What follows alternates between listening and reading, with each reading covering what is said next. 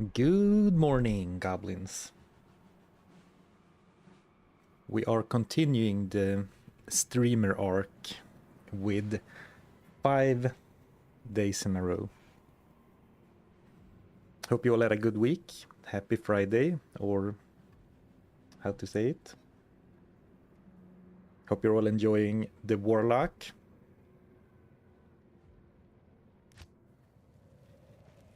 Or actually, if you are playing Reign of the Warlock right now, and not playing the Warlock, I hope you're having a great time too. It would be interesting, is there anyone out there who's playing Reign of the Warlock without the Warlock?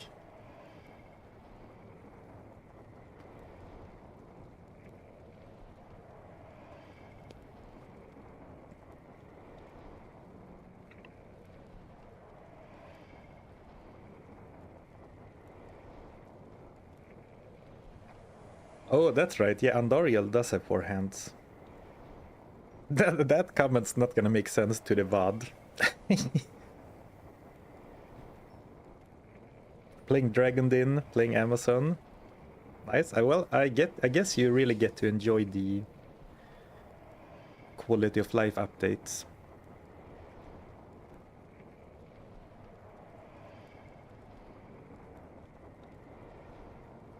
Jeez, what a week. Thank you for the streams. Yeah, thank you for hanging out. Thank you for being here. Alright, so last stream, or I should say yesterday, we finished my first ever playthrough with the Warlock.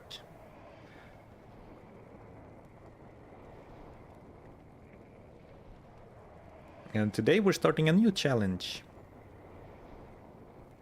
Why do you get a stream at 12 AM? Sorry. I'm bound to my time zone. The VOD will be here later. Of course, it's not the same if you like chatting, but it is what it is. Please no shoot with the 3-stream streak. Hello, hello. It is 9 AM where I am in Central Europe time. Well, I wonder if... do all countries have the same daylight savings? I'm pretty sure it's not.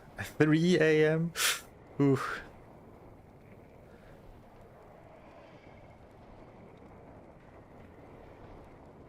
Alright, actually, I'm tricking you with being on this screen. Okay, so today, how should I start this? Today we are playing Warlock. We are only using Bind Demon, small asterisk, but it's a Bind Demon only challenge. And I knew pretty early that I wanted to make this video, but on our first playthrough through the game, it was pretty obvious that if you get a really strong demon, they can take care of everything. It's not much of a challenge. So then yesterday we brainstormed this idea, like Pokemon or Diablo 2 Pokemon edition or Poke parentheses D-Man challenge. Super funny to me. So what we are doing is we are doing Bind Demon only, but we have to catch every super unique demon we encounter, and we have to use that super unique demon until we reach the next super unique demon. And the reason for that is that this way we won't be able to, you know, coast on Hephasto, Lister, or the Smith through the entire challenge, and we will also not, you know, get Blight Maggot the Slayer, the amazing Blunder Boar, the Urudar type enemy we had yesterday. So not only will we do Bind Demon only as a challenge, well, more, let's call it a run. I should have called it a run instead of a challenge, because it's more of a playthrough, a themed run than a challenge perhaps. At least that's my feel after playing around with Bind Demon. But then as a side quest, we have to catch and use every super unique demon. This is gonna be super fun. But the elephant in the room, Bind Demon is a level 30 skill. So either I could use Goatman until level 30, but that doesn't fit the challenge in my opinion. So what I did is yesterday evening I played a new Warlock up to level 30. So after I streamed yesterday, I played another Warlock through normal on like in the evening, and it took like 3 to 4 hours. And I used Ring of Fire Flame Wave. So this is my level 30 Warlock. I put great care into making him exactly level 30. And he has killed Bale. And it was so quick to do with Ring of Fire and Flame Wave. Some people were asking about the fire build, if I could revisit that, and I did, and it's great. Like, this is players 1 for sure, but like, he's just one-shotting stuff.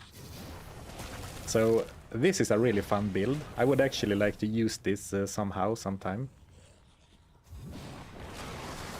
And then, you know, Ring of Fire is also pretty good. So I grinded through normal up to level 30 with this character. So what we're gonna do is we're gonna use the normal respec, and then we're gonna start this challenge in Nightmare. So it will be a Nightmare plus Hell run, starting at level 30, and we're gonna respec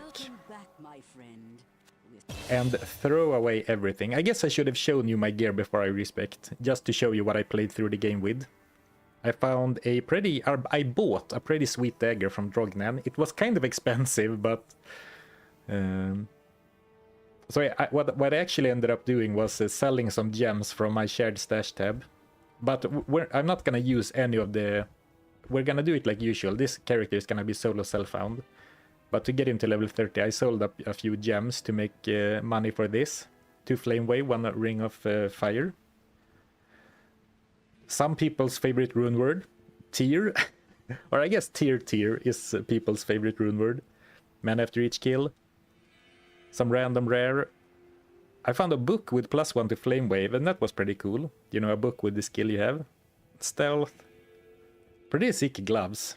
20 lightning, 5 poison, 23 magic find. And this has nothing to do with the challenge. I'm gonna throw the gear away, but you know, just for the love of loot, I'm doing a run through of my gear. Random rare. You know, this would be... I don't remember if I got this from Ormus or not. I don't remember what I got it, but it would have been sick for a melee character to get this early on. 70 attack rating, lifesteal, some mana. Some random belt. I found another Nagel ring. So the magic find keeps on coming. And some pretty nice boots. Well, no, they are okay. And also I found some more stuff. I found a completely new item that I wanted to show you. First off, I found Death's Guard. And it's not super rare, but pretty rare. So cool to find that. Actually, that's going in the shared stash, just in case I want to play around with it. We found another pair of Saigon's boots. I found Bow Stave. And I found a brand new item. I found the set item from the Bane set. Bane's garment. So I found the set Chris. And this item looks pretty bad. 20 faster run walk and +1 max damage per level. Looks kind of weak. Someone in the chat yesterday said that it's a pretty good low level set, but at least the weapon itself leaves some to be desired. But of course, I don't know what the set bonuses are. And oh, this is cool. We can check where I found it. So let's search Bane's garments. Dropped by Duriel. Duriel keep paying out. Oh, and then you can see hard leather armor and light belt. So that was fun. Unfortunately, I was playing offline, so I wasn't streaming or recording. But I wanted to show it off here anyway.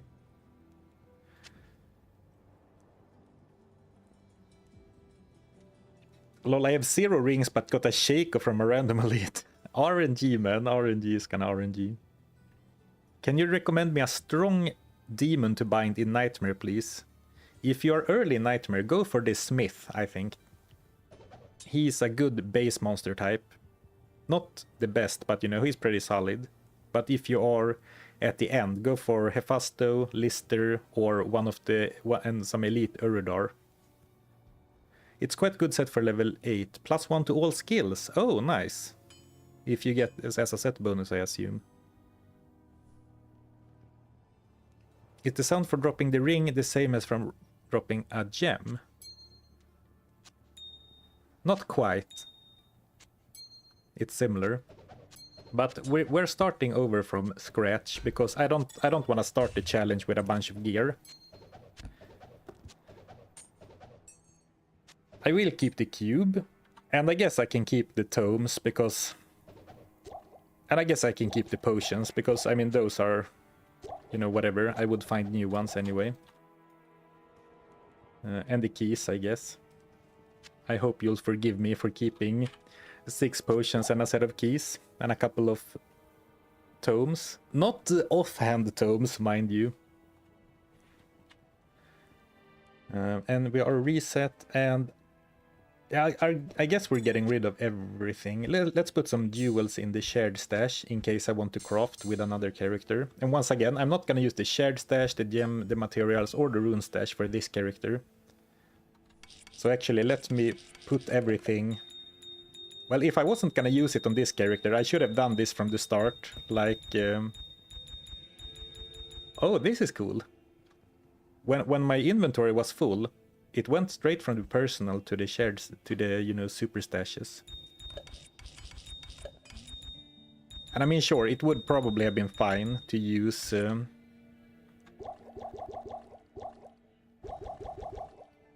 It would probably have been fine to save the gems and stuff, but it's fine. I like starting fresh. I guess I'm gonna get rid of the gold too then. Let's put it in the shared stash.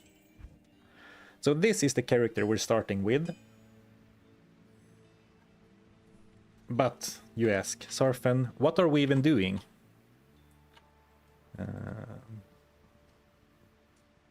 Or actually, oof, I almost threw it away. I wanna try this set sometime, so let's save that in the shared stash as well.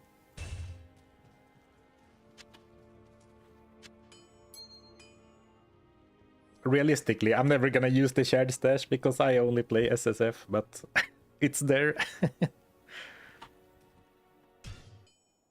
Alright, so now we are officially starting the challenge. Good day. So we are in Nightmare.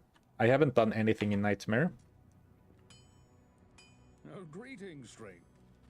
And now the challenge is starting. But so you may ask, okay, what are we doing? We're using only Bind Demon, and I said asterisk. There are 2 exceptions.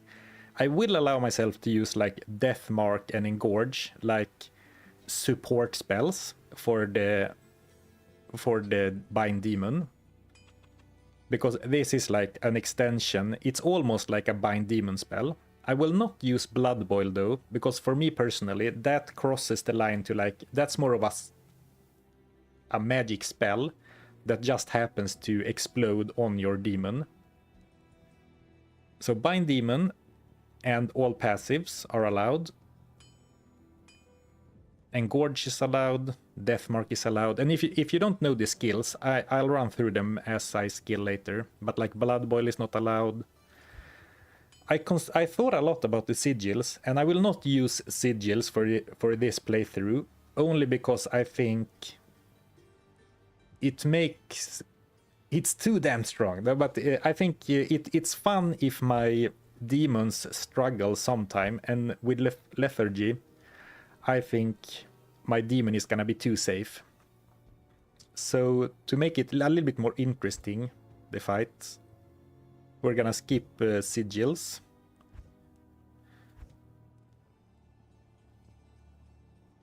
Death Mark teleports your demon to an enemy.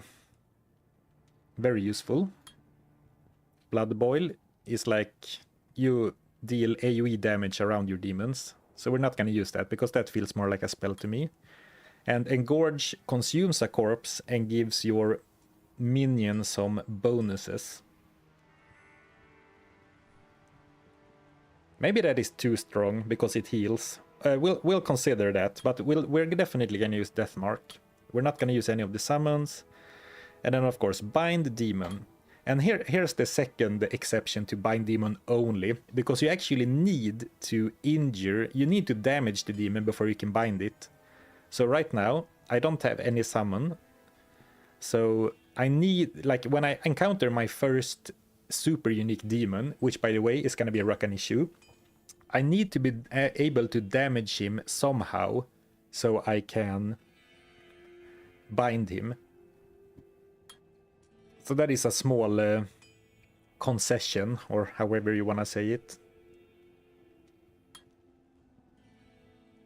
I guess I don't need consume.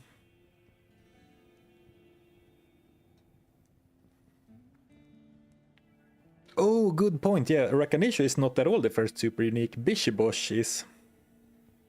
My bad, my bad. Yeah, definitely Bishibosh.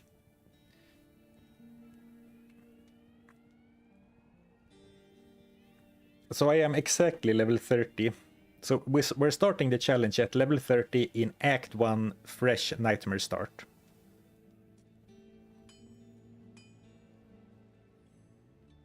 And the other thing, okay, so now I've explained kind of what's going on, and we'll skill out the character, but most of you, or a lot of you, probably know what a super unique is.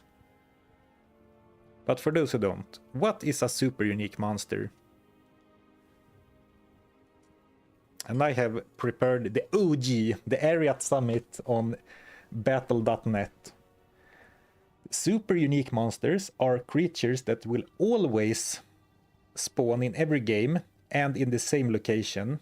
Similar to unique monsters, this is what I usually refer to as elites when I play, like mini boss monsters. Super uniques will have magical bonuses, however, unlike unique monsters, not all super uniques will have minions. And in Nightmare and Hell, they get additional magic bonuses. And here we can see a list. So for example, Corpse Fire in the Den of Evil is a super unique. But... and Bishibosh is a super unique. Bonebreaker is a super unique. Blood Raven is a super unique, etc. But like a random... like Blood Mag of the Slayer that we used last time, he's not a super unique, he's just a unique. And I decided to limit ourselves to only catching all super uniques. So it's, you know, it's still focused on Bind Demon, but we have a fun and meaningful side quest. So I think we should make a plan for all, so like make a list that we can check off, right? So let me make a little text box, and we can put it down here in the corner maybe.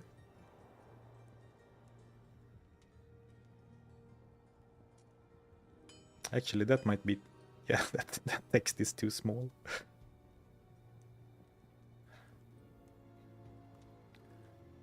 All right, so let's see. We are Nightmare Act 1. Super unique demons. You can only bind demons, of course. So we have Bishibosh. We have Cold Crow. An archer in the cave, which is underneath the Cold Plains. We have Rakanishu.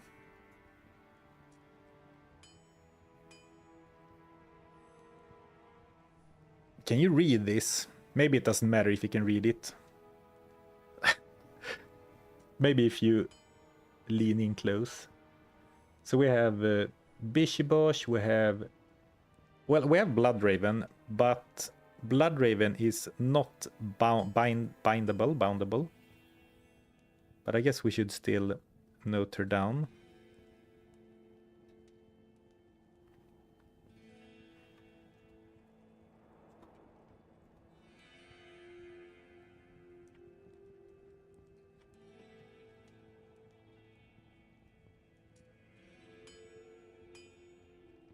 And then we have... that's not a demon. Griswold is undead. The Countess is also not bindable, unfortunately.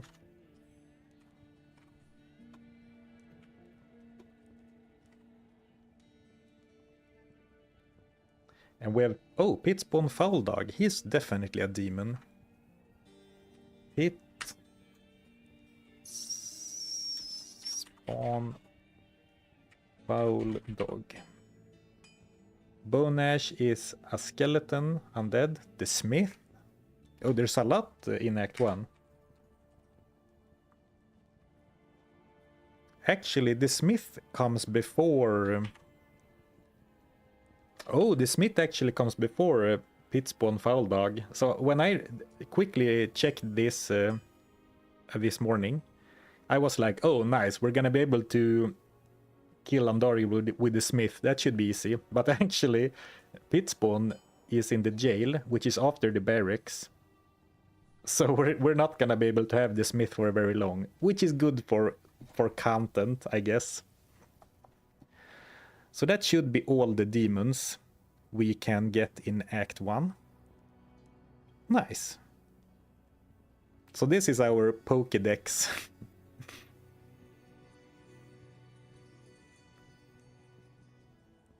And we can reference this as we go. Alright, that was a lot of talking. Do we have any questions? And also hello to everyone who joined.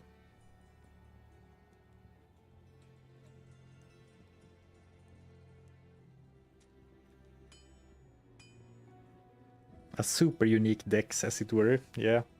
Demon dex.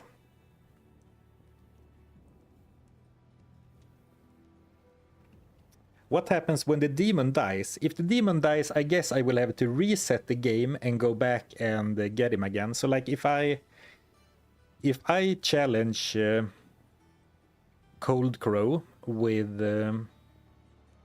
Bishiboshi and Bishiboshi dies, that is not actually that unlikely. Well, I guess I have to pump some passives to get a strong bind demon. But if my current demon dies before I can capture the next one, I guess I will have to reset the game and grab a new one. Or I could try to run up to the one I'm gonna catch next and like punch them or something.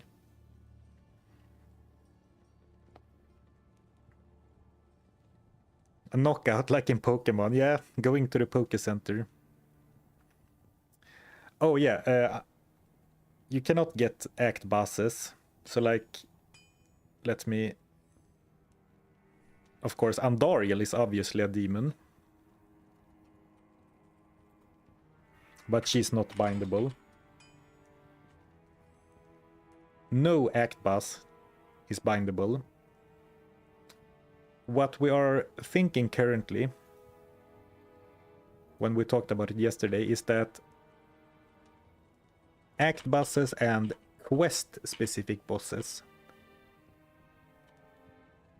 Like, if a quest requires you to kill the demon to get the quest, then it's not possible to bind.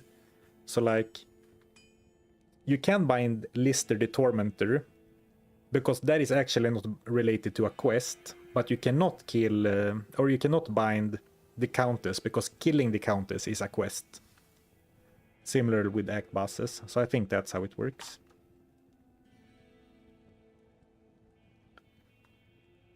What if your demon kills your next one faster? Yeah, that is also a real possibility. Like if I have the Smith and he one-shots Pitspawn Foul Dog before I can catch him, I need to reset and like save and exit and restart from the last waypoint. I'm not allowed to skip any demons.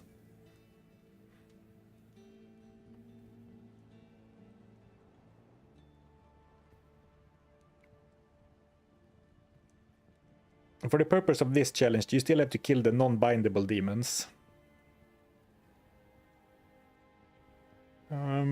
Let's make it... Yes. So let's make it so that I have to go and kill let's make it so they have to go to Bloodraven and, you know, cast the bind on her, but then kill her instead of catching her. Because in Pokemon, if you encounter a Pokemon, they still get the entry in the Pokédex, like from just seeing them in battle, even if you don't catch them.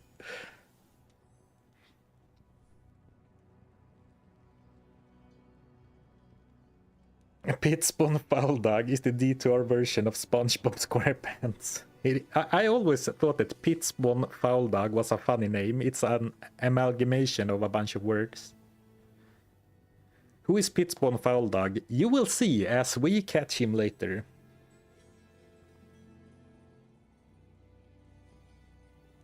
But you don't have to throw Pokeballs to get the Pokédex entry. Alright, fair. We only need to battle them. I don't need to try and catch them.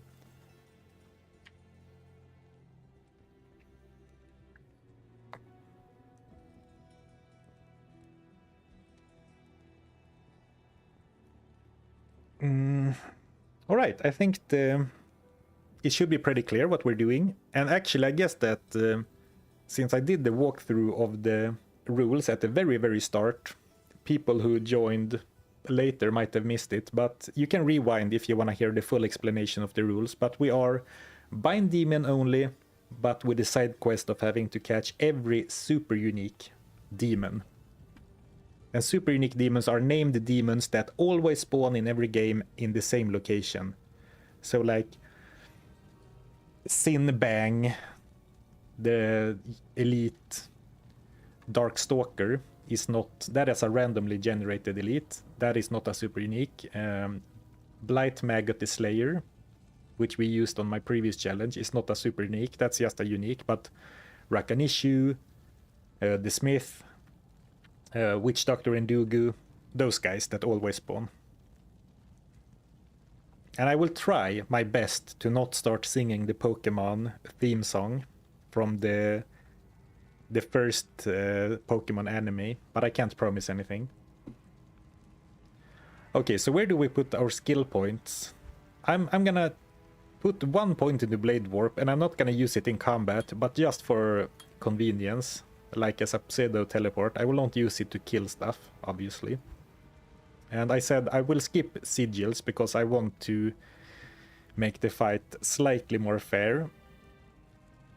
And I don't know what I should do with those 21 points, because, I mean, since we're gonna catch a lot of them, maybe putting some points into Death Mark could be nice. For a higher chance. Good day to you, partner. Thank you, Asa Berlin, for the Prime sub. I appreciate the support. And thank you, Modem Kabel. That was probably Swedish. Thank you, Modem Kabel, for becoming a legendary goblin. Thank you. My brain was so English coded. Thank you for the support. Oh, put one in Consume to see their special buffs. Good, great call, great call. That needs to be collected for the Pokédex. Yeah, so this challenge is starting in Nightmare at level 30, which is very unusual for my videos, but that's how we're doing it. So let's put... Actually, we can see what we need. We can see how strong is a super bare bones Bishiboshi, like with no support from anything. Except, okay, I guess 1 point in each of the passives. Actually, let me do it thoroughly. Deathmark is a teleport, and it also gains a slight buff to the enemy you're targeting. Like your minions get a buff when attacking the minion you're targeting with Deathmark. Blood Boil we're gonna skip, because that's more like a spell. And Gorge consumes a corpse, and it heals your demon and gives them a timed buff. Lifesteal, attack speed, and heal. Bind Demon itself gets more damage every level, and we'll see later that there's also some cool special additions that you get with certain level thresholds. You have Demonic Mastery, attack rating, attack speed, damage, and run walk speed. And I said it before, but I'll say it again. Great idea to add more movement speed to your minions with the mastery, because that is such that's like a quality of life thing. If they move faster, they are spending less time out of combat, so that's very nice. And then Blood Oath increases life of demons, resist of all demons, physical damage reduction of your demons, and it protects you by making your demon take some of your mana or your damage. And Cooley posted a video yesterday or the day before which you should check out, because he made a video showing how broken this can be. Apparently, the damage taken goes to your demon is not capped before 99%. Did you use the normal Akara respec for this? Yes, so I played through normal, like after I streamed yesterday, I played through normal on a fire Warlock in like 4 hours or something, 3-4 hours. So I beat normal, got all the, you know, side quest rewards, and then I respect and starting Nightmare. I threw away all my gear at the start of the stream, so we're starting fresh. I saved some potions and some tomes because that's like doesn't really matter to me. Yeah. So we're starting at level 30 in Nightmare for this challenge. Okay, let's get going. This forsaken camp. And I guess actually we could... let's put Consume on here. Bind Demon on Q? I don't know. Oh, thank you, Diablo the Dragon, for 10 gifted memberships. Thank you so much. That is very generous of you. Thank you for your support. Doc's Mouse, make sure you're recording. You absolute goat.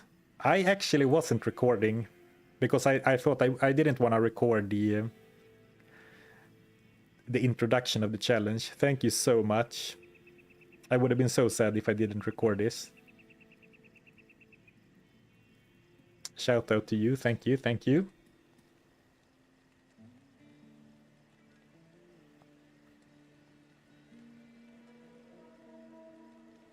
Can't you just hover over your demon with unsummon instead of having to put a point in consume? I can do that to see their stats. But if I want to see the unique... Because some monsters have unique consume abilities. And if I want to see the unique consume abilities, I need to have a point in consume. So let's put Blade Warp here. Let's put Death Mark on D. Let's put...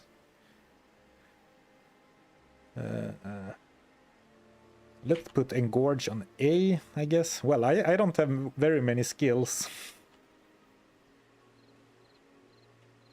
So actually, let's put Death Mark on A, that on S, and Teleport on D.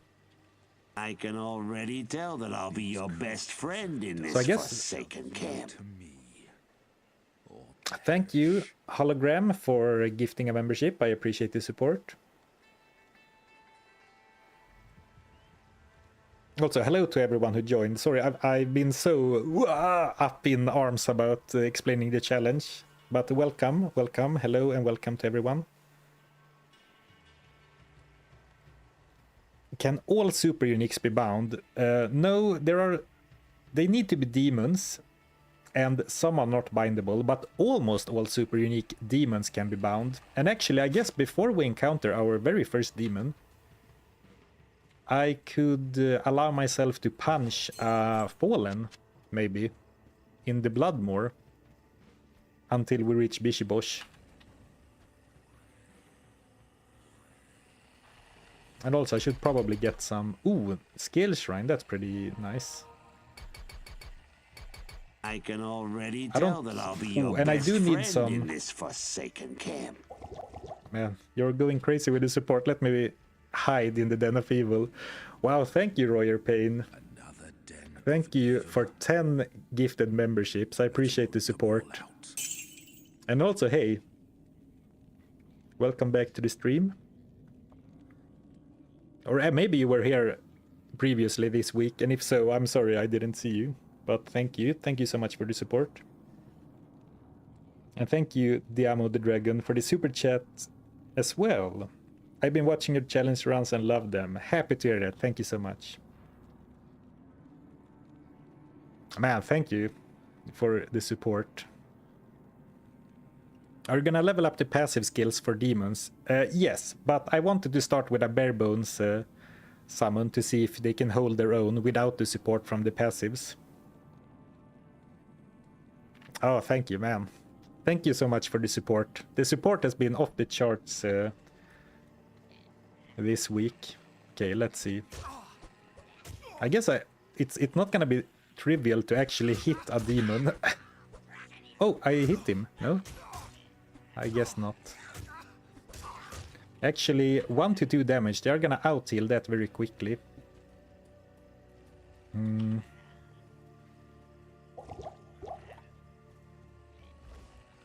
Maybe if I found some poison potions. I mean, I could put some skill points into some skill just to get some damage in, I guess. But maybe I want to save the skill points. Ooh, find a fire shrine. Yeah, that would be an easy way. Any confirmed changes for the new ladder? Ooh, I have no idea. My assumption is that they waited a week to start the ladder after they dropped the update, just so they could see if there was anything they needed to get rid of. Oh, actually, I'm gonna turn off my loot filter.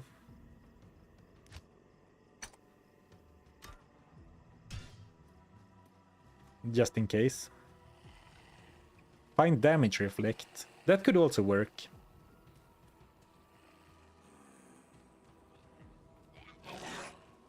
Yeah, you can't use you cannot use blade warp without a blade or a melee weapon.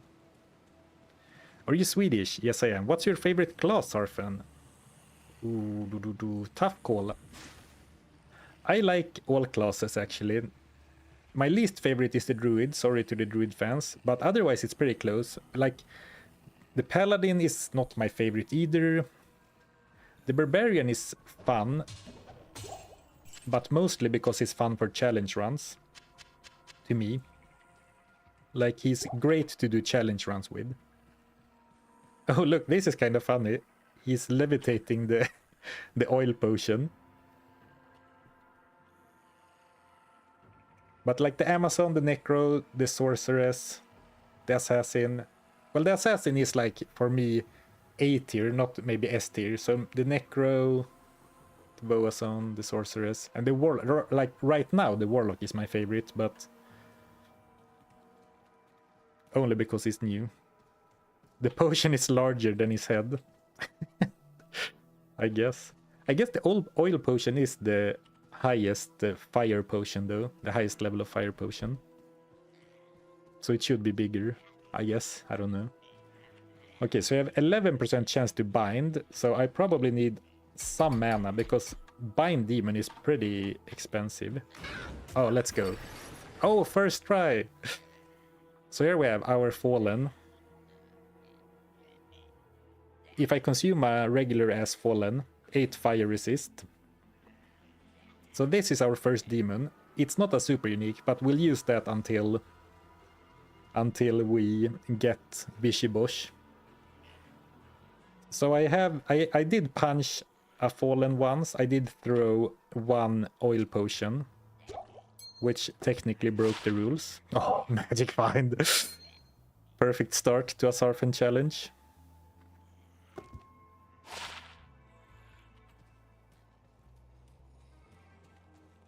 I wonder if consume is ever worth.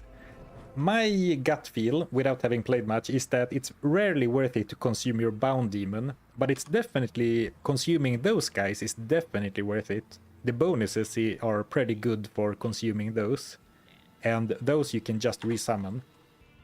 No corpse fire. Unfortunately, bind demon only works on demons, and corpse fire is of course undead.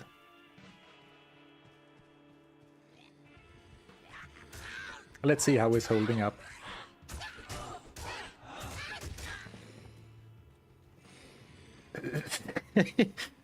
Alright, well, good to know that not all demons are OP with Bind Demon. So he didn't even get to Bishibosh before needing some support. So let's put some points in here.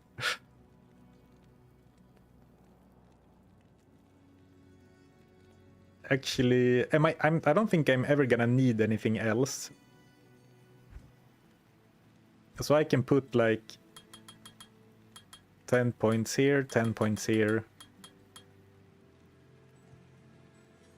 And then give it another try. First demon fallen. Did he damage any of them though? I don't think so.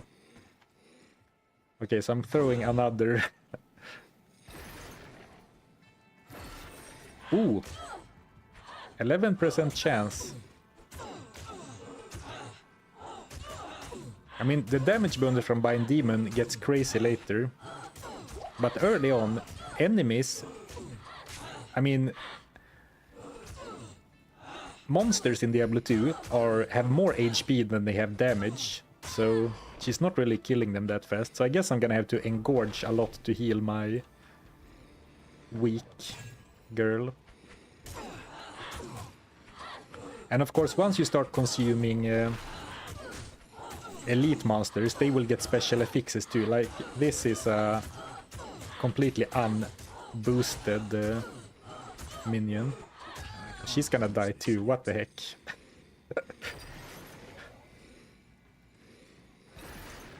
Well, as I said, it's good to see that Bind Demon is not always OP.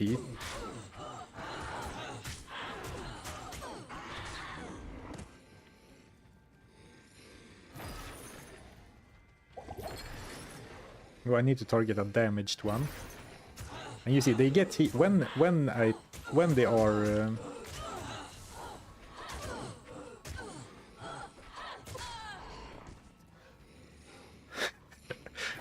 this caught me a bit off guard, not gonna lie.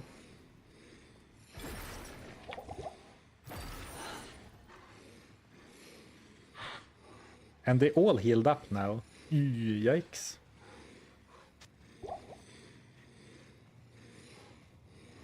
Okay, let's see if we can grab Bonefang the hammer.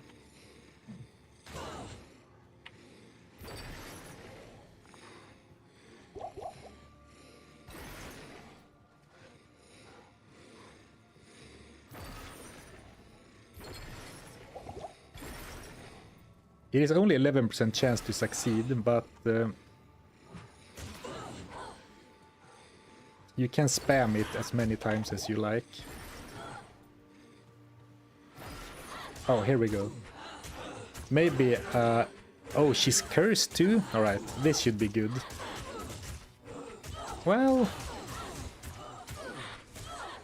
I can't. Man. What's going on? This isn't how the challenge was supposed to go. Oops.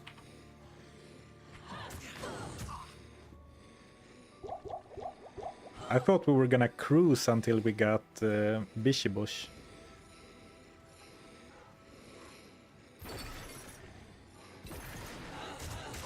Alright, now at least we have some corpses to engorge.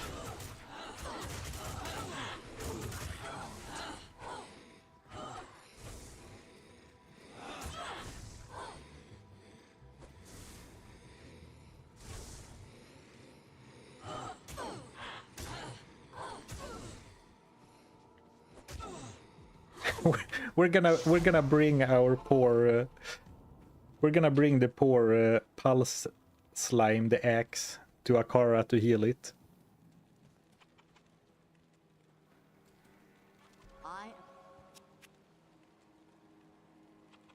You know you can just kill it by catching another one.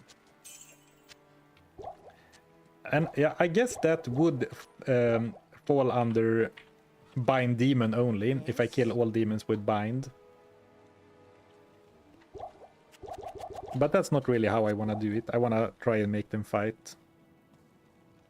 You need more points in demon skills, but I put 10 here and 10 here. I think what I really need is more points into Bind Demon. Or maybe Death Mark, because this doesn't have any other synergies than the passives. Hi there.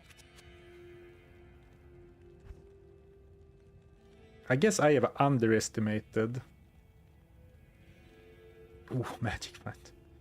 I guess I might have underestimated how weak the early crap demons are. Ooh, shop for daggers with Bind Demon. Wait, Akara is healing demons? What a traitor. True. Oh, yeah, I mean, that was a really good idea. But look at my gold. Much funnier than expected. Thank you, self-confessed cynic. True. Harder than expected, but that means more fun than expected. Because if it was cruising from the start, it wouldn't have been a fun. Yeah, now it looks like a challenge, yeah, exactly. So it turned out to be a bit of a challenge. Yeah, after all, which is good. Hey Nemo, you really spoiled us this week with all these streams. I'm glad you're enjoying them, and you've spoiled the chat and me with all your support. So thank you, thank you.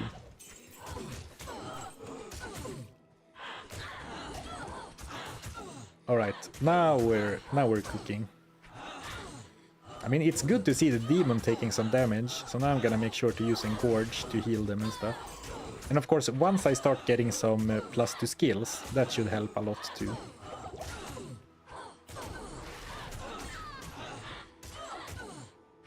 But now, maybe we can find the Bishiboshi and then teleport Pulse Slime, the axe, on top of Bishiboshi, just to damage him, and then bind Bishiboshi right away, so we can cross off the first.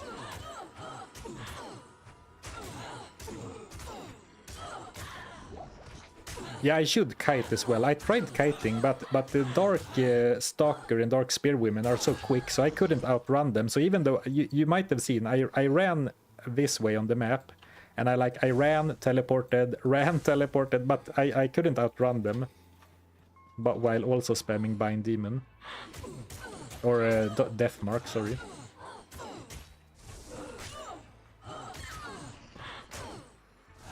I guess I should also use Death Mark often. Okay, let's see if we can find Bishiboshi to get our first entry in the Demon decks. Oh, but actually, I should have picked up any weapon just so I can use Blade Warp.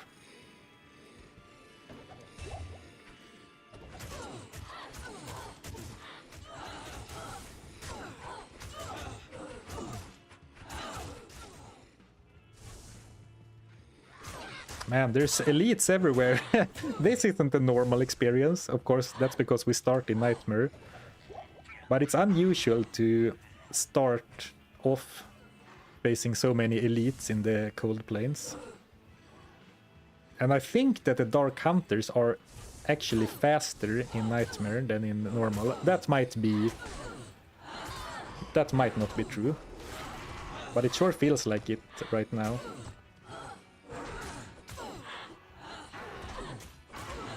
Oh, did I drop a Chris? I will run back for the Chris. Someone said before I should have cosplayed as Ash Ketchum for this stream. And I guess that's pretty funny.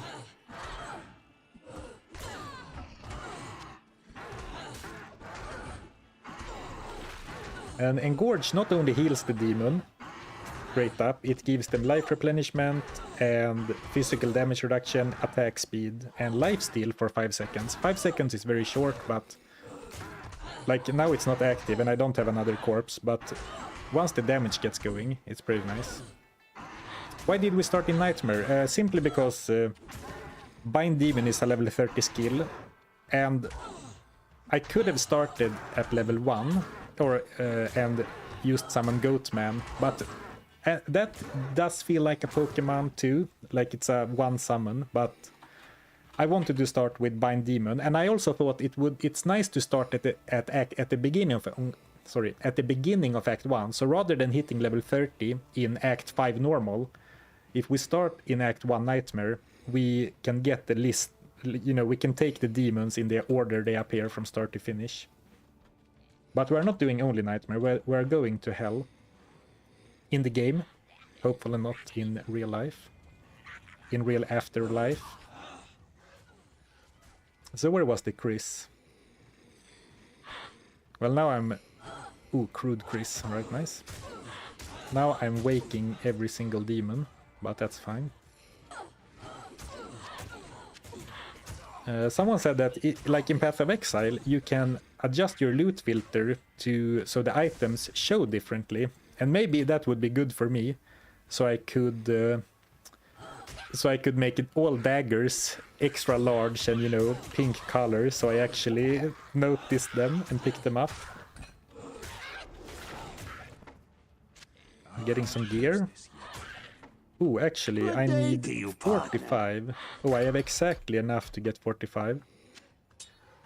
That's not actually bad, because now I have Psychic Ward. Absorb 30 damage! Not great, but maybe it helps. Thank you, Sisyphus, for the Prime, I appreciate it. Morning, Bloody Hunter. Hello, Jin Toki. And hello, morning, good day to everyone else who joined. Where is Bishiboshi? We need to find Bishiboshi before we are allowed to leave. Greetings from Åland. I've been to Åland once, many years ago. Greetings to Åland. Is not the first unique monster in the first cave. Yeah, the first... you're in the Den of Evil, in the Bloodmoor. There is a super unique, but Corpsefire is a zombie. An undead zombie, so he's not bindable.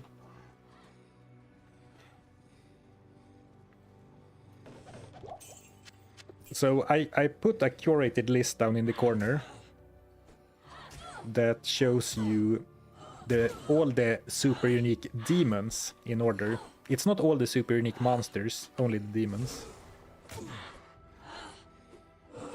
She's kind of missing a lot too, or maybe they are blocking, I don't know.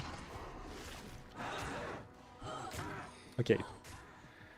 On the hunt for Bishibosh.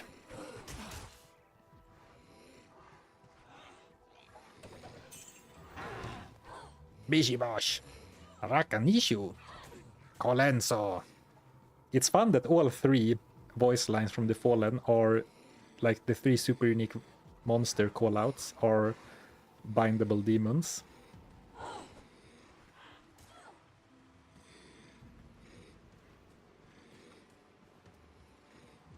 And I will bind Hephasto, I will bind Lister, but I will only be able to use those for a very short while. Until I encounter the next demon. Because how it works is that once I find a new super unique demon, I need to bind it. Huh? Where is Bishiboshi? Or Bishibosh?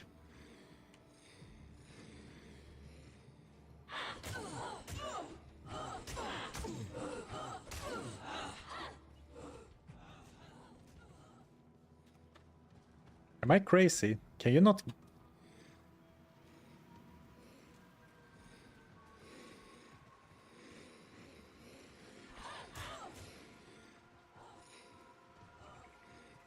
Like, usually Bishibosh spawns in a big fallen camp, so it's quite hard to miss.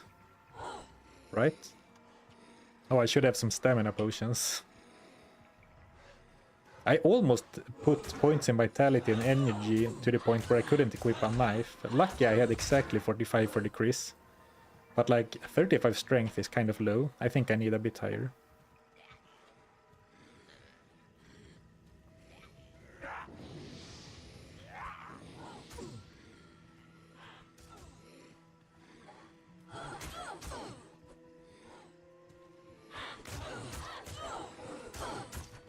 You're in the cold plains. Bishibosh is in the stony field. What? Is he? Okay. My game knowledge is being put into question. No, Bishibosh should be in the Cold Plains, according to the area at Summit, and according to my memory.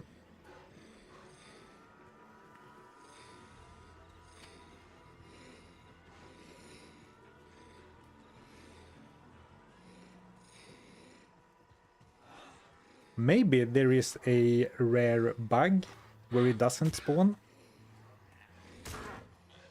No, that should... Oh, I'm sure it's down here. Yeah, okay. This pocket was deeper than we thought, or than I thought. Okay, here he is.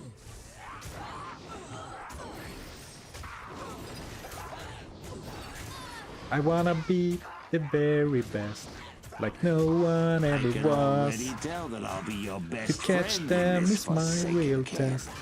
To train them is my cause. Bishiboshi. Magic resistant, fire enchanted, teleportation.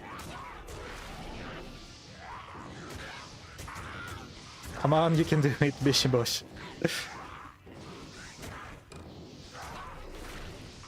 And he should be able to raise other minions for us.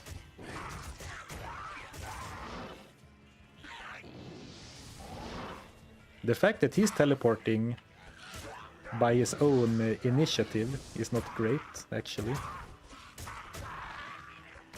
Can you raise the shaman? He should be able to raise that shaman, I believe.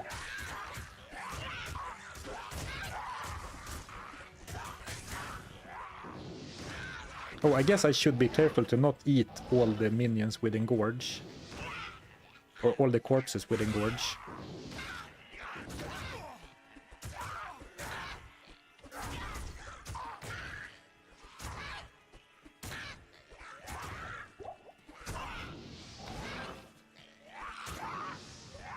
Come on, Bishibosh, you can do it.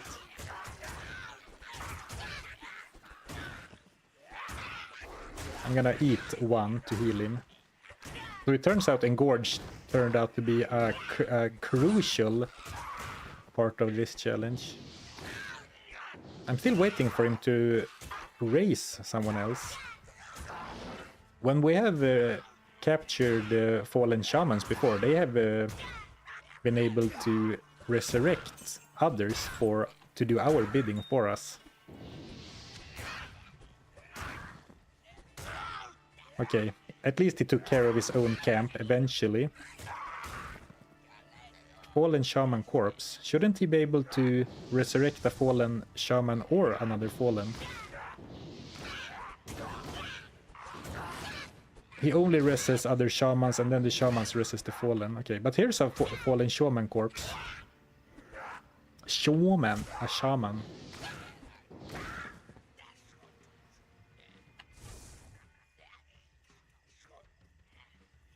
That's disappointing.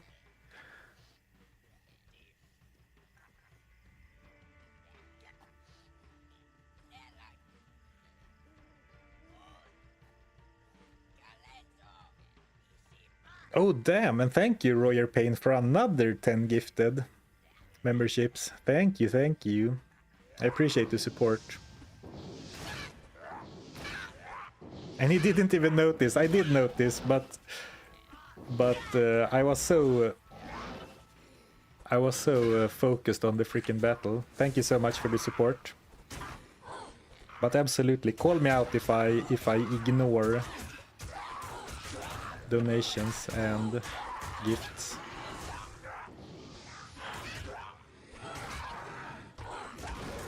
Well, I was looking forward to having a small army of minions, but he doesn't seem interested in resurrecting anything.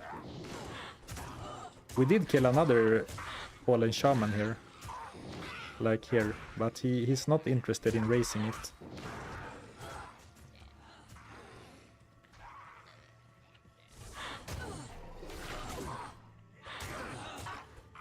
Grab a normal shaman, maybe. I don't think I'm allowed to replace my super unique.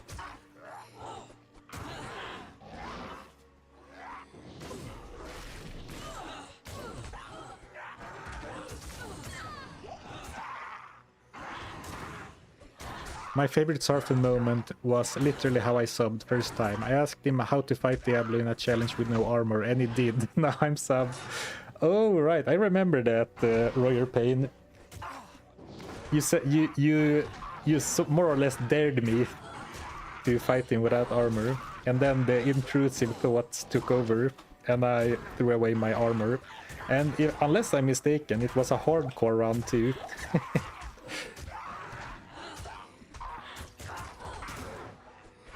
Well, that was a long time ago.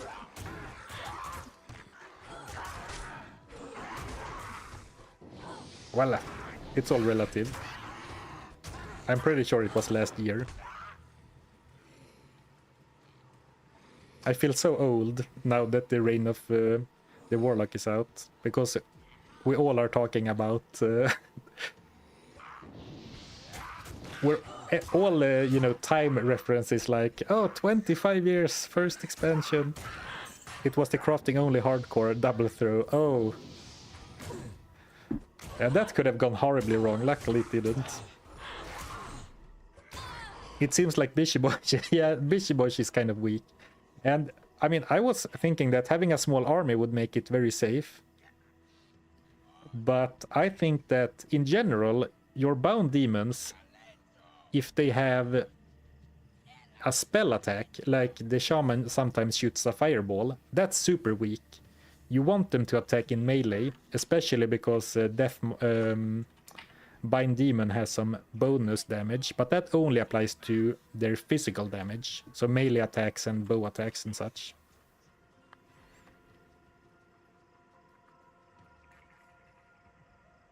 Alright, see ya, Royer Payne. Thank you for dropping by, dropping a lot of gifted and piecing out. Thank you for the good luck. I saw that video and thought it was crazy for doing it on hardcore. Yeah, in hindsight, it was pretty crazy. And now I guess we know that Royer Payne was the reason behind it.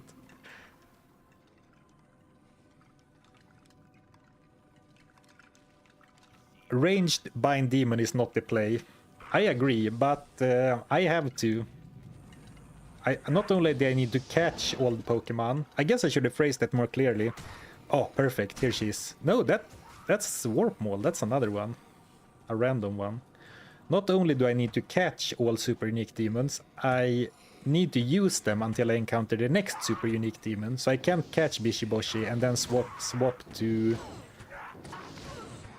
a random Dark Ranger. I need to find Cold Crow, which is a super unique Dark Archer. And also I should probably get some gear on me.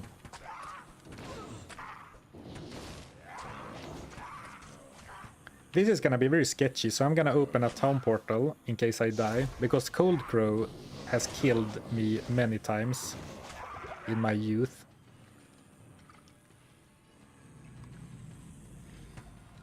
No minions. Cold Crow is always cold enchanted. I don't know if she has another affix that she always spawns with. I don't think so. Oh, here she is, Cold Crow. Oh, so I need him to target Cold Crow and damage her. Oh, first try bind, that was lucky. So let's see. Cold Crow, Cold Enchanted and Stone Skin. And that's alright. The problem with ranged enemies is that they kind of like to run away. So I think we're gonna escape from the cave. Nice first Pokeball, yeah.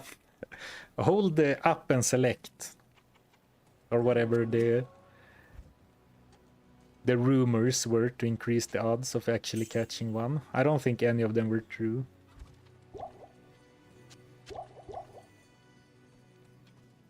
Once we get the higher level of Bind Demon, it will be a lot easier because the bonus damage they get is pretty significant. So, well, actually I can't buy gear, I have no gold. So if I get a bit of gold and either buy a dagger with Bind Demon,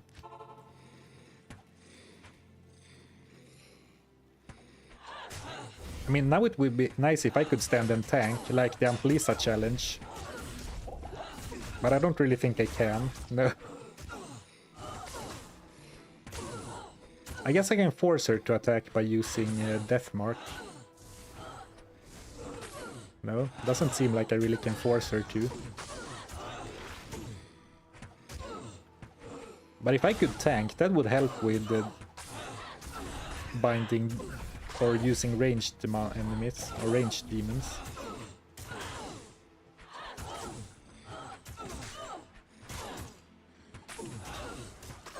Well, now that she's cornered, it's all right.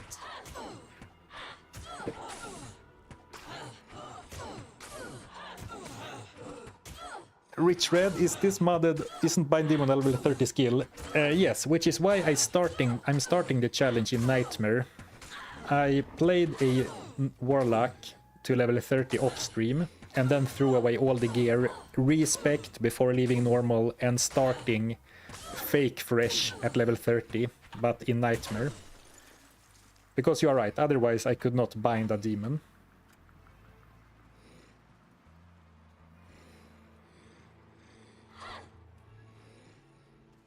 Oh, yeah, good point. Thank you guys for reminding me to check the consume buffs, and now I realize I think we forgot to check Bishiboshi's consume buff. Cold Crow consume bonus, because the super uniques have unique bonuses. -8 to enemy cold resist, +2 to maximum cold resist, and +2 max cold resist, and 23 cold resist. But you only get that if you eat your own demon, like consume your own demon, and right now only for 40 seconds, so not at all worth it.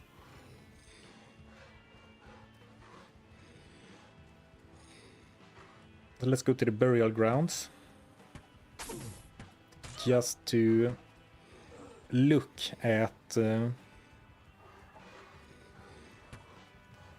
Bloodraven.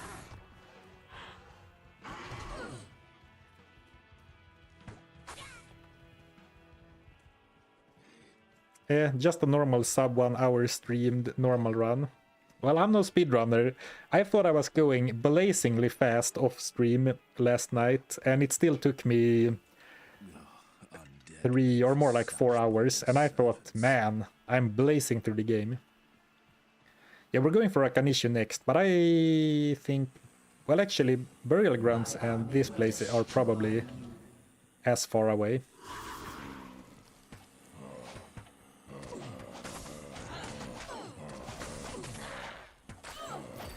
So you can't bind Bloodraven, and I mean I only have an 11% chance to do it, but we tried it several times. Like we tried to bind her for like 30 costs or something last stream, and people in chat also confirmed that Bloodraven is not bindable. So I guess we're moving on and getting Rakanishu.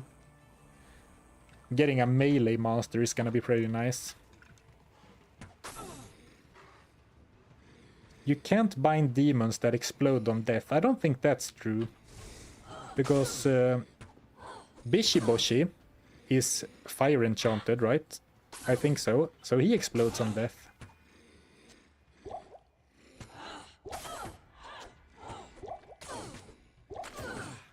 It's more that there is a quest that requires you to kill Bloodraven. I think that's what it's about.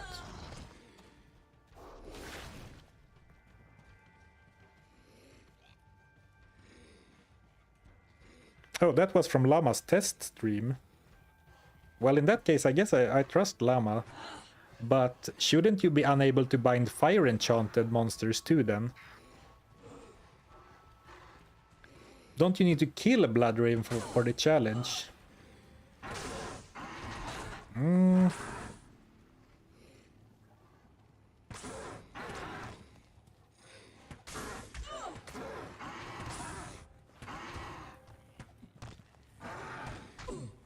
Alright, fine. I guess we need to kill Bloodraven. Probably to keep someone from griefing the quest in the multiplayer. Maybe, but if they were worried about that, they could do it so So if you bind it, it counts for the quest.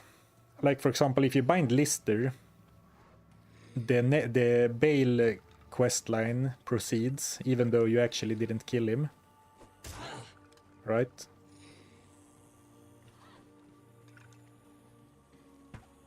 Okay, let's kill Bloodraven. I'm not so worried about Bloodraven herself, but she has such a huge army of meat shields that my poopy ass Cold Crow would have to grind through. Yes.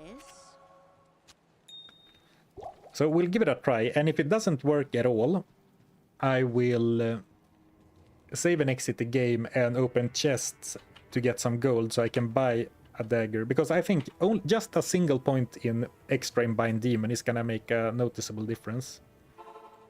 Like, I'm leveling very slowly, so it's gonna be a while until I get another point. Okay, where are you, Bloodraven?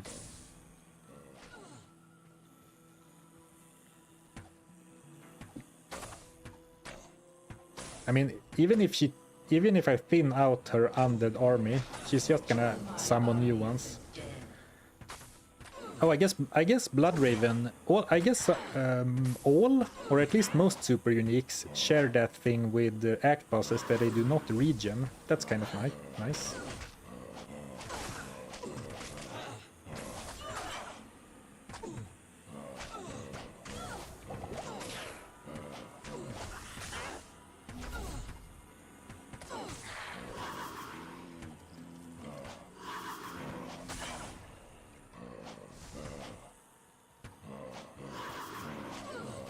Well, we are gonna be here for a while, but I guess this feels like a proper challenge run. Extremely grindy and weird situations. I guess the Dark Hunter she could take down, because that won't be resummoned, but like, oh, perfect, I love it if she runs. I'm gonna try to scare her to run further south. Well, it's not working. Okay, it's working now. If I can get her to run away from her army, that'll help a lot. No, don't go back. No, stop. Run away. Ooh, but I can't also really tank her entire army.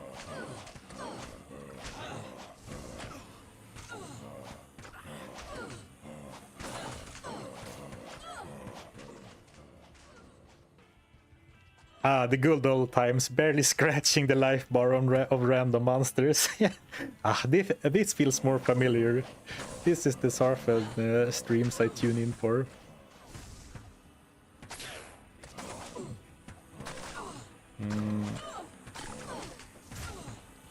I would like to...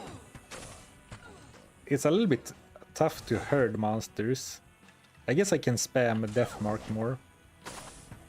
Because this is exactly what I want. I want the Bloodraven to be not in the middle of all the...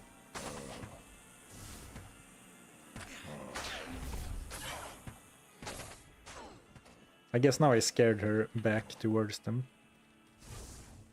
I call it the Loot Goblin special.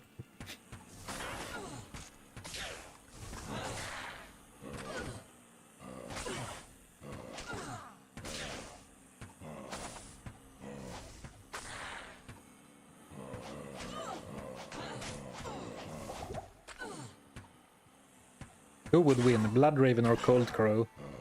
Imagine that we get to see Bloodraven and Cold Crow. Oh! Trap her in the corner! Imagine that we get to see Bloodraven fight Cold Crow in 2026. Ah man, this would be so great if the Angry Undead did not come here and ruin everything. Yeah, I can't get surrounded by the Angry Undead. Then I'll be screwed. I'm casting my level 1 psychic ward from the dagger. Absorbs a 30 damage.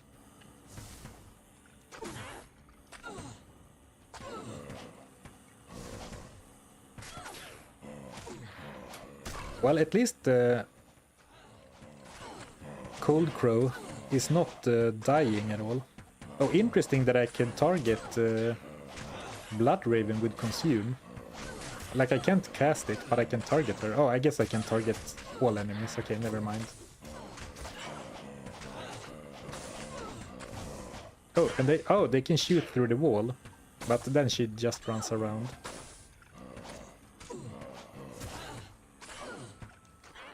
Well, soon halfway.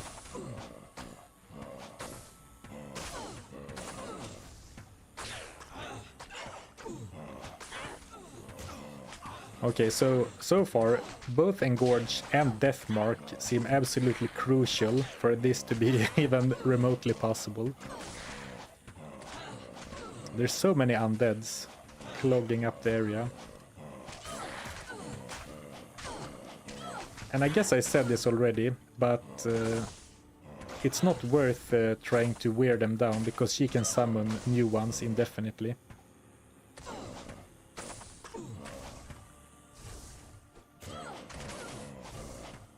I'm not sure why she's running up to... Oh, maybe... It seems like she is favoring attacking Blood Raven. Oh, interesting. Huh, maybe the bound demons are programmed to target higher, like, rarity monsters. Because someone pointed out to me when I fought Bale yesterday with only my bound demon, that she seemed to, or he seemed to ignore Bale's tentacles and always go after Bale. And it seems like a similar behavior here, right? Like she tried to ignore the Hungry Dead and go shoot Blood Raven instead, even though I hadn't targeted Blood Raven with Deathmark. Do the zombies give XP? I think the zombies that spawned here before we entered give XP, but the zombies that Blood Raven raises do not give XP.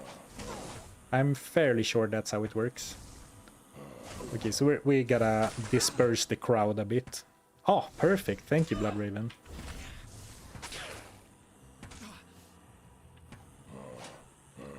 And once again, Sigil Lethargy would make a huge difference here. But I think it's more fun if I don't completely neuter Blood Raven. Like the minus 50 movements, minus 50 attack speed debuff. Maybe movement speed too, and like reducing her defense and attack power and stuff. I think it's better this way. Yeah, minus 50 attack and movement speed, increases damage taken, reduces defense. It's a great skill, don't get me wrong, but for something like this, I think it's more fun to not use it. Oh, actually, maybe I was gonna go and buy more healing potions, but maybe this is the perfect situation, because she's blocking all the undeads, and it doesn't seem like she's too bothered by their damage. So as long as they are not in between Cold Crow and Blood Raven, it should be fine. Okay, well, now they moved out of that situation, so I'm gonna buy more potions. Good day.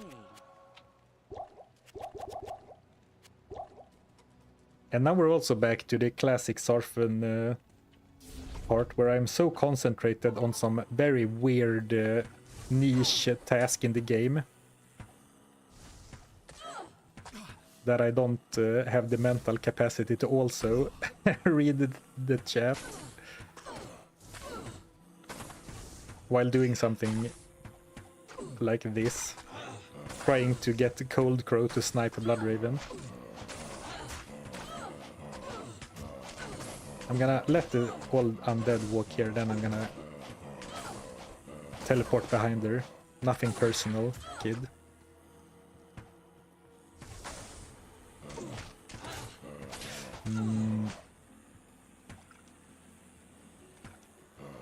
Let's see if we can lure the zombies down.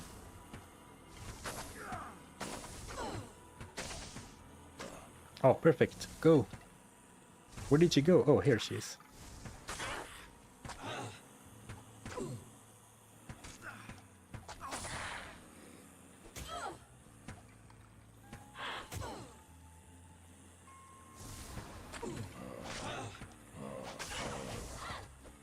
if this is a Pokemon challenge, who are the gym leaders? Is it the act bosses? I guess it is. So we have to collect 10 badges to win from 5 act bosses in Nightmare and then Hell. But hopefully we'll get at least a few levels before we need to take on Andariel for a slightly higher death mark.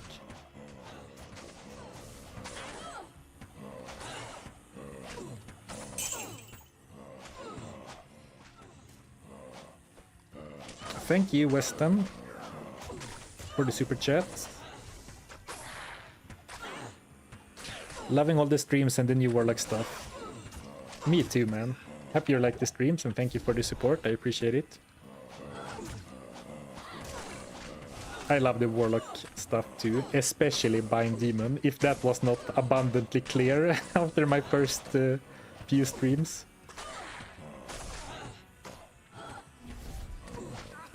Someone asked me to sing the Pokemon theme song in my native language before. Maybe once we get to Hell.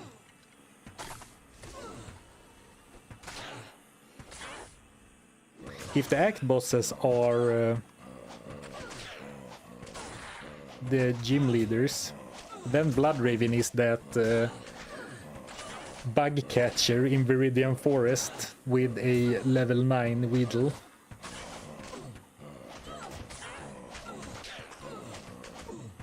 I'm a pretty big Pokemon fan, but big asterisks, only Generation 1 and 2. So I guess I'm more of a Pokemon nostalgic than I am a Pokemon fan. But in some way, I guess that Pokemon Red was my first real RPG with, like, you know, levels and abilities and grinding. Like, I used to grind the Elite Four even after beating the game just to see the numbers go up. Okay, here we go. Bloodraven defeated. Okay, it wasn't that bad. Got a really good position at the very end. So in a way, the way I did the Elite Four over and over just for the love of the grind was maybe the first seed of becoming a Diablo 2 YouTuber. I was destined for this job from the start. There are only 151 Pokemon. Fair point.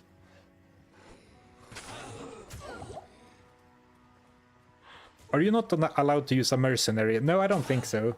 Because it should be I can bound already demon tell that only. I'll be your best friend in this forsaken camp. Thank you so much, Niliosar. I hope I'm saying that right. For the 5 gifted subs. Thank you. I appreciate the support. Very kind of you. Almost 1.5 hours in, Bloodraven done. If you are new to my streams and content with the release of Reign of the Warlock, this is actually the quintessential Zarfen experience. Spending 1.5 hours to get to kill Bloodraven, or like to get to and kill Bloodraven. Epic victory. Yeah, thank you, Neliosar. Zarfen the DT enjoyer only likes Gen 1 and 2. Shocked face. Shocked Pikachu face. Yeah, what a surprise, huh? The guy who plays a game released in 2001? 2000? I guess 2021, or I guess 2026. But when did Lord of Destruction release? 2000 or 2001, right? What a shocker that he likes Pokemon Generation 1 and 2. 2001. Rakanishu and Rush the Smith. I think I need to do them in order. Or maybe is the Smith after Rakanishu, perhaps? Oh, yeah. They are. I'm gonna forget this all the time. But let's check off the Pokédex. Oh, we've been doing some pretty good progress actually. I'm gonna keep forgetting this, but if we can remember it every now and then.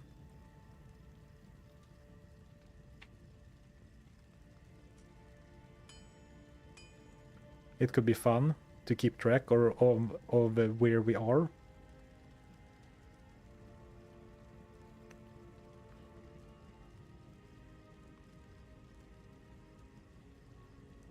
Hello, chat. Hello, game. Oh, there we go. Halberd. Would insight be good for this? I don't think so, but you know, why not save a 4-socketed halberd? Can act bosses get snagged? Unfortunately, no act bosses and some other quest bosses or some type of bosses cannot be snagged, unfortunately. Well, that would be ridiculous. Imagine binding Duria. What can I do for you? Magic find. 21 lightning resist. 22 magic find. Extra gold from monsters. Actually, seems great. I did find a topaz, but it's much harder to buy socketed gear in Nightmare than in normal. Because vendors will not sell you non-magical items after a certain item level. Duriel is a hydralisk, not a demon. Okay, that checks out.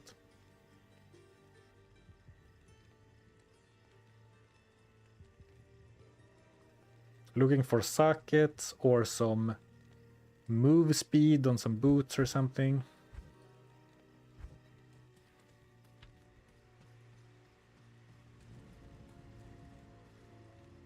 Depending on the merc, you could argue that they are a demon and technically bound to you via a contract. Oh, so I need to be careful to not speak to Kasha because she will give me a rogue. Because I haven't had a mercenary ever with this character, not even when I played through normal. Okay, let's go for Rakanishu. And Rakanishu isn't great either because he likes... Oh, I can see the stone here. Because he likes to run away. But he's certainly not running away as much as a ranged guy. Well, I think so anyway. Maybe he does. Ooh! She's already in there sniping Rakanishu for me. Okay, so I need to be able to target Rakanishu. Ooh, it's so cluttered. Ah, didn't get it first try.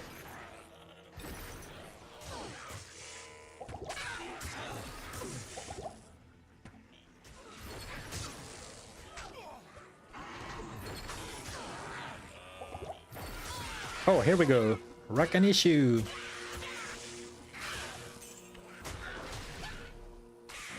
Ooh, gem shrine. Flawless topaz incoming.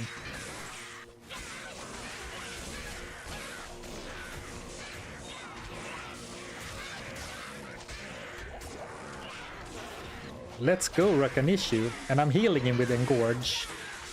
Because otherwise he would have been dead. But like so far, he is by far the best summon we've had yet. And I'm going to check his stats and everything soon. Just gonna let him finish his... I'm gonna let him finish off his previous allies.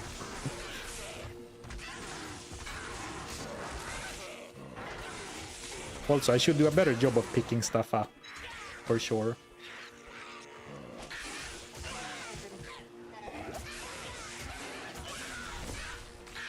Oh, and now I can actually teleport myself with Blade Warp. So I'm gonna try to not damage enemies with it. It's not gonna make a big difference, of course, but for the sanctity of the run.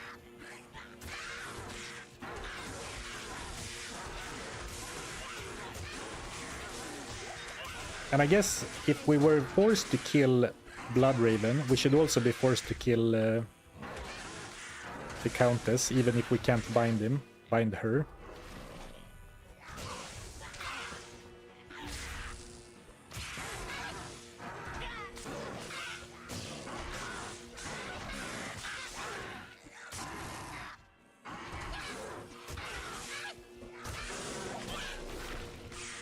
Let's go, Rakanishu.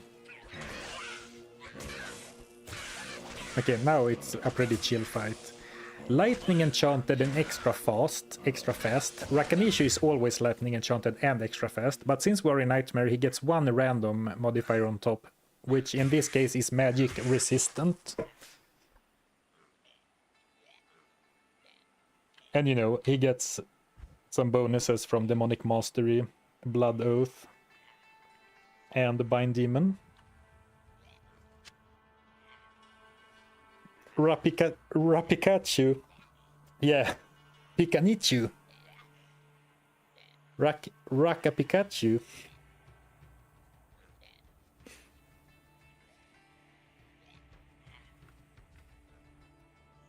As I remember, you died in normal Tristram as the Warlock, right? That probably makes you one of the first to die so early as a Warlock in D2 history. Rakanichu. Rakanichu. It's almost like Rakanishu, but Pikachu. And it's very... Pikanichu. And it's very flavorful too, since Rakanishu is a lightning Pokemon. Well, since I started playing on Monday and the game released last Wednesday, despite my questionable skills, I don't think I was nearly the first to die, or that early. But I see what you're saying, and I have no defense against that.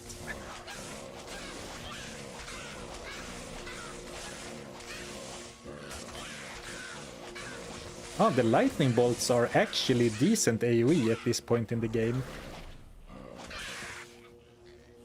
I mean, all of those are pretty hurt from the lightning bolts. So before I get rid of Rakanishu, I think I want some experience. Well, I guess I'm not gonna be able to get rid of Rakanishu for a while, even if I wanted to. Ooh, gotta save him though.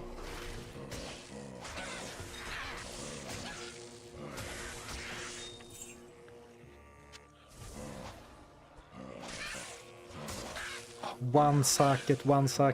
I found 2 helps and both have 1 socket, but now I have 2 Topuses.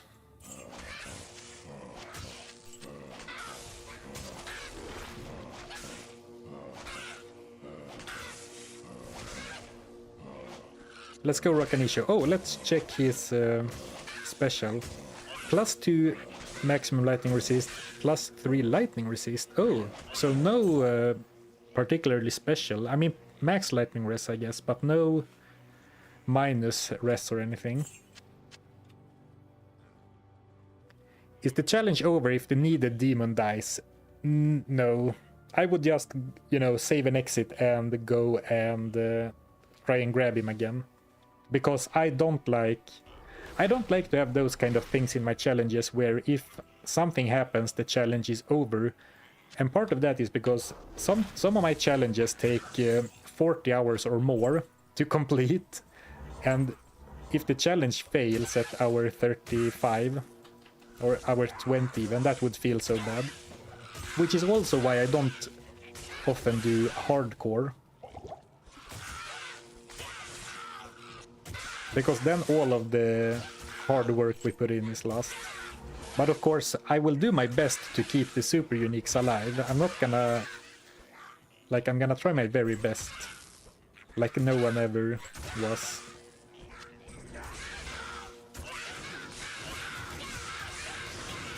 Okay, maybe the lightning damage isn't that good. I mean, it helps, but...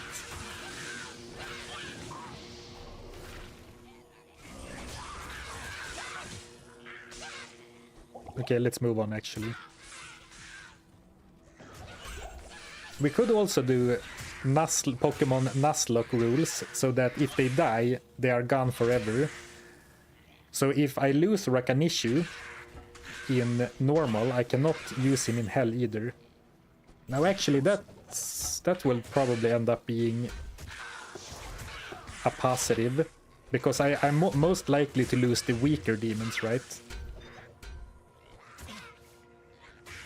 Oh, another 4-socketed armor. The game knows that I will not be getting Emilio this run, so they are giving me all the 4-socketed pole arms.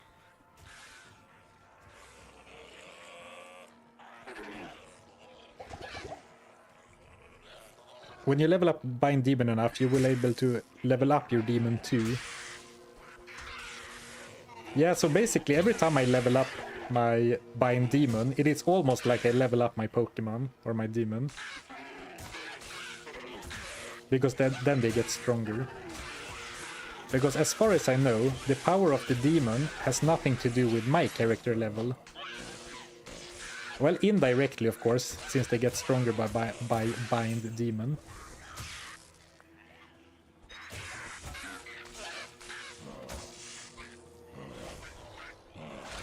And I guess if I level up Bind Demon now, I guess I could save and exit the game and use my current Rakan issue to find a better Rakan issue. So if you're really deep into Pokemon, it's kind of like IV hunting or IV breeding, right? You're looking for the... Or actually the equivalent of IV or stat hunting is probably looking for a demon with the right random stats. So like instead of magic resistant, imagine if this guy had cursed or aura enchanted. That's probably the equivalent of IV hunting or stat hunting on your Pokemon.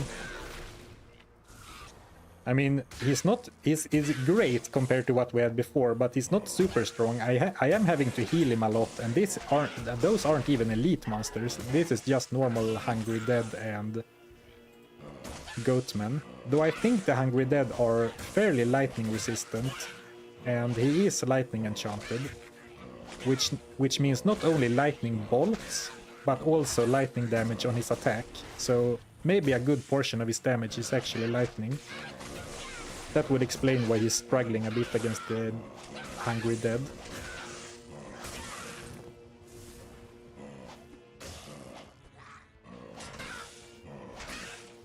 That's exactly what you've been doing the last 3 days. Trying to get a good IV Entei. You see, I know a little bit of deep Pokemon terms, like... I watch the occasional Nuzlocke challenge even. Which is what I named my Warlock, because it's like Warlock, but it's a Pokemon challenge-ish. Nuzlocke. So I'm trying to get 1 level before I continue down into the tower and onward.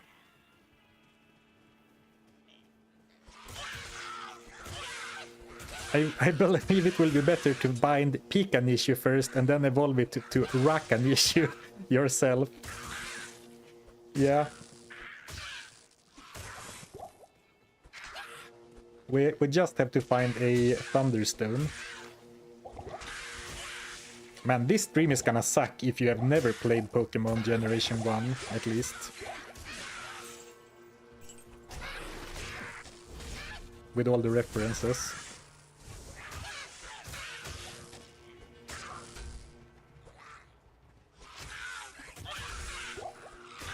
Oh, and I find a 2-socketed helm, but it's ethereal. Well, let's do it anyway, and then I'm gonna be super careful to not take damage. Magic find! Whoops. Gonna be super careful to not take damage, he says.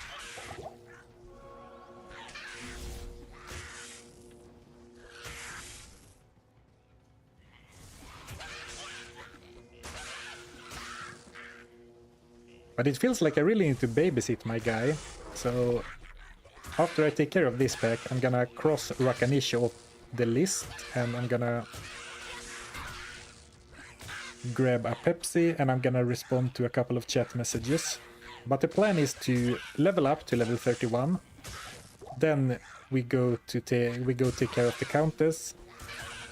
You're not able to bind the Countess, unfortunately. So we're gonna settle for killing her instead. Because we do want the Pokédex entry, the Demon Dex entry. Well, I ran away because there was a Shaman. I guess I can stand here in the corner, it should be safe. Rakanishu.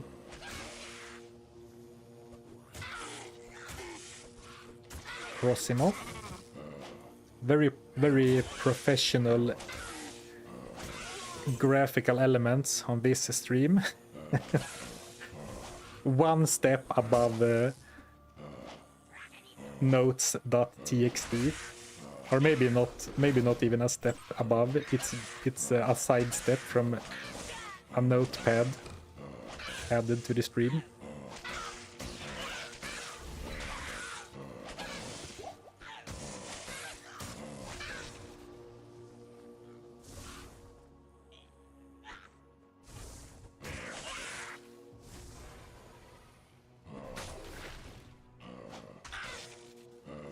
It feels like this Rakanishu is not running away as often as our Rakanishu did when I captured Rakanishu with my previous Warlock. Maybe it is because I'm fighting fewer monsters at the same time, so he's less aggressive.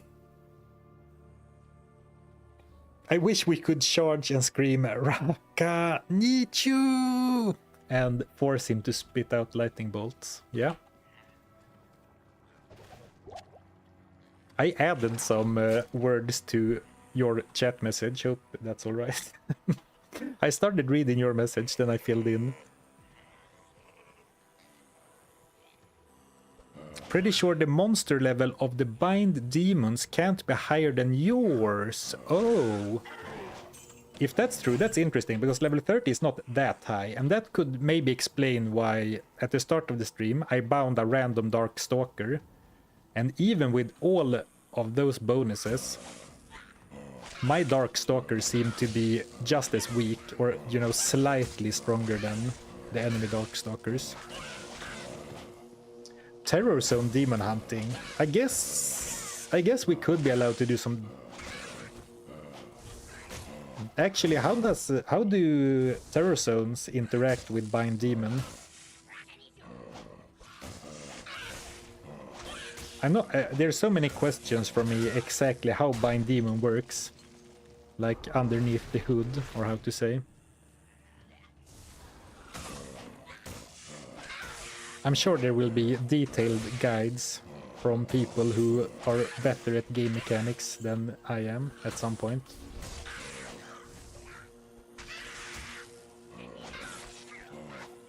The experience is actually pretty terrible, so maybe we should start. Oh, look, this is big. No, but I can't do it because if I leave the game, I will lose the skill shrine. And if I leave the game before, the skill shrine will be gone. So I can't get a stronger Rakanishu this way.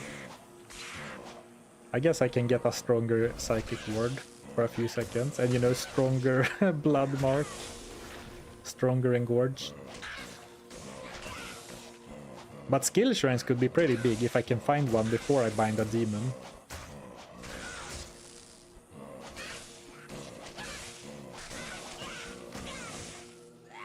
Oh, when he kills a mob, he runs. Oh! How come I've never noticed that's how he behaves? Hmm.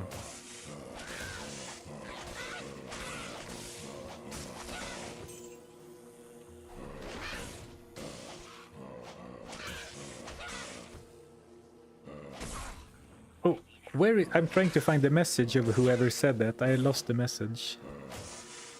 Oh, Carrionet. Great shout. I had not noticed that, but it seems to be extremely consistent. Look, when this one dies, then he runs away. Oh, thank you for the information. It's a victory lap. Every time he kills someone, he's like, hell yeah, and then runs away.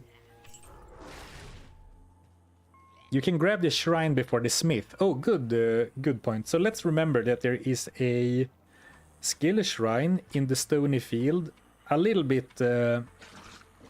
southwest from Rakanishu's shrine, because skill shrines do regenerate over time. So this will be here in 10 minutes or something again.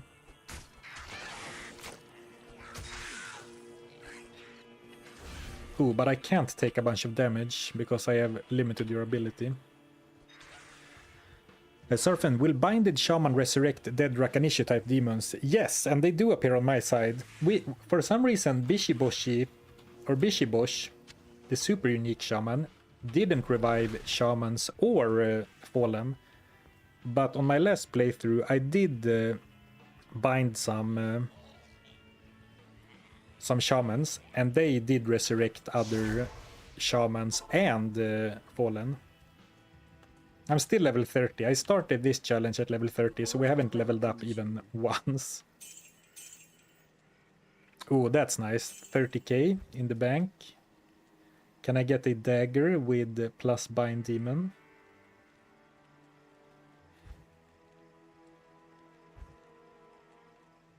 Is there any other item type other than... Is there any weapon type other than daggers that can spawn with Warlock skills? Well, and amulets, I guess. Oh, books, of course, yeah. Daggers and books. Okay.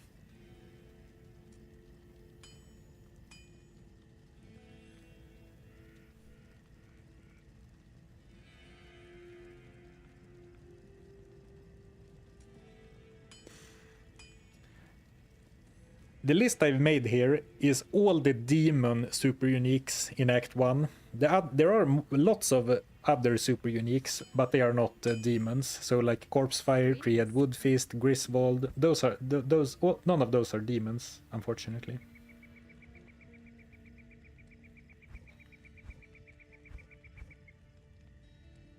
Oh, I don't have any armor, so you know, anything will be an upgrade. Well, these all stink though. Remember to click bookshelves in the barracks and the jail. Yeah, I learned that yesterday, that now bookshelves drop gear for this guy, and that's super cool to me. Oh, nice movement speed boots. I'll take those for sure. So actually, if you get a good map in the barracks or in the jail, you could run bookshelves for offense. That's pretty cool.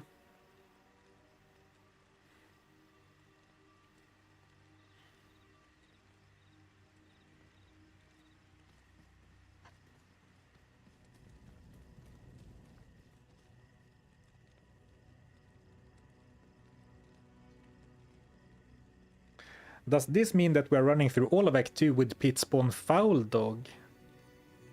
Oh, it might be... Oh, is there not a single super unique demon in Act 2?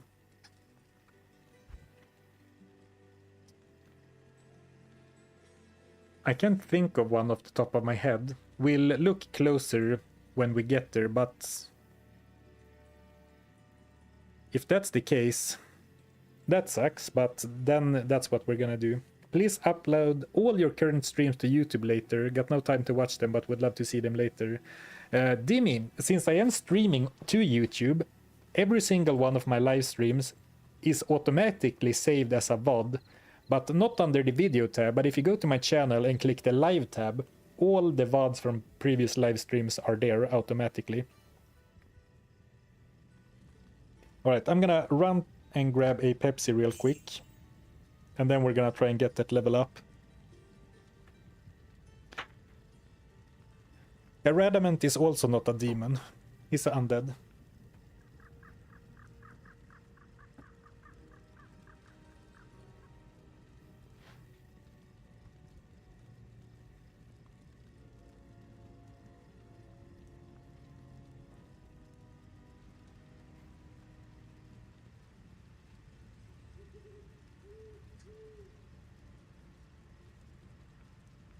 We will go onto the website to confirm when we get to Act 2. Yeah, the elder guy, the elder... Yeah, anyway, the guy in the Lost City is a zombie too. Isul is surprisingly not a demon.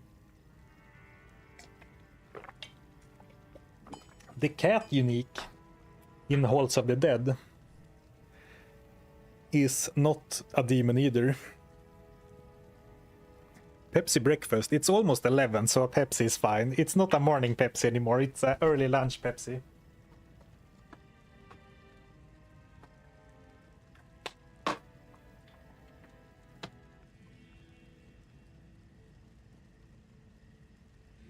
Yeah, Blood Witch is not a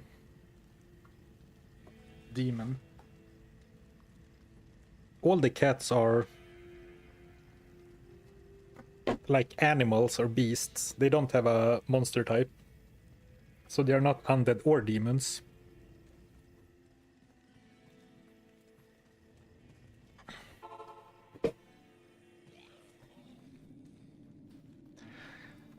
If I want experience, I should try to make him fight elite monsters. But I guess elite monsters are also scary. Man, again, how cool it is to learn that he runs away after he has killed an enemy. I had no idea that's what he did. So like I could make him target a high HP monster all the time so he stays in the fight longer. So I guess it's not that tanky. I still have to engorge to keep him alive. But like Rakanishu is still when he's this weak, he's leagues above Bishiboshi and Cold Crow. Right?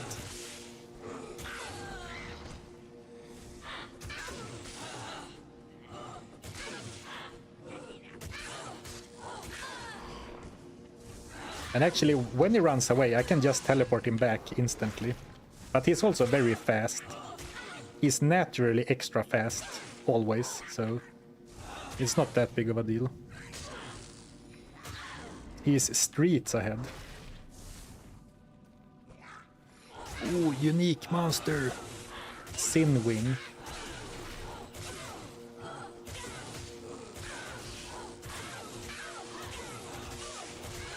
Oh, lucky I had some corpses over here. Oh, this should be good experience. Let's watch my bar.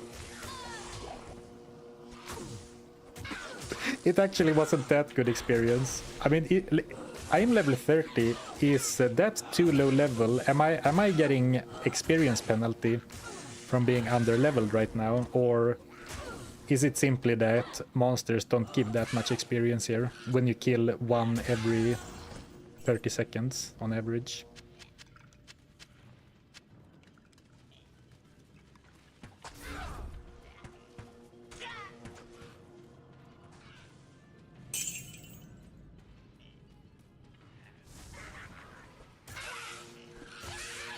Thank you, self-confessed cynic. Looking forward to using Lister to catch Bishibosh. That might be a problem. Especially by then we will have a very high bind demon. I will figure that out, but that will be one of the trades of all time, going from Lister to Bishiboshi.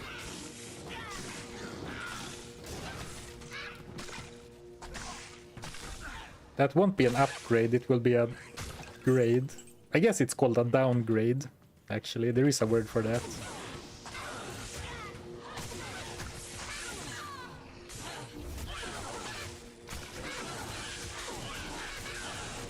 Oh, he's taking heavy damage. I have a few more corpses to heal him with. Okay, he's creating corpses with his random lightning faster than he's taking damage.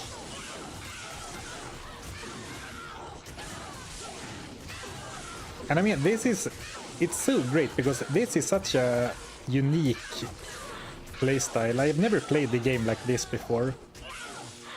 You know, taking Rakanishu and then babysitting him and using him as, you know, a mercenary, a one summon only challenge.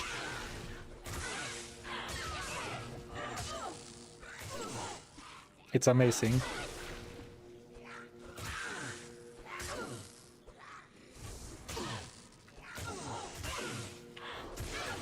The freshness of it all. Just peeking at OBS, making sure I am still recording, and I am. Good, good, good.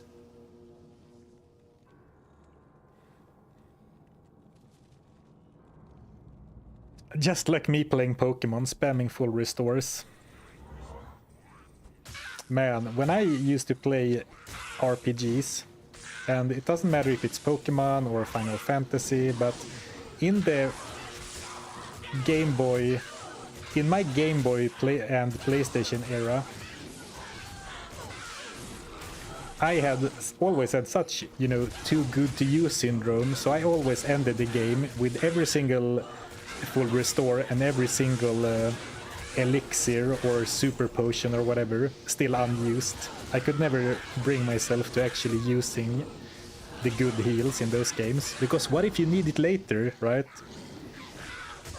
I'm happy to announce that I have beaten that now with Diablo. I do use my full rejuves very often.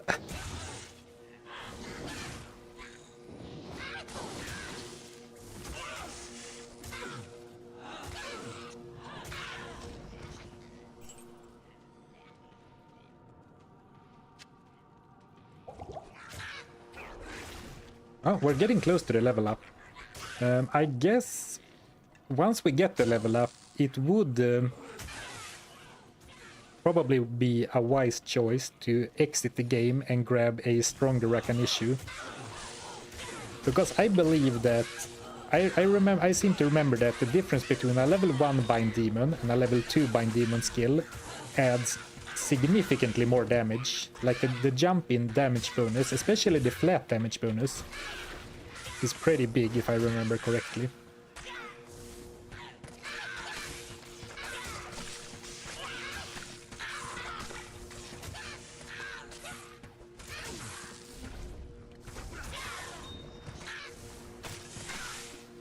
Finding some decent gems. I'm not sure what I'm gonna use the gems for, but you know, in case I want to do some crafting or something.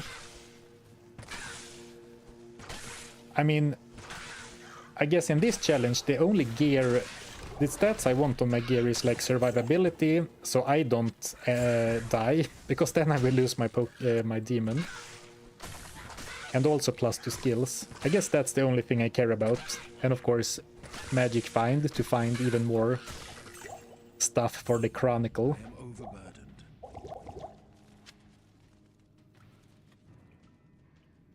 I can't carry anymore.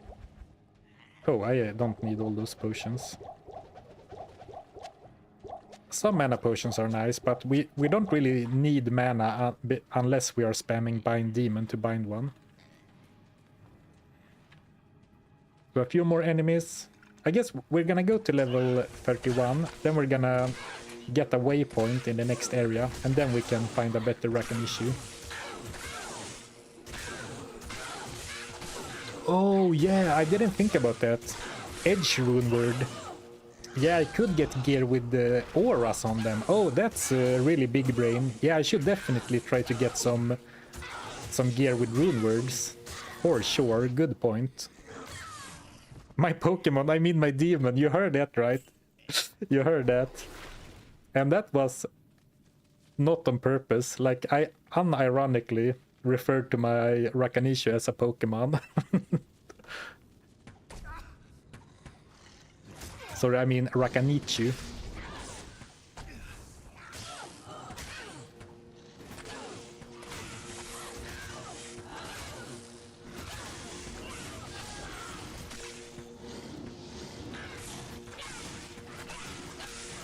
This might be enough for the level up.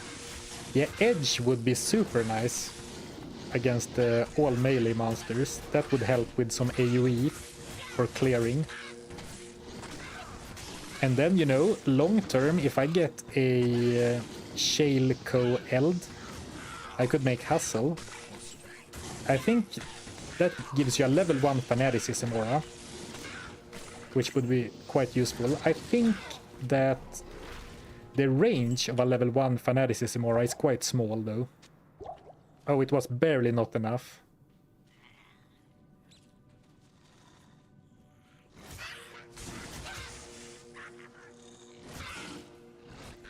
I have never thought about Pikachu and Rakanishu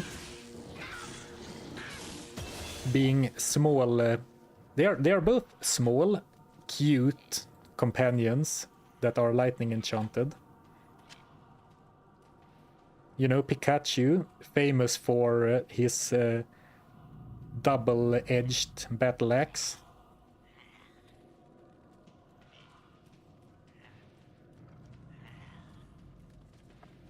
So you can see here, from level 1 to level 2, I get 5% more percentage-based damage modifier, but it goes from +7 to +36. And to be fair, I don't know how much damage he deals, but adding flat damage in amounts like this seems very meaningful. I guess I do have 2 unused skill points. Should I get 1 point in Psychic Ward, or should I dump them in Synergies? I think I might actually want Psychic Ward later on to keep myself safe. Let's do it. It's questionable, but let's do it. And this doesn't deal damage, it absorbs damage, and it does stun, so it is crowd control. But it doesn't deal damage, so I will allow it under the rules of Bind the Demon only. I wonder if the flat damage is then multiplied by the percentage-based modifier. Yeah, it's kind of interesting when the same skill has both flat damage and percentage-based. I hope it does, but I can't tell you if that's the case. And I find it very difficult to know how to test something like that.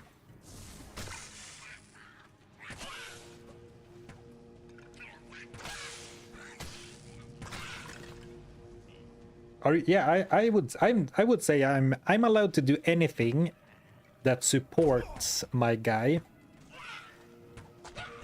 as long as it's not directly dealing damage to enemies. Like, I would definitely allow myself to use Sigil Lethargy for a challenge like this, but I opted not to because I don't know, I think it's so powerful. It's making enemies so weak that I think it's more interesting for the run to not use it. Otherwise I would use it, but like, I'm not opting to use Blood Boil because that causes an explosion at your demon, but that to me feels much more like a damage spell that just happens to be targeted at your demon.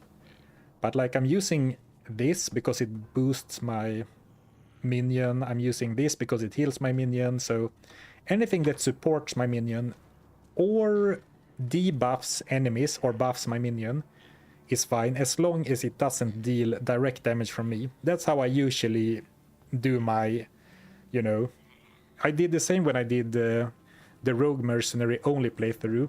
I allowed myself to tank enemies to take damage for the Rogue, and I allowed myself to buff my Rogue via auras and stuff, but I did not allow myself to deal damage. And that time I didn't allow Thorns damage either, because I was the tank. So like, as long as the minion is the main source of damage, and to me, if the minion is the one taking the damage, Thorns is fine. If I'm tanking, Thorns is not fine.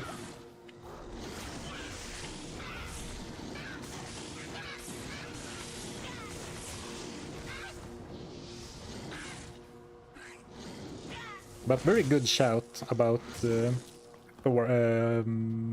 Edge for Thorns. And I guess if we find a couple of lucky high runes, we could make some other rune words. But for example, if we would find Reaper's Toll, an elite polearm with a chance to cast Decrepify on striking. I mean, Decrepify counts as support, but that would force me to attack enemies to trigger it, but then I'm dealing damage to them, so that would not be allowed in my book. Insight for meditation. I thought about that. I even picked up a couple of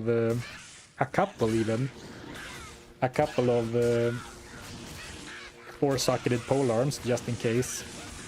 But I'm not sure what a meditation aura is realistically gonna do for me. Like, I'm not struggling with mana at all. I might struggle if I have to spam Bind Demon, but you know, mana potions. So meditation would be allowed, but I don't think I will benefit from it. Or Rakanishu won't benefit from it, rather. I'm gonna try running through the rest of the underground passage.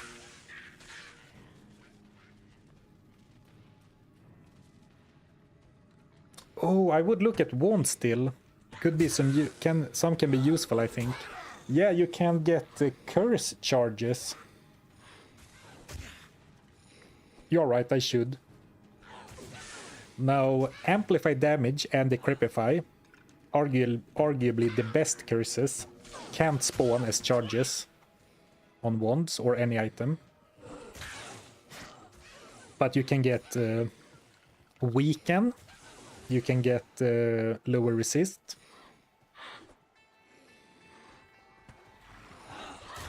I don't think you can get Iron Maiden, but I am not sure.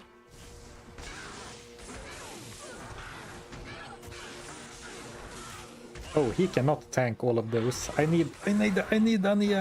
No, Rakanishu.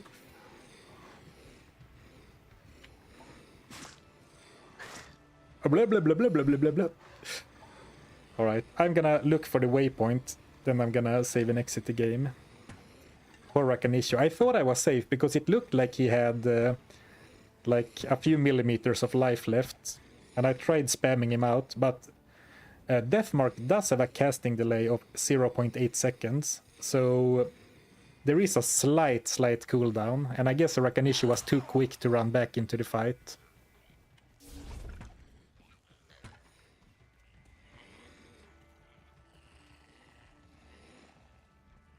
I guess you could do the challenge like I would be allowed to bind a random demon, but I'm gonna try and stick with only super unique Pokemon. Stamina off equals dead. Yeah, I'm watching my stamina bar actually very closely. Okay, I made it. Pikachu, no! Thank you, self-confessed cynic. What about a Rancor challenge? I didn't try Rancor much at all, but it seems very interesting.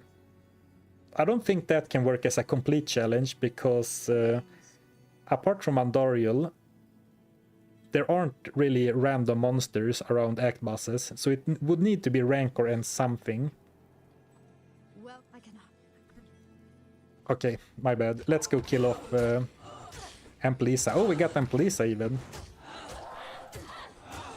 My brain went into autopilot and I saw the exclamation mark. Okay. Gotta bind them all. Gotta bind them all, Pokemon. Pokedemon. Should reroll him with conviction. Yeah, that, I mean, you could really spend a lot of time with every demon to get a good stat. Definitely. I mean, look at the cost. 160k, 429k. So maybe I shouldn't even look until I have more gold, because what if we see +2 to bind demon and then we'll not be able to then we won't be able to equip it. Then I will be so sad. Do not forget +2 skill.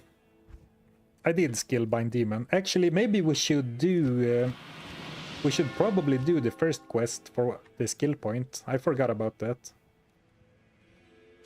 And now we need to do the tedious work of manually putting stuff here, because I have forbidden fruit in the shared tabs. But this one is mine.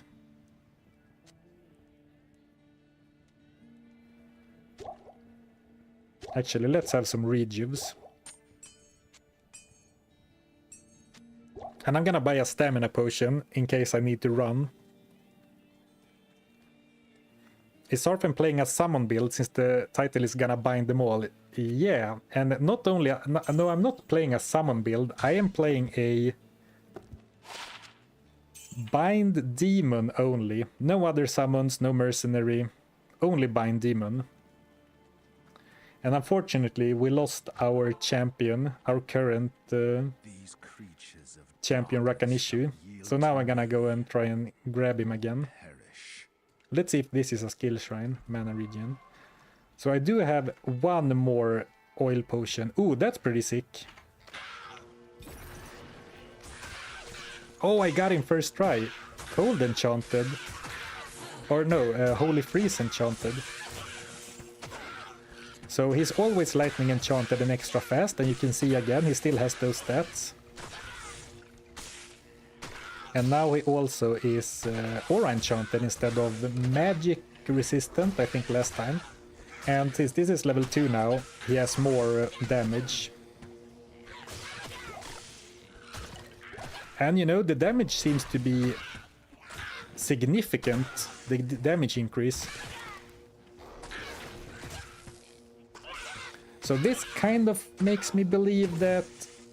maybe not. I was gonna say that this makes me believe that the flat damage is getting multiplied by the percentage modifier, but it's hard to tell from this alone.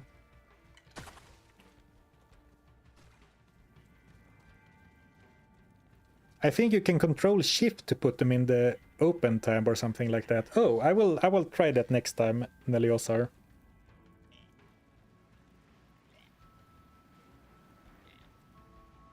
Don't ask me why I just watched a 5-hour Diablo 2 video of you in full. Thank you for watching.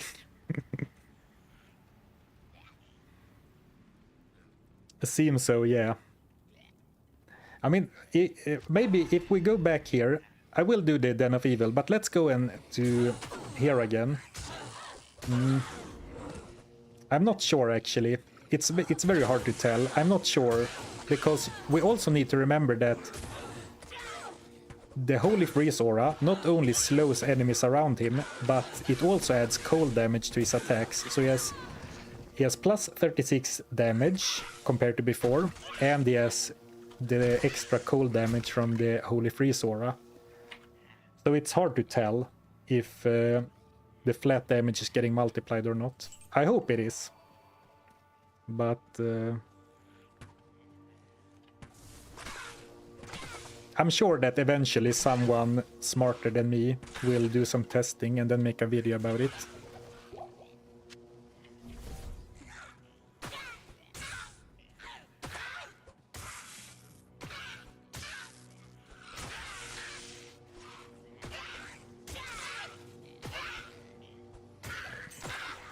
Oh!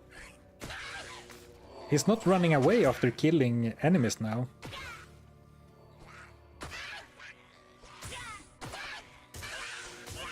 And I think that is because of the Holy Freeze aura. And this is just a hunch, but something I noticed on another playthrough, I forget which character I was playing, but I was playing a character with summons. And you know, if, let's say I am a Necro and I have like 4 skeletons that are standing here, fighting monsters, they are focusing my minions instead of me. But then I encountered a Holy Freeze elite. And what happened then is that once my minions were chilled by the Holy Freeze aura, all enemies started ignoring my minions and going after me. Which leads me to believe that when enemies are chilled with cold damage, something changes, like they get a change in tag or something, like they are seen as inferior enemies to the game. But I'm just speculating now. This game is boring. You're free to leave anytime you want, Stronth.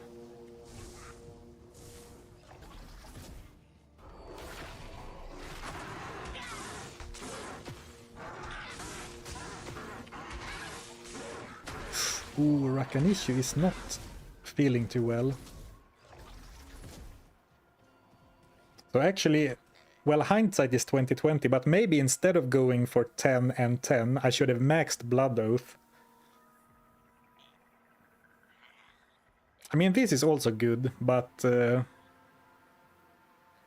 getting more resists, getting more physical damage reduction and more life.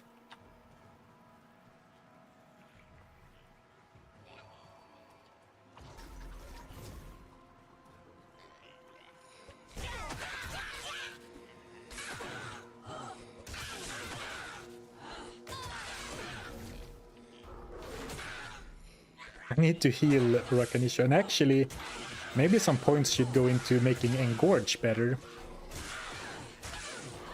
I mean, we will still get a respec, so we can change the build. I mean, we're always gonna put points into Bind Demon, but we could play around with the other skills.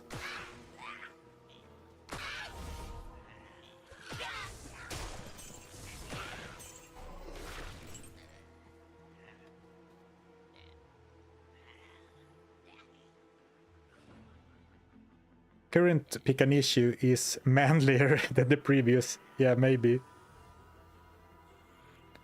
Zarfen live.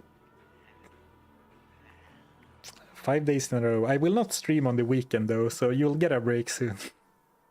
This game is exciting, I agree. Yeah, the Frost, and of course, yeah, the Frost is great because the damage Holy Freeze adds is not that major. But...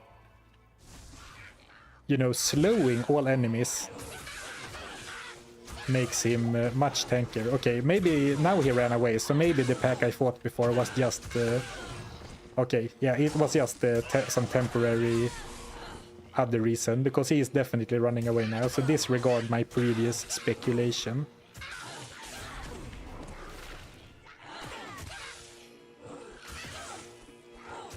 Woodfist, yeah, 3-head Woodfist is a super unique, but he's not a demon, so you can only bind demons. Otherwise, I would love to run 3-head Woodfist for a while.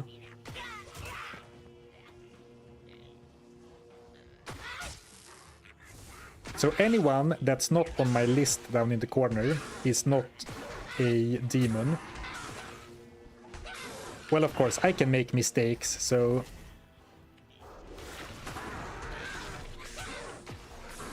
But for Act 1 at least, I'm pretty confident I've put all demons that you can, that are super uniques down there.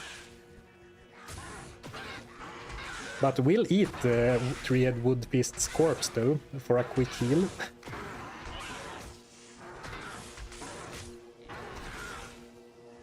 Man, Rakanishu is struggling. And now that I have one with an aura, I don't want to risk it, so I'm gonna go heal him at Akara. I mean, sorry, not Akara, I mean Nurse Joy.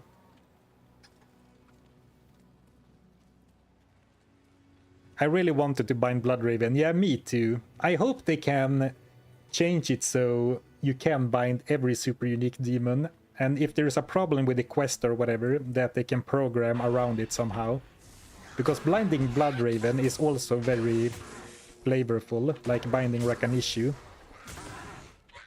Like, you don't bind Rakanishu for power, you bind him for the memes, and it's the same with Bloodraven. It would be very funny to bind Bloodraven. And bring her to the rogue encampment. What's up? No hard feelings, right? Ooh, I took a little bit of a risk there. Thank you, Intruder, for the Prime sub. I appreciate the support. Maybe they could also do it like that, Neliosar, like they allow it after you finish the quest. But I'm sure there's a back-end reason for it, or not. I'm not sure, but I would think that there is some sort of back-end reason why you can't do it, like programming reason rather than a lore reason. That would be my guess anyway.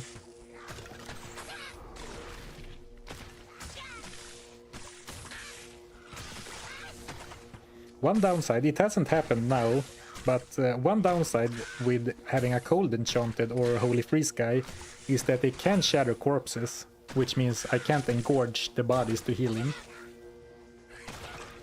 But, I mean, it's not every time, unless you deal mostly cold damage. Replenish life 50 plus 500, 250 defense, physical damage reduced by 5, attack speed, and life steal for 5 seconds, and then you heal them for 30% of their total instantly. So very good heal spell. And this gives some magic damage and some flat damage, minus defense on the one you're targeting, if you're targeting someone, for 5 seconds. Actually, Engorge seems better as a buff than Deathmark, but Engorge does not work against act bosses. Yeah, someone said it might have something to do with their death explosion, or like death animation too. And both the Countess and the Bloodraven have very special death animations. So maybe it's something like that, but I'm not sure why that would be, like the animation itself, because if you bind them, they are not... They shouldn't trigger the death animation. But who knows?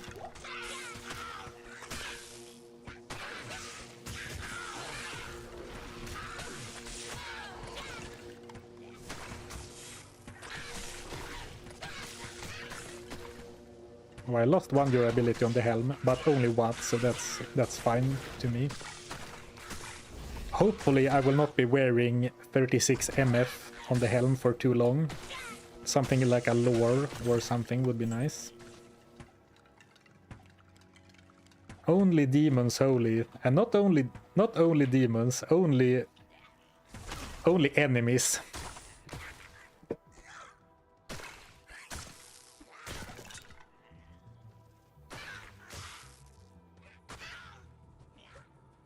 Yeah, I agree. Shatter is only a problem now, because later on the demons should be very fat, very tanky. Well, I think that the strong demons are strong, because I mean, I think monsters have a base region of that is percentage based.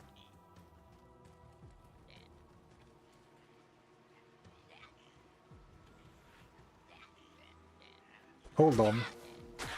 This is interesting. Okay, let me think out loud for you.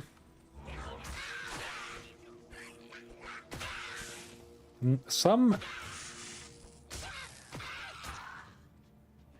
Okay, never mind. I was gonna say, because monsters have a base region, like non-act bosses, that is percentage based. So the bigger their HP pool, the higher their base region will be. But then I remember that, you know, act bosses do not regen at all, and Bloodraven does not regen at all. So does that mean that all super uniques do not regen? But then, you know, Lister does regen, and he regens a lot, and we can see that Rakanishu does regen, so that was not a thing. But now I said it out loud instead of sitting in silent like this.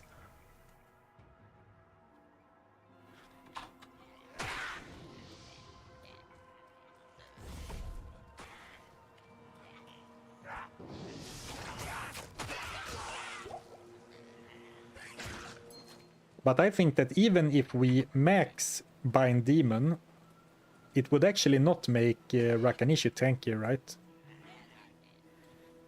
So we would need to max some of those skills. But I think Rakanishu will always have kind of low max HP compared to, you know, what most people bind.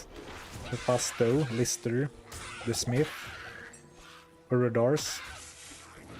Someone told me that Light Maggot, my Urudar, or my Blunderboar from yesterday, had close to 12,000 max life.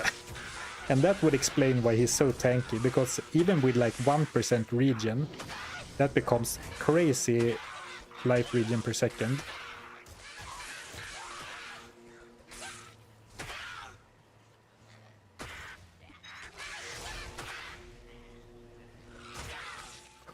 What? He died? I thought he was safe. Okay, let's find a waypoint. Sorry, Rakanishu, that was on me. I think I can't trust the life bar on the portrait too much, because it looked like, you know, it was gonna be safe. He had a decent amount of life left, but it wasn't much apparently.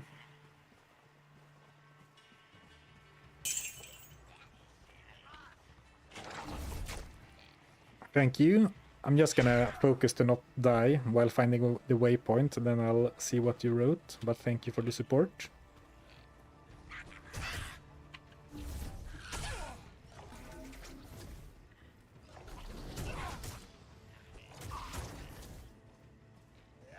Oh, here's the tower anyway.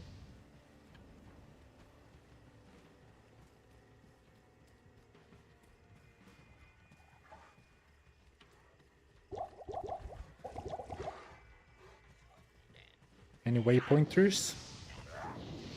Okay, I guess the waypoint was back on the other side of the bridge.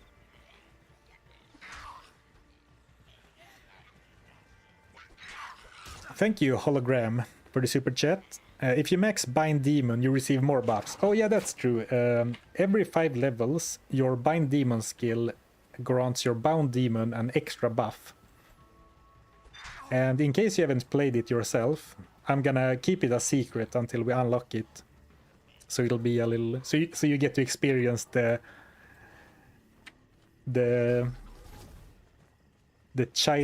childlike wonder experience of discovering new skills firsthand. Oh, here it is. So I basically walked past it. So 2 demons dead so far. When is ladder reset? When do ladders start? Today, but I think in a long time. It's usually very late in Europe, and currently it's like noon.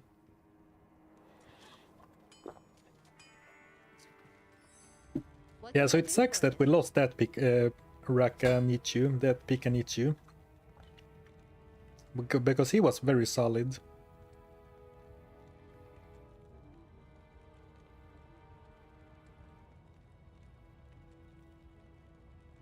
I mean, at this point, anything is better than nothing, and it cost me elite gold, so that's fine.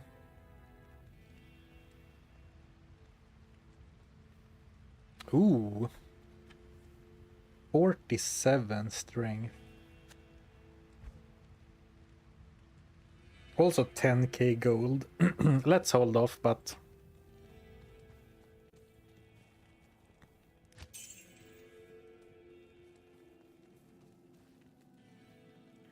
I got faster with amp damage, conviction, extra strong, extra fast, and spectral hit.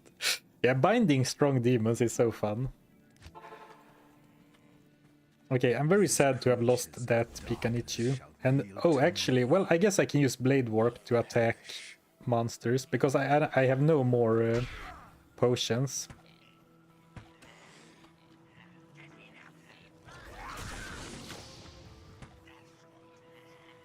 Throwing potions, that is.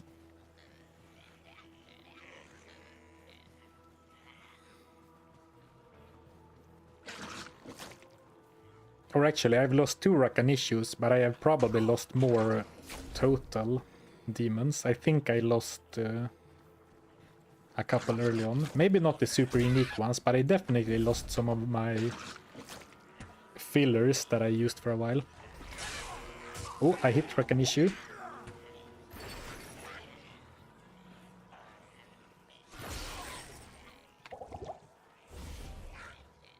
It's kind of hard to target him because he's so fast.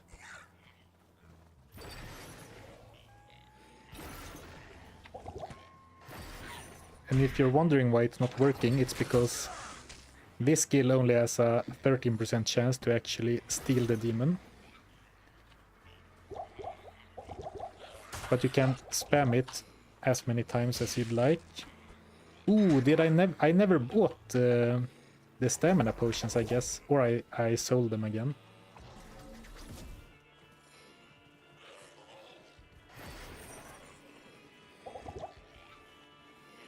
Or maybe it's the case that Rakanishu or super unique monsters do not regen, but when you have them, they regen, because he's still missing a bit of life. Despite it being quite a long time since I damaged him.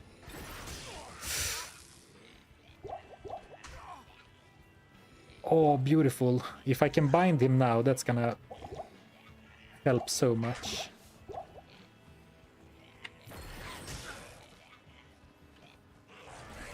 Or maybe it's a visual bug and he's actually not damaged anymore.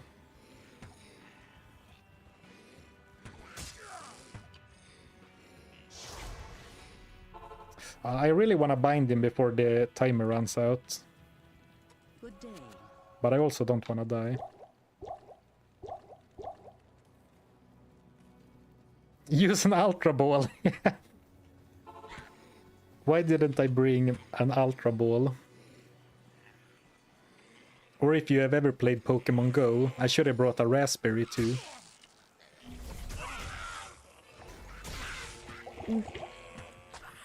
Come on. No, come on, Rakanishu. Yes! And now we should be a lot stronger with level 4, plus 94 damage. Unfortunately, it's level 4, and at level 5 he gets another like modifier for free. And now we got teleportation, which is not good at all. But maybe the extra base damage is gonna make up for it.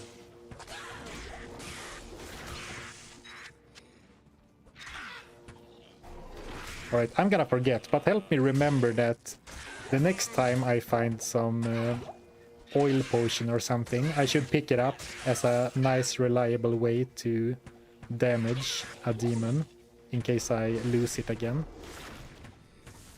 Maybe a poison potion could be nice for that.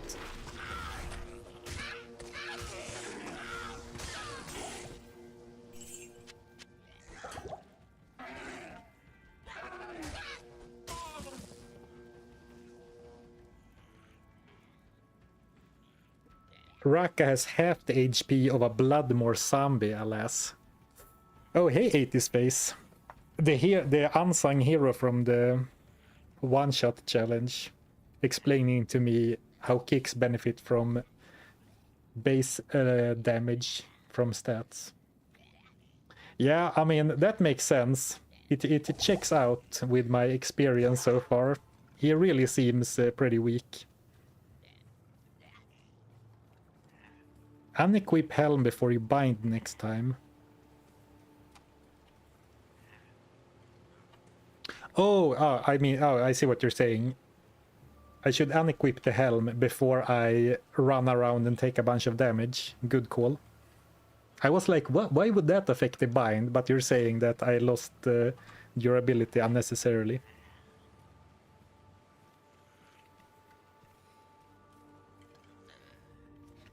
Okay, let's try the cellar.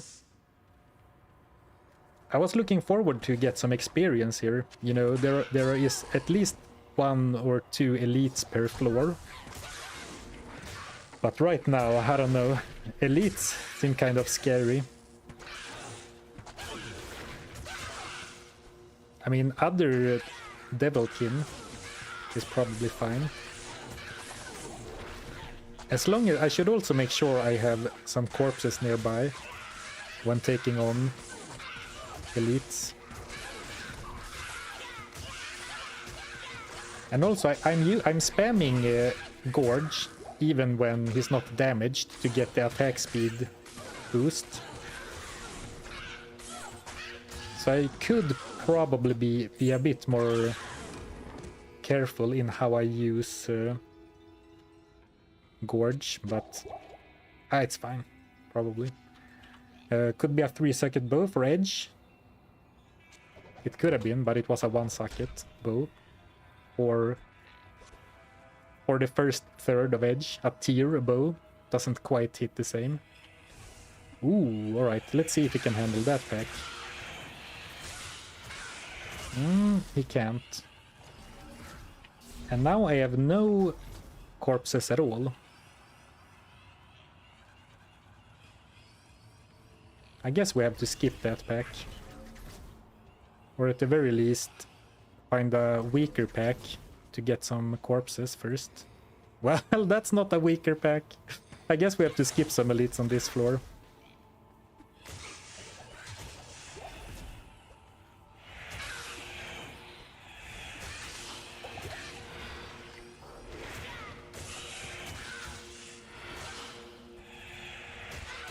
I'm having my doubts about Rakanishu's chances of killing the Countess.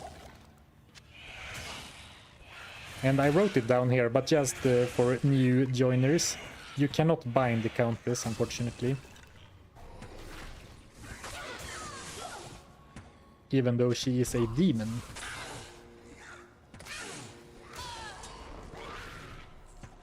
Ooh, also, I should always pick up daggers.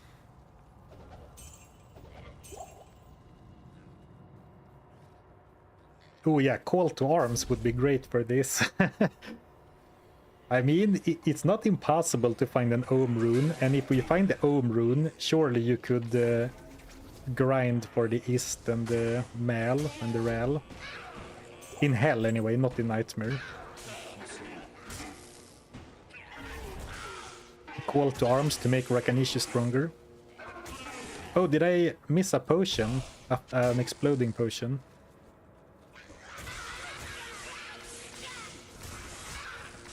I'm not gonna go back for it, but I appreciate pointing it out. Just drop some safety TPs. What made you say that?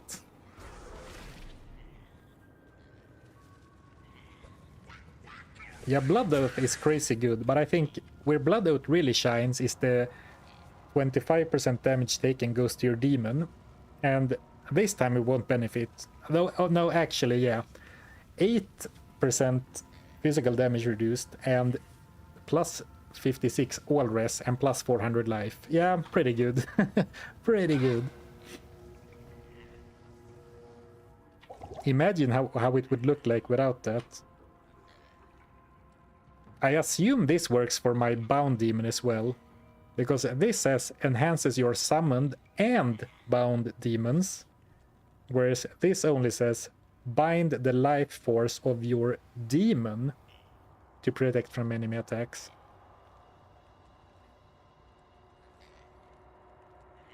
Yeah, it should work, because I'm sure that the damage taken goes to your demon works after watching a Cooley video yesterday,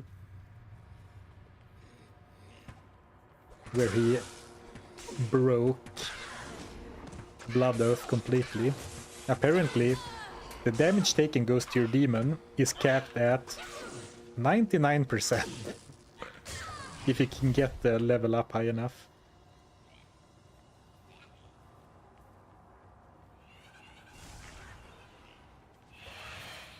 If I get one more level, then a skill shrine will allow me to get level 5 Bind Demon for a free bonus stat. And it's a good one.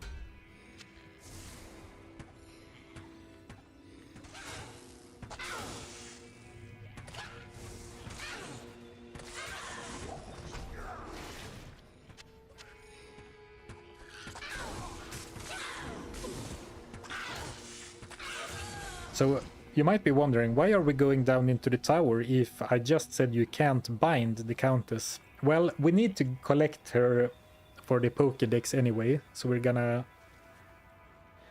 kill her. And also, I could use some runes. Yeah, Spirit and Lore will make this much easier.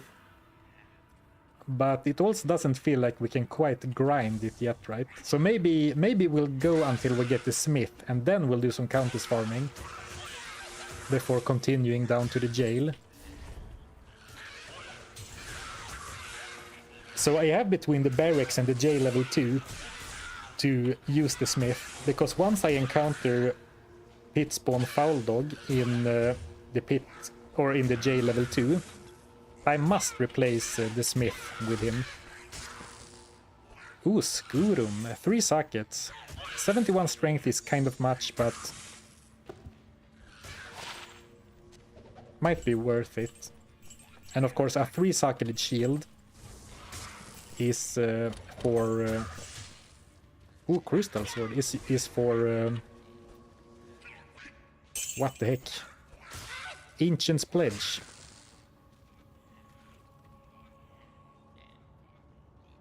Thank you, Medium Long, for the super chat. Don't forget about Bishibosh. Could you elaborate what do you mean, don't forget about him? Don't forget to bind him. If that's what you meant, we already bound him earlier. He's already back in the cold plane, so he was actually the first demon we bound. And we used him to get Cold Crow in the cave, and then we used Cold Crow to get our first Rakanishu. So that I put them in order that you encounter them. Does that mean that Bishibosh was your starter? Yeah, it does. Oh, I mean, I would have loved to get this wolf cursed. A cursed demon. But alas. Super unique demons only.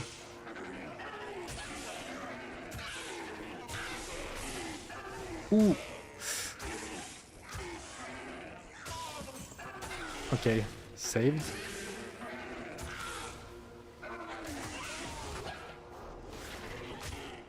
Almost lost him again. I'm quite worried about Rakanishu's chances against the Countess. But maybe I can set it up like sometimes on challenges, if I'm struggling against the Countess, I try to like set up a position where I'm standing and fighting her in the door. Like, let's pretend that this is the doorway to the next room, and if you stand in the door but like one step back, you can make it so you only fight one at a time, because they funnel through the door one at a time. Now, if you stand in the door, you do run the risk of getting hit by her firewall. Oh, I already lost it. But at least she's only fighting like two. Oh, but then he's running away. Okay, so we are kiting them, sort of. And it seemed like I got lucky, and the Countess herself did not join the Rakanishu hunt.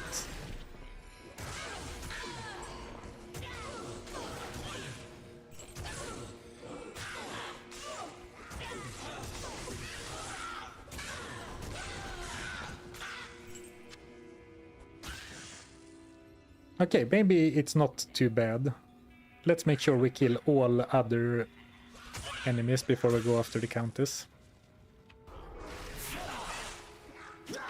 And, I mean, you can, of course, throw the thing at her, but you can't capture her. No matter how many times.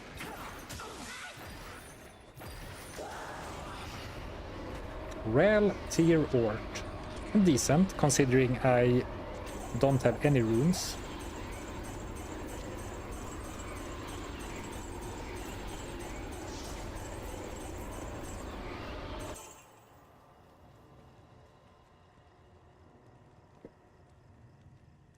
I couldn't remember if he was before or after Raka. My apologies. Oh, no, don't worry about it. No problem.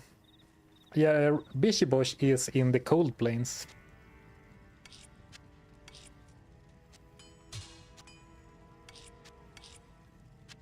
But we weren't able to get Bishibosh to summon any other Fallen for us. He should be able to, but... and I've seen it before, like when I take a random shaman. They do raise a Fallen for you. But he didn't raise Fallen or Fallen shaman.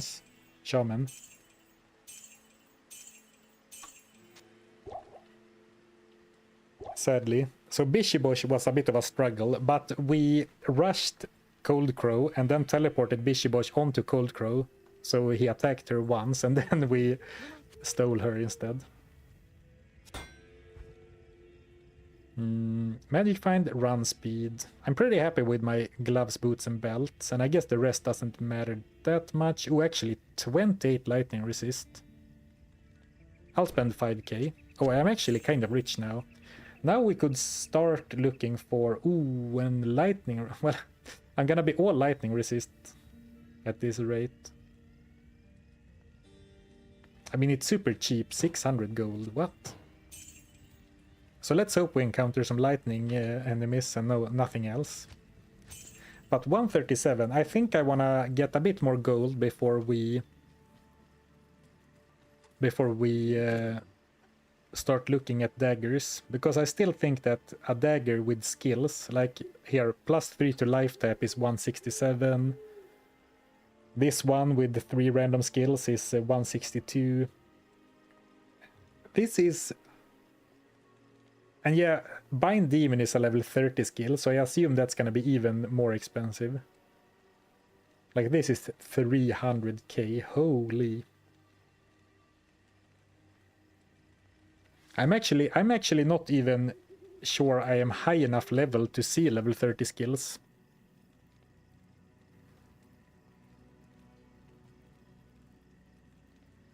Yes, I am doing them in the order I encounter them.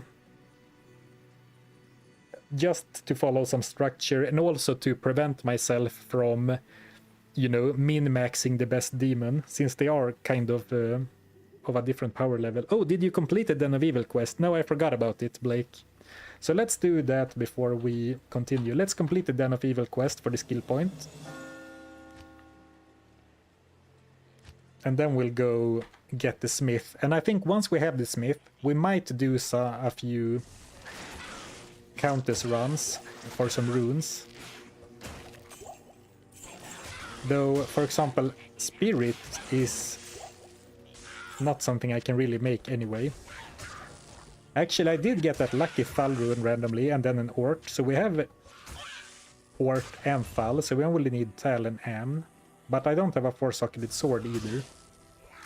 But like a lore helm, like if we get a soul rune, we should be able to find a 2-socketed helm, right? It's not that rare.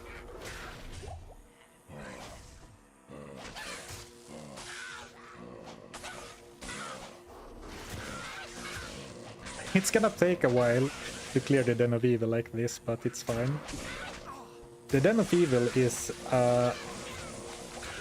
noticeably higher area level than the Bloodmore, so maybe the experience will be good.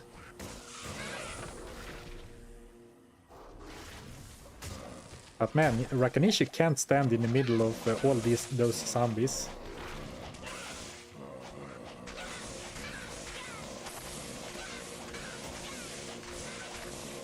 Yeah, I gotta be more careful with Rakanishu.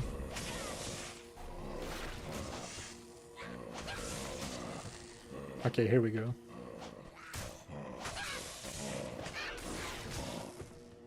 I mean, is Rakanishi even able to kill corpse fire? Run to the smith. I mean, yeah, I could also go for the smith first, and then do the Den of Evil.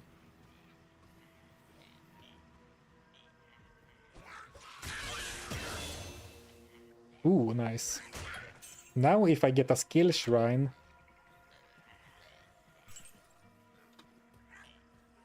Okay, let's do that.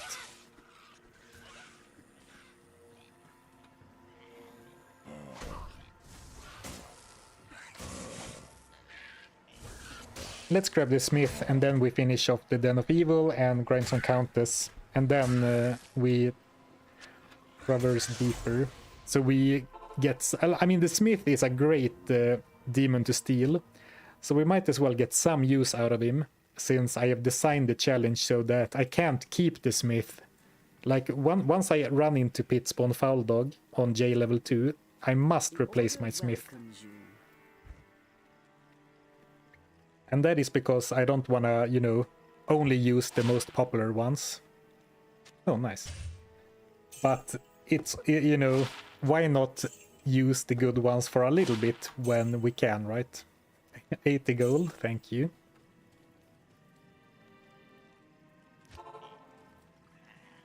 can also respec into full Blood Oath. Yeah, maybe I should go for max Blood Oath instead of Demonic Mastery. I mean, the attack rating is nice, the attack speed is nice, the damage is nice, the run speed is nice, but like I get damage from this anyway, and attack speed from this. But having them being tank, like at least for Rakanishu, his tankiness is the main problem. But something tells me that the Smith will not suffer from the same problem.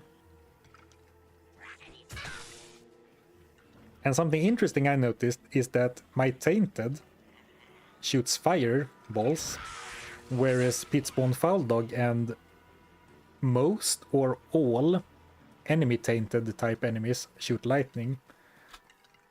So my own Tainted would be great against Andariel since it's fire damage. But a stolen Pitspawn might actually not, or yeah, Pitspawn Foul Dog might actually not be that good.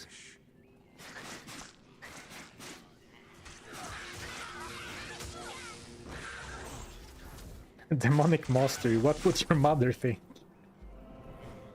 If she only knew the occult business I'm dealing in.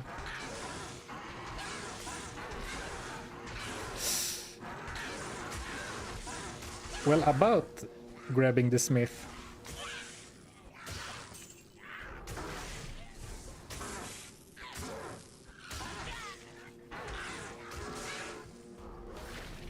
And well, this is the whole reason why we're doing the forced demon swap anyway, because I think that it's fun to use some weaker guys as well.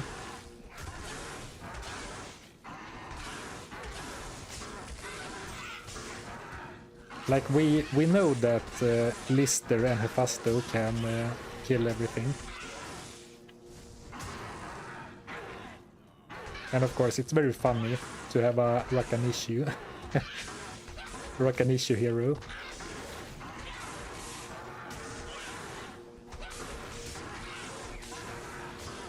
Okay, barely taking down this Yeti pack. Like, he has killed off Yetis in a very clutch order for me to heal him up to stay alive. And now that there's only one of them, it should be fine. Oh, Rancor could be useful for mods if you lack damage. Oh, interesting. Yeah, I did say that I won't use Sigil Lethargy.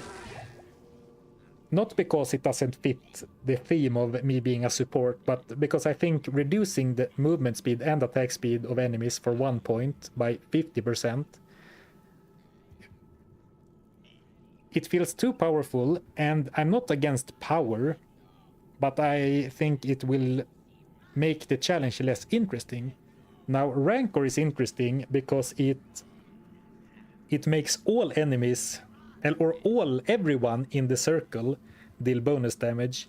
But I think the problem is that, for me, with the challenge rules, is that Rancor also can cause enemies to attack each other, right?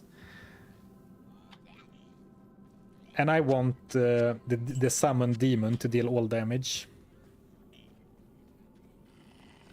But it could be interesting, like, you're not only buffing your minions, you're also buffing enemies, so you're like raising the stakes of the fight. It's like if they were having a fist fight, and then you throw 2 daggers or 2 knives into the mix.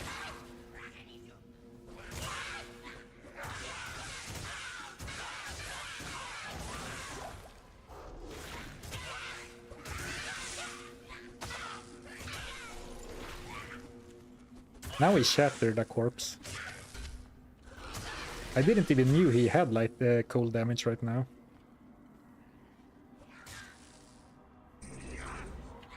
Ooh, here's the Smith. Perfect. Lucky early Smith. Ooh, let's go! The Smith. Oh, I forgot to look for the skill shrine to get this to level 5 to unlock another ability, but if you know what ability comes at level 5, it doesn't actually matter. Okay, this would be nice. Let's enjoy the smith for a while. Implements. And before we go to the Den of Evil, let's see if we can find some bookshelves. And we found the hammer, so if we find a white book, we can use that to imbue a book. Like, this smith isn't one-shotting monsters. Well, he's one-shotting the Fallen, I guess, or the Devil King. Oh, not even. I like it. It feels very balanced and, you know, meaningful. Or not meaningful, but it feels pretty balanced this early. Though I think that the smith is so tanky that I don't have to worry about him dying anymore. But with how we have set it up that I need to replace him later on, it doesn't feel... I don't feel bad about... I don't feel bad about having the smith for a while as our only demon.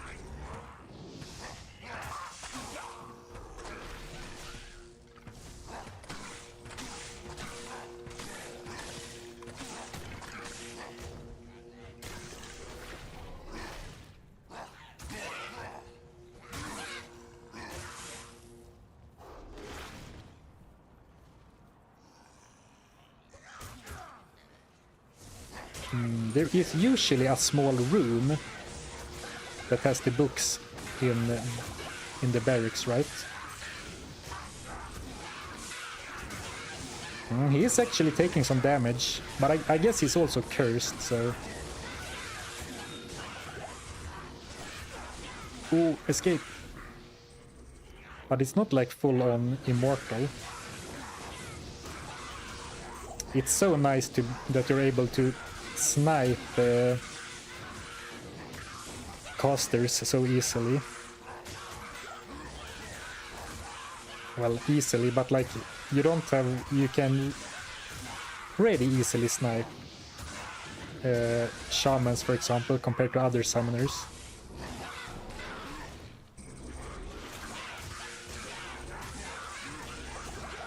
Well, I guess every summoner can buy a teleport staff, like a staff with teleport charges, so it's not like, wow, that big of a deal, but it's very nice that you get it as a skill. Okay, let's see about them books. I think there should be guaranteed to be at least one room that has a few bookshelves, right? Or can you get a jail map with no bookshelves? I think it should be guaranteed, but I'm not sure. Oh, actually, I was gonna say I shouldn't go around taking a bunch of damage, but my mask hasn't lost more durability since when I caught my last Rakan issue.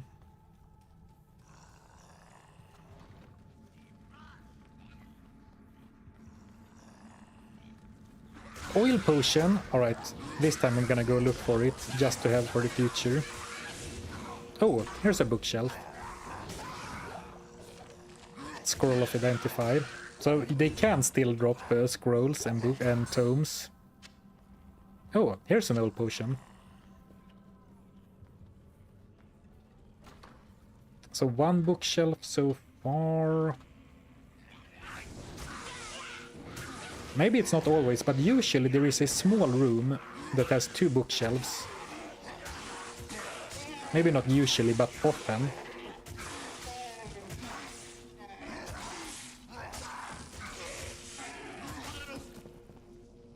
You can sell oil potions to vendors and then buy back a full stack, so I don't need to pick up the other one, but thanks for pointing it out anyway. Ooh, what? I did not know that you could get books from armor racks, but that makes sense, of course. Thanks, Flake or Flaky. Thank you so much for the bits. Love all your challenges and videos. Keep it up. I appreciate it. Thank you for the kind words and the support.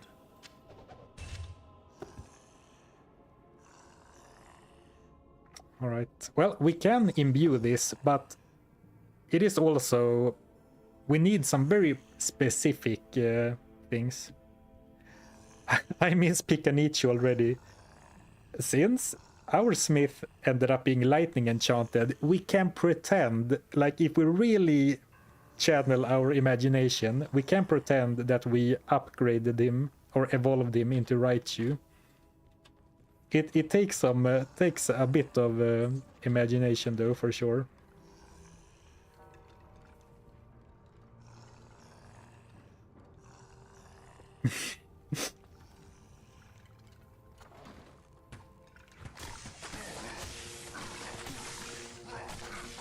I think I'm gonna put...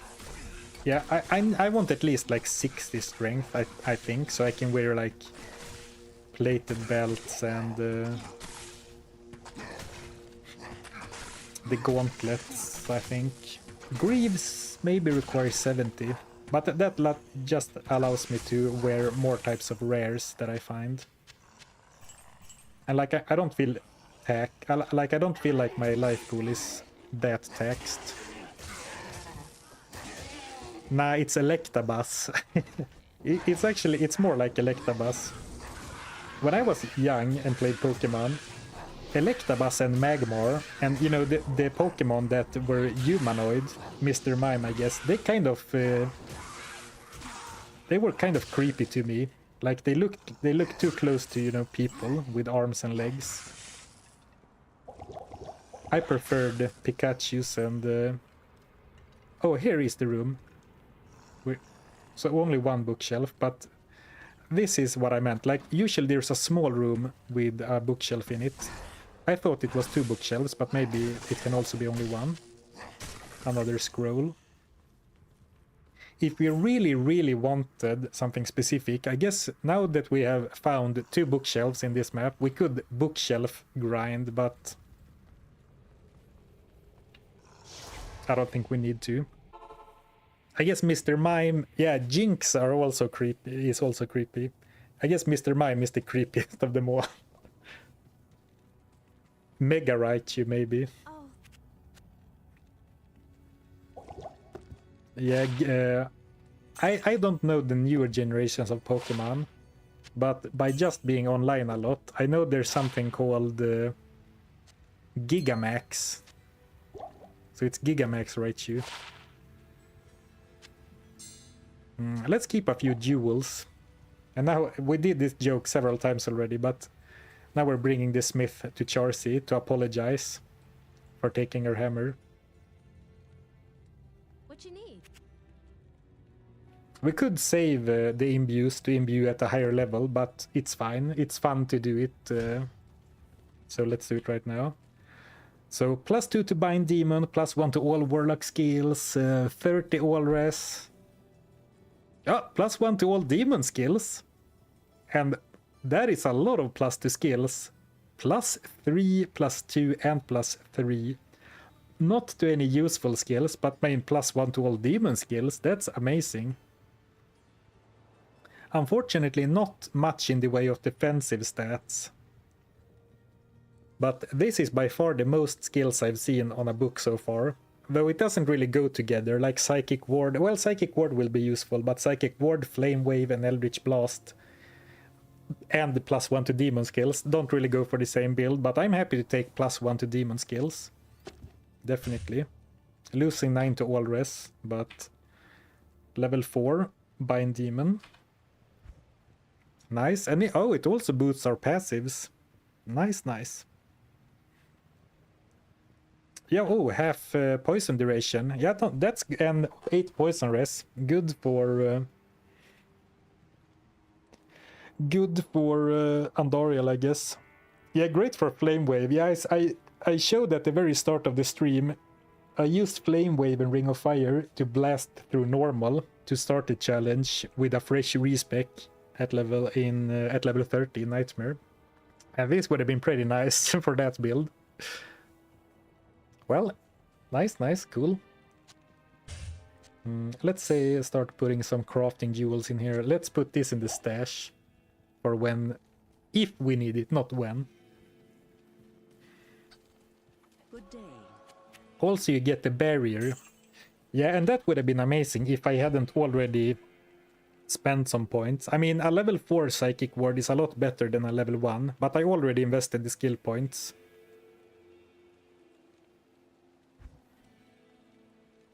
But now I am very close to a natural level 5 Bind Demon, which will be nice.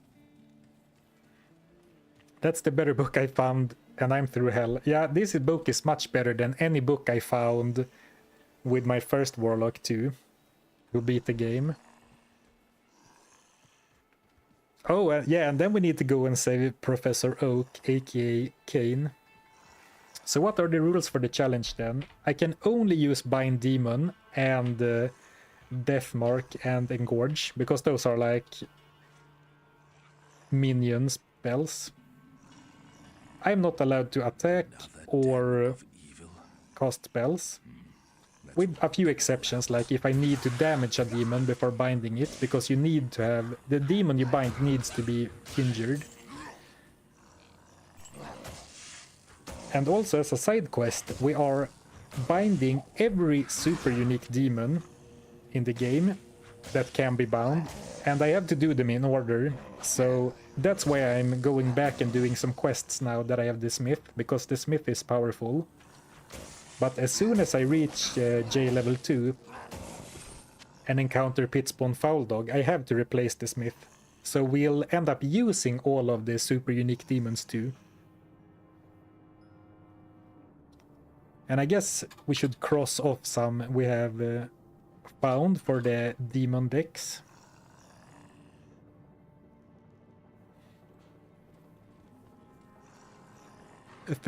Two and a half hours still in Act 1. That's more like it. More like a Zarfen stream. But we are in the barracks, so we're just backtracking a little bit right now to get the free skill point from the first quest. E.g. Corpse Fire now. So we would be required to get Corpse Fire if Corpse Fire was a demon. But what I have down here in the corner is a list in order of the demons you will find in this act. But Corpse Fire isn't a demon. And Three-Head Wood Fist isn't a demon, etc. So it's not all super uniques, it's only all super unique demons.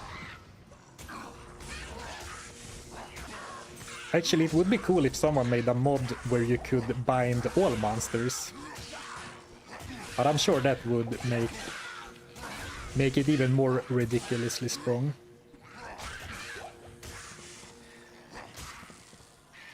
Oh yeah, good point. This is also a high time or prime time to get some more levels, because I'm quite low level and I really do benefit from levels.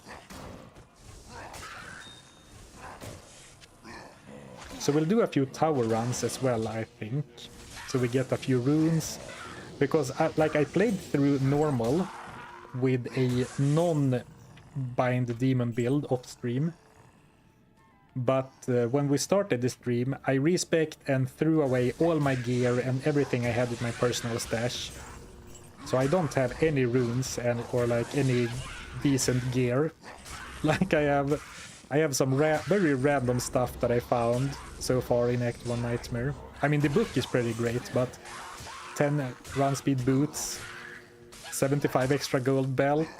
We could definitely do with some upgrades. Like a 2-suckered helm with Orton Soul. Oh, okay. And we don't have the Soul rune either, so...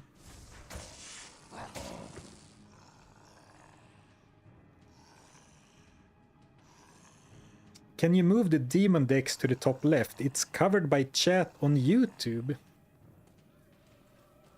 Is the chat taking up part of this screen space?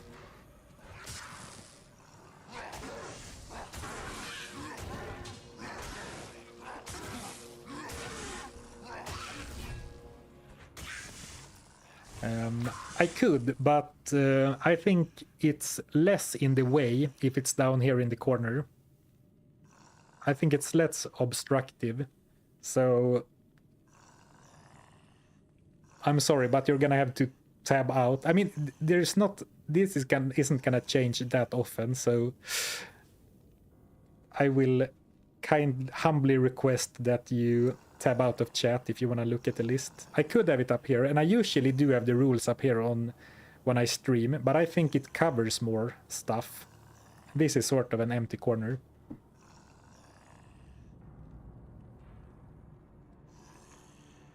All right. But now I lost my chat. Oh, here we go.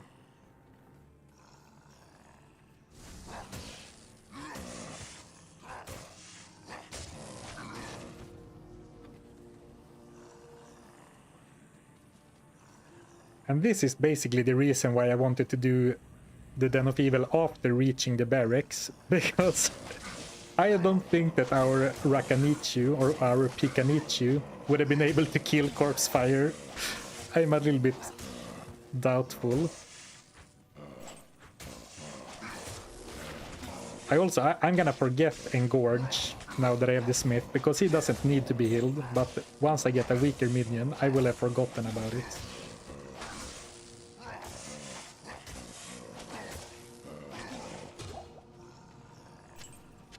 But you know, it's also very clear that, to me, now that we're using the Smith, that forcing ourselves to use different demons all the time is actually great for the challenge.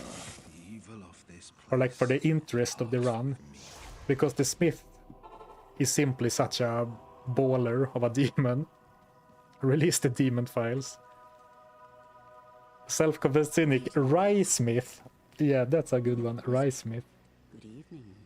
So we do have a reset, and I could reset to reallocate some Demonic Mastery into Blood Oath. But I will hold off for now. Oh, actually, yeah, that's right. I'm only level 33, so I'm or 32. So I can't actually put more points into Bind Demon right now. So it's either Engorge, 1 more % attack speed, 1 more heal, 2 more lifesteal. Oh, each level in Engorge actually doesn't do much. Same with each level in Deathmark, it doesn't do that much. I mean, it increases the duration, but I think more Blood Oath sounds good. When we can't spend points in the Bind Demon. Oh, actually, we should also always check what we get from the super unique monsters. If you consume the Smith, you get physical damage received reduced by 20%. Super strong. 60% enhanced damage. Very nice. Though that should be additive with other enhanced damage. So 60 is not huge later in the game. And level 15 Holy Fire Aura when equipped. So very nice, very fun, very unique and strong consume bonus, but it only lasts for 60 seconds, so you really need a high level consume to even consider that, I think.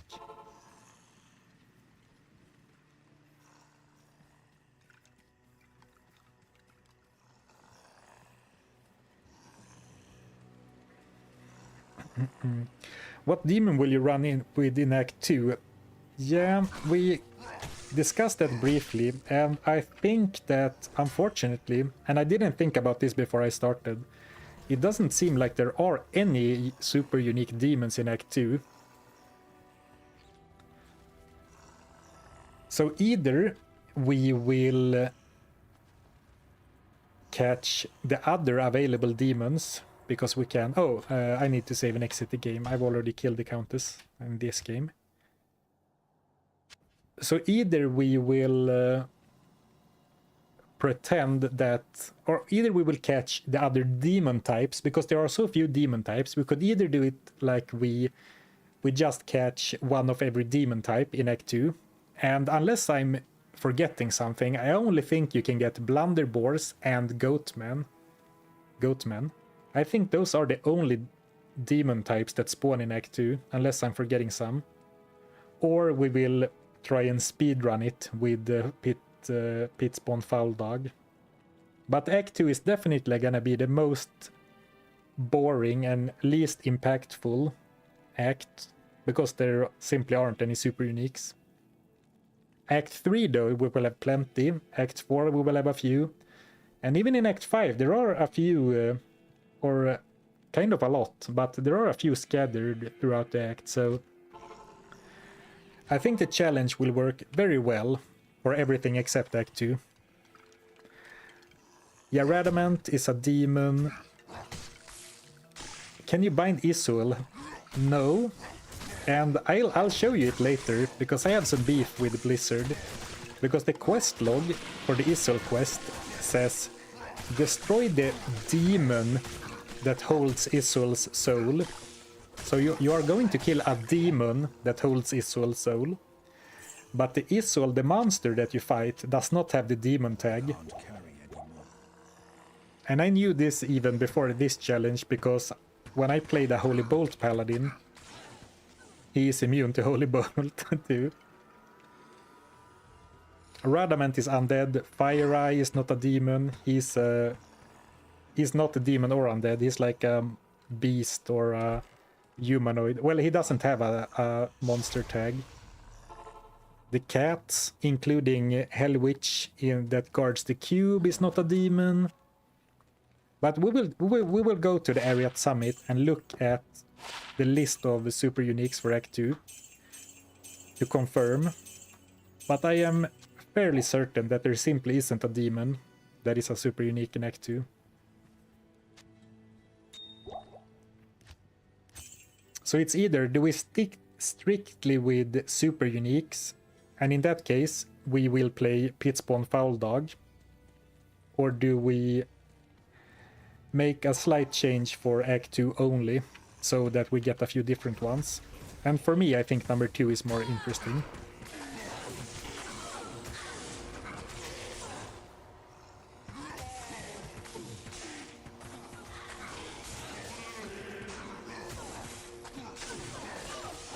I mean, Rakanishi would be dead in this fight. Cursed Elite Archer pack. He wouldn't stand a chance. Still no 2-socketed helm, except this one. But I need a helm base for lore. Or I want a helm base for lore at some point.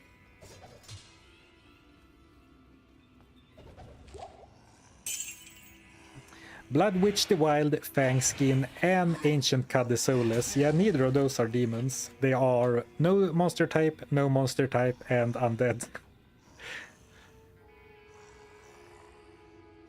Oh, self-confessed cynic.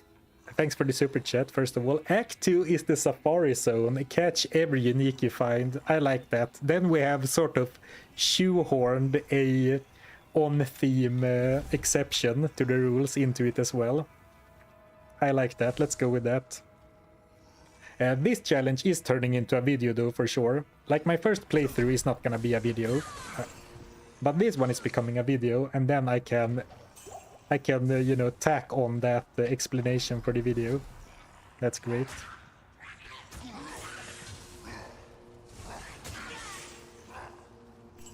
What has been the hardest challenge so far? The hardest to play, maybe the crafting only run. No, actually, the spin the wheel challenge. And that was never a edited video. It was a stream and then a supercut. But if you consider, like... So that was the most difficult run. But I did die a few times. Whereas with the crafted only run, I did it in hardcore. So I think that was more difficult in another sense.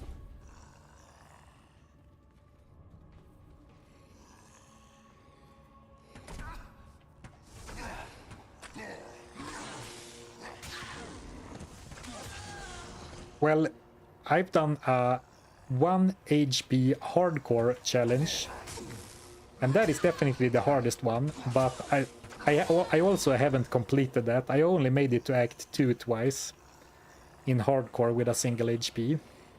So that's the hardest one, I guess, but the hardest ones I've completed is the Spin the Wheel challenge and hardcore crafting only with a barbarian. So now that I put my now that I put my 4th point into Bind Demon and then +1 to demon skills, look at the tooltip. all of a sudden it says bound demons gain extra strong. So from now on, any bound demon will get extra strong as a stat modifier for free. Now the smith is already always extra strong, so he wouldn't get double extra strong.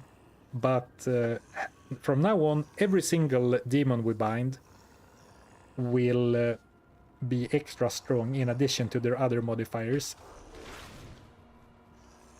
That's very nice. And every 5 levels up until level 20, you get a new bonus stat like that.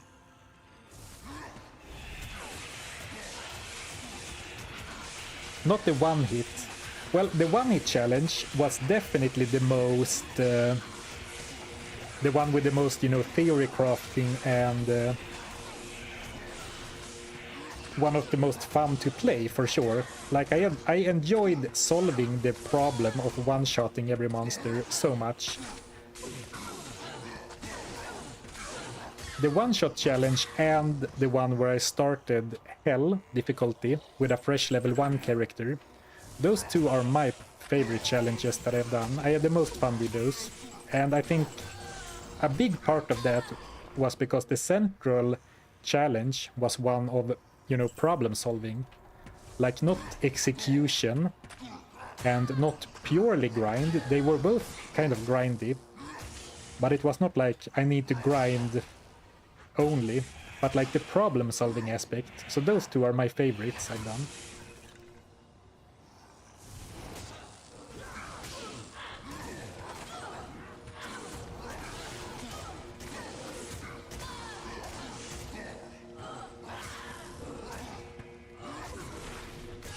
He's clubbering. Well, he's not one-shotting or even two-shotting the starters, but I mean, he's not taking much damage either. I have had to heal him a couple of times, but...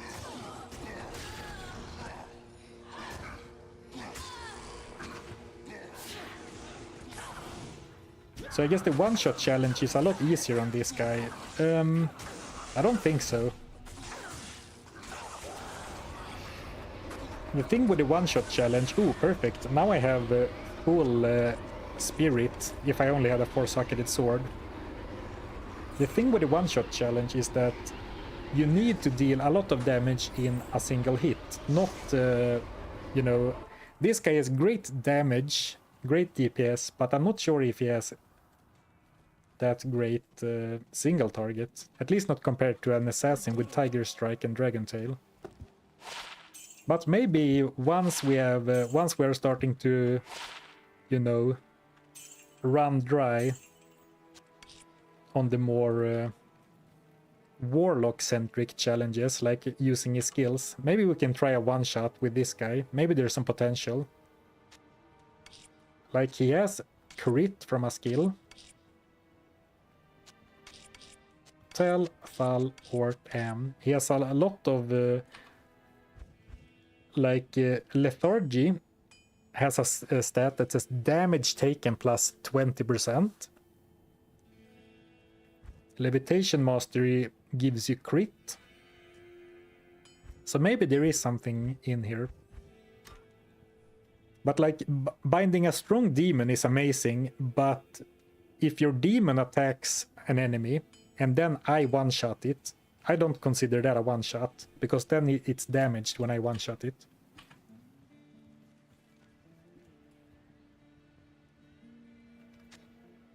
The demon really takes off in Hell. Yeah, I mean, the demon is crazy, but speaking purely from a one-shot perspective, like my Blunderbore elite soloed some act bosses in Hell, but he did not one-shot them.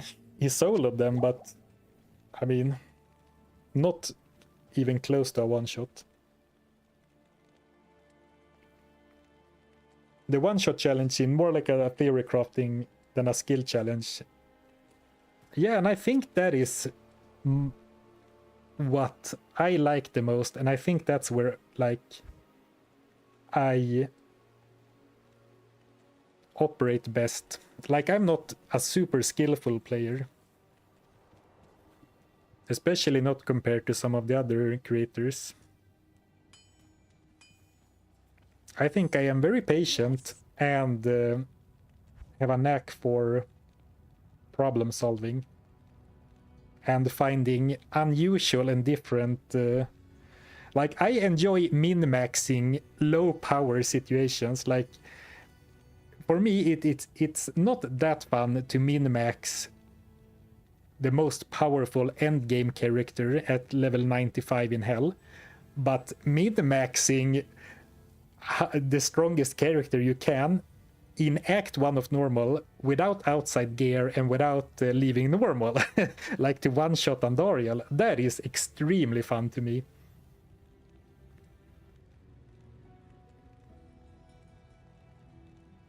I probably don't need to be looking. No. Have I really not found a single amulet, or have I sold them because they were bad? Love your videos, dude. Thank you. Happy you are doing it. Are you not wearing an amulet? I just thought the same, KR. So it's more like maxing the minimum. Yeah, exactly.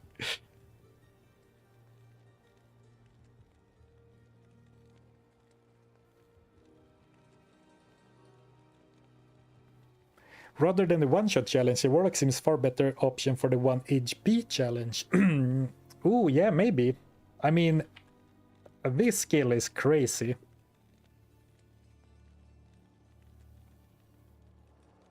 Yeah, working with what you got on one hand and not with a plus 10-year item collection on all characters. Yeah, it's so fun to me. Instead of, you know, having a bunch of strong items in your stash, I enjoy walking up to Guide, opening like the wiki or a calculator on the other screen and like, what is the best, you know, great axe you can buy at level 34 in Nightmare from Guide. Okay, let's gamble one amulet. It's very expensive. Actually, that was a mistake probably. 9 to strength. As I did it, I was like, no, I was saving up gold to buy a dagger.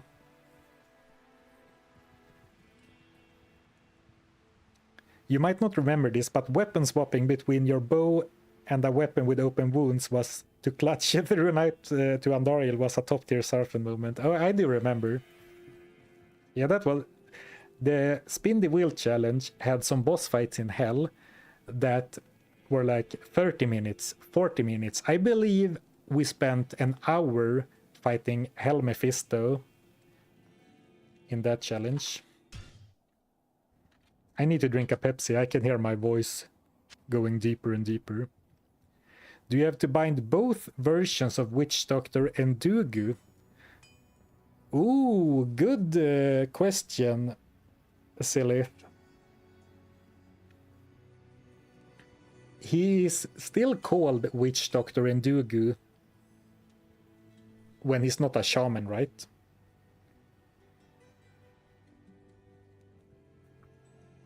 So I would say probably no. But it's an interesting question. I have not thought about that.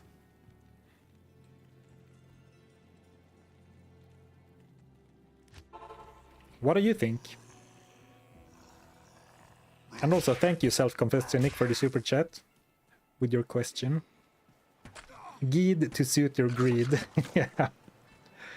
There's a reason that Guide is like a soft mascot for the channel. Like I have the Guide emoticons, and when someone subscribes or gifts a sub, Guide shows up on the screen.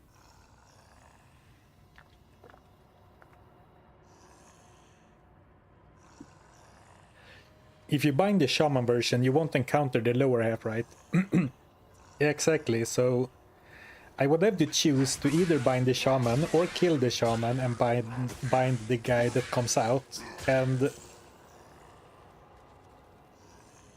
my gut reaction is that I should bind the shaman and ignore the little guy.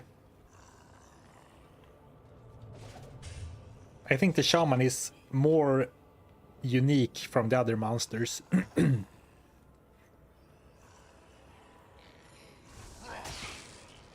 Because otherwise, if I get the shaman and then I immediately go back to the player dungeon and grab the smaller version, I'm never gonna use Endugu. Actually, I have a suggestion. How about we do it like this? I bind one of them in Nightmare, and then in Hell I have to go for the other one. So if I do the shaman in Nightmare, I have to go for the other half in Hell.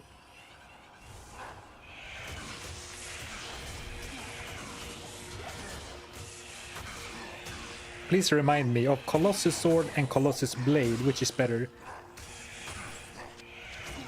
I don't know, but just because I know that back in the day, a cruel Colossus Blade of Quickness used to be one of the best items, I'm gonna say Colossus Blade. But I think that a Colossus Blade is only 4 slots, right? So that has a max sockets of 4, whereas a Colossus Sword is 8 slots. So if you wanna do some 5 or 6 rune words, not 4 sockets, then you need a Colossus Sword. But take everything I just said with a big grain of salt.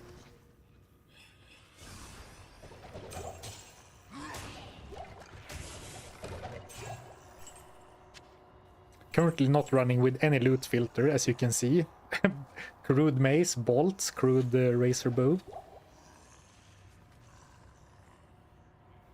Both take 8 slots, but one gets 5 sockets. Alright. Good thing I said... take everything I just said with a grain of salt.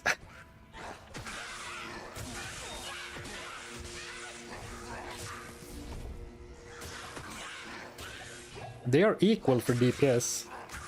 Okay, so why were people only going for CCBQ back in the day? Cruel Colossus Blade of Quickness. Or were people also doing Cruel Colossus Swords of Quickness, but the Colossus Blade is what stuck as a folk tale? Oh, different base speeds.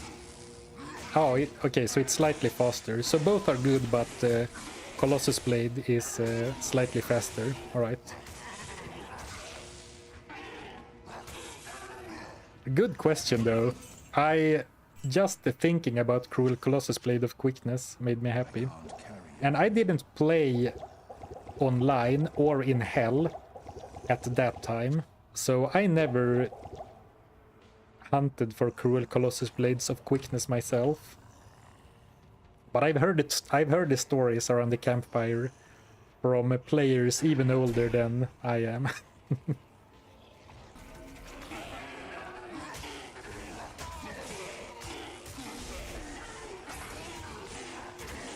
Alright, I don't want to spend too much time grinding the tower, but a couple more runs, I think. So we get a couple more levels and a few more runes, I think would behoove us. Especially since things might look pretty easy now with the smith, but we won't be able, once we start progressing again, we won't be able to use the smith for long. Amulet on floor. Okay, so I guess that answers my question if I simply ignored amulets before, or if I really hadn't found any.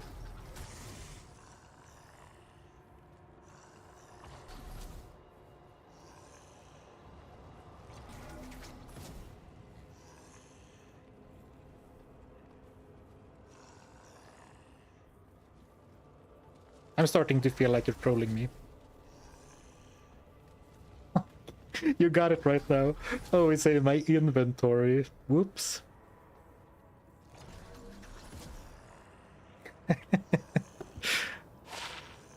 Oh well.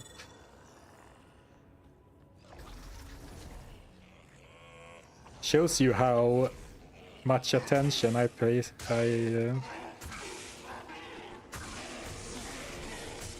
I pay sometimes.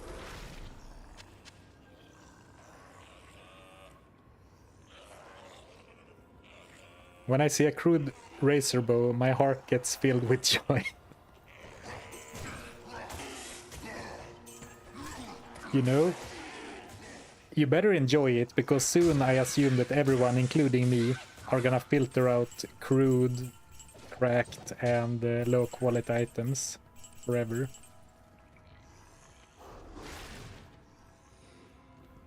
And here's something neat. You can't teleport with blade warp through walls, but you can send your demon in through walls.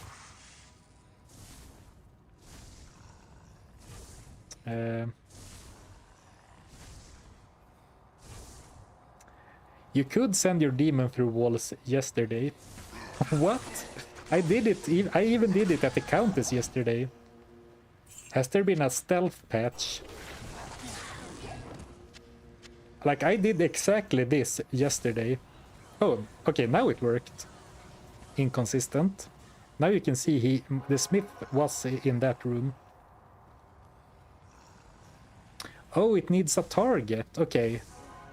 So now I randomly targeted someone then. But he doesn't need a target if I target the ground.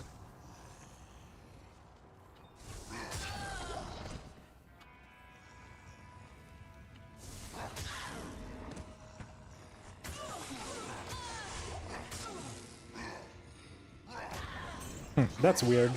Oh well. I have noticed that some Warlock skills are a little bit janky with targeting. Like, sometimes he does the animation but nothing happens.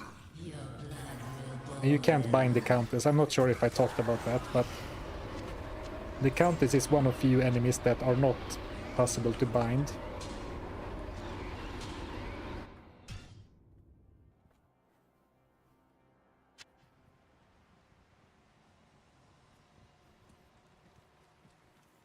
And I guess we should save Deckard Cain too.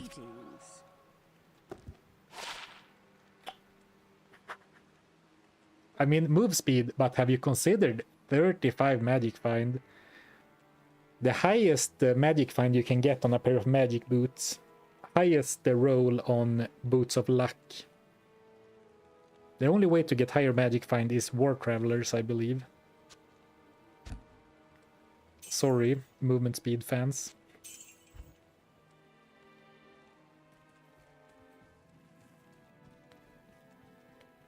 Yep, Goblin gear.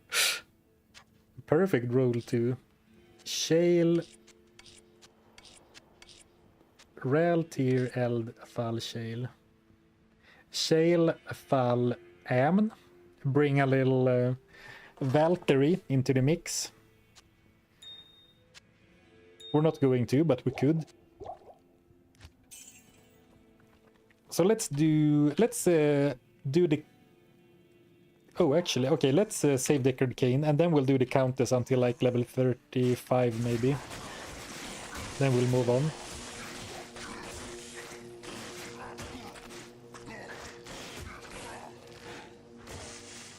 Experience is kind of... Okay, that was actually kind of good. I was gonna say experience is pretty bad, but that was pretty good. Why don't you use the gem and rune tabs? Because I have gems and runes in those tabs for my last playthrough, and I do all my challenges or all my runs for videos solo self-found, so I don't want to use stuff from that tab. And I guess what I could have done is to clear the stash tab out before I started today, but I didn't. So that's why. So I'm gonna use this tab, and I guess I can use like page 2 or page 5 of the shared stash too. But this is off limits for this character. And also this gold.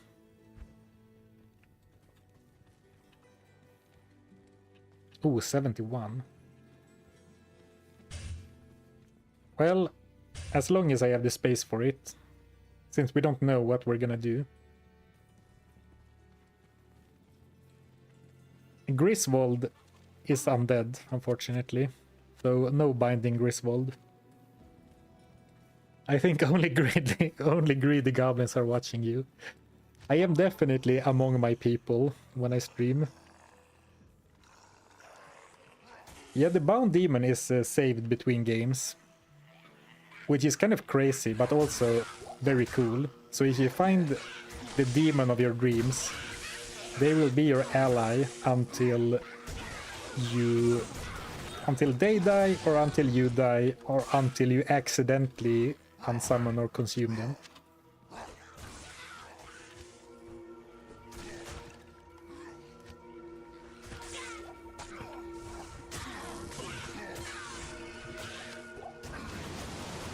So they work like Iron Golem, which is kind of crazy, but it's also fun. Like, similarly to Iron Golem, it's cool that you can invest a strong item and then have it for as long as you can keep it alive.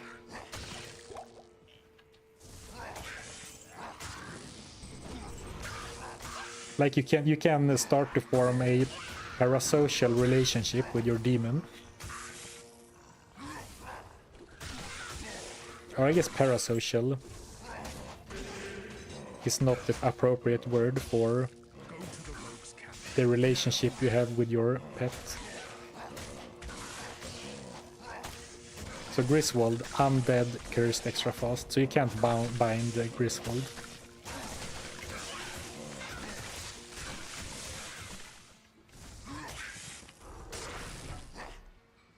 Ooh, superior partisan. Well, actually, I'm thinking like this could be an inside base if it has 4 sockets.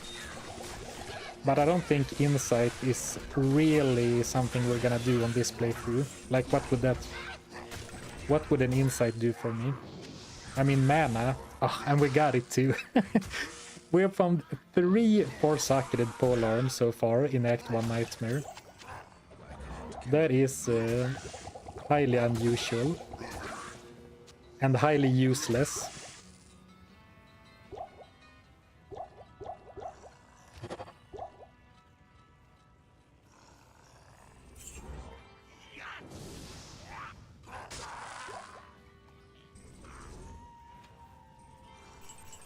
Trying to see if there are any more elites. Oh, here we go. Goatman. Yeah, exactly. Spirit would be much better, and I even have the runes for Spirit. So 3 4-socketed polearms, no 4-socketed swords. RNG do be RNG.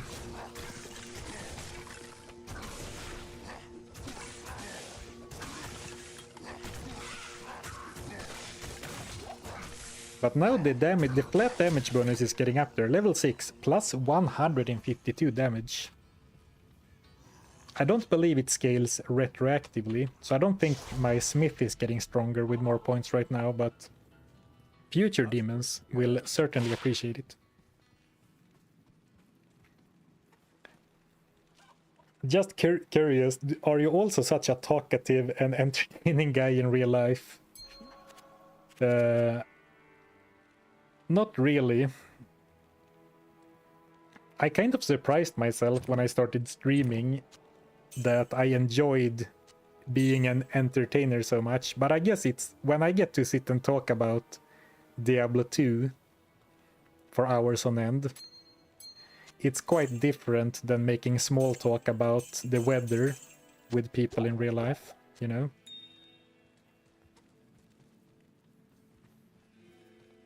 I think someone's snapshot, which makes skill shrines OP. I think it works like that too. I'm gonna once again say something that I'm not actually 100% sure about, so take it with a grain of salt. But for the Necromancer, I believe that the level of your race skeleton snapshots, well, if you when you lose the skill shrine, you can lose a skeleton because you get you know, the max number of skeletons with level of race skeleton, but I don't believe that skeleton mastery snapshots. I think that is dynamic, but I'm, you know, take it with a grain of salt. I don't know. Okay, 1 or 2 more Countess runs. Or maybe just the one. We'll see. Yeah, the limit goes down, but the skeletons you keep are more powerful.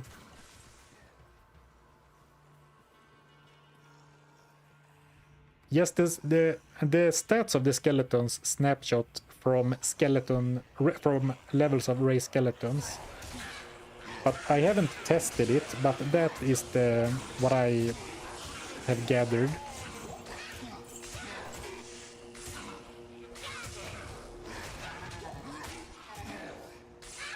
From reading guides and stuff, watching videos.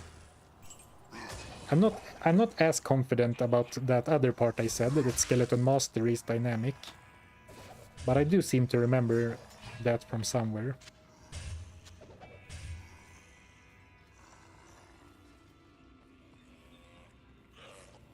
Yeah, and for example, yeah, with this guy, it definitely snapshots, because if you get your... Like, if I had a level 3 Bind Demon, and I got it up to level 5 to unlock the extra strong bonus, and bound a demon, they would keep extra strong even after the skill shrine goes away.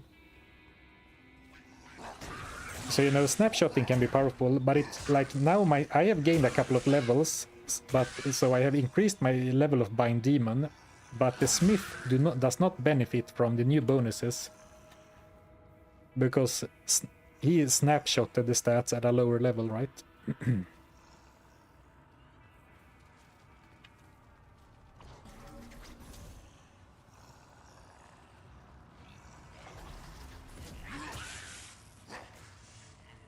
Let's only worry about elites.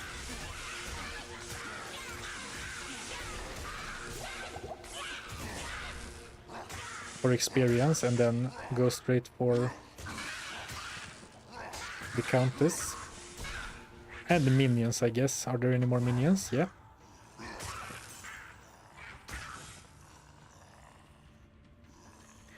This is such an annoying map to not have an actual teleport. Would save so much walking if I could teleport through the wall. Have you tried binding a player's 8 demon? No. I wouldn't think that you get player's 8 demon stats. But I don't know. I haven't tested, I haven't watched any video. My gut feel is that you don't get to keep the player's 8 stats on your bound demon, but I don't know. I have not tested it. Seems like that would be kind of OP.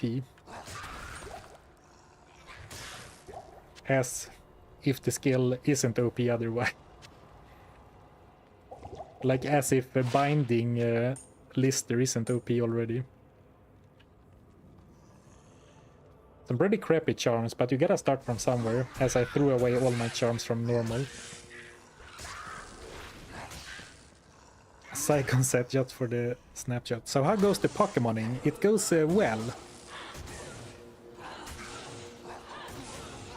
How do you get gold in D2? I'm level 15 and I have like 5k. Wands, scepters, staffs or staves. Magic and rare armors sell for okay amounts of money. And I guess now also knives as daggers. Anything that has plus skills on them. With the exception of low-level class-specific items. Rings, amulet, charms, and actually at the early game, throwing knives, as long as they are not ethereal, throwing knives will always sell for 720 gold. And that can be a nice little early game cash injection.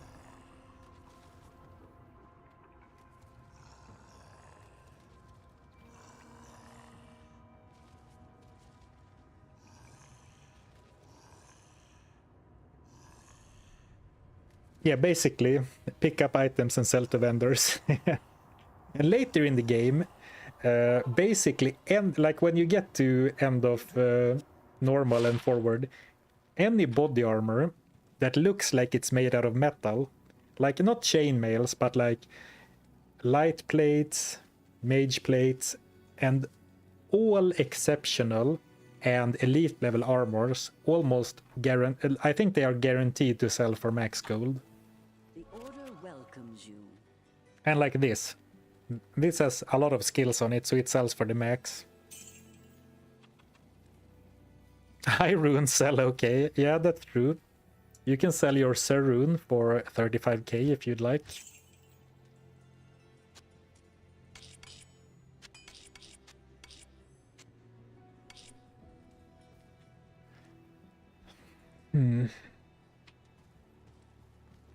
I said I was gonna go until level 35, but I think I wanna continue right now. Do you think we should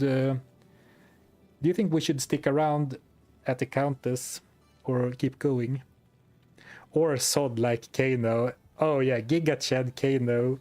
When he found a sod rune on a speedrun and sold it, that was amazing. True Giga Chad moment. Also, holy crap. Lots of viewers. Damn. The new DLC has been good for live streaming numbers. One more Countess. Okay, one more run. Just one more run, guys. Just one more, then we'll move on.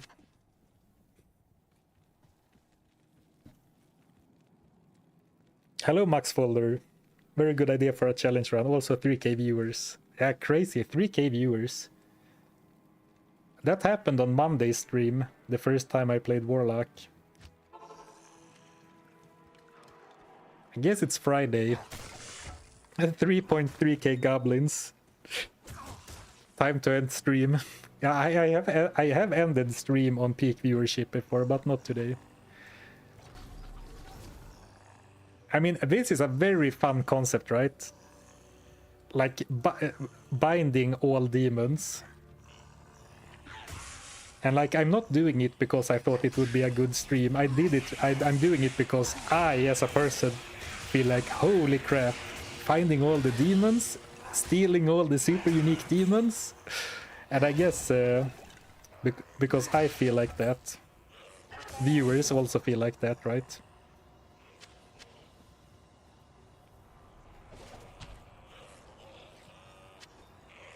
Okay, so final Countess run.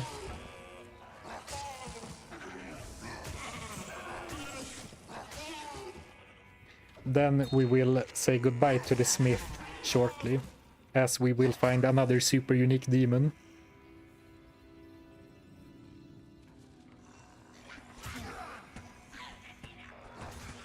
Ooh, I'm a little bit too aggressive. Okay, I saved myself with the Spectra Blade Warp.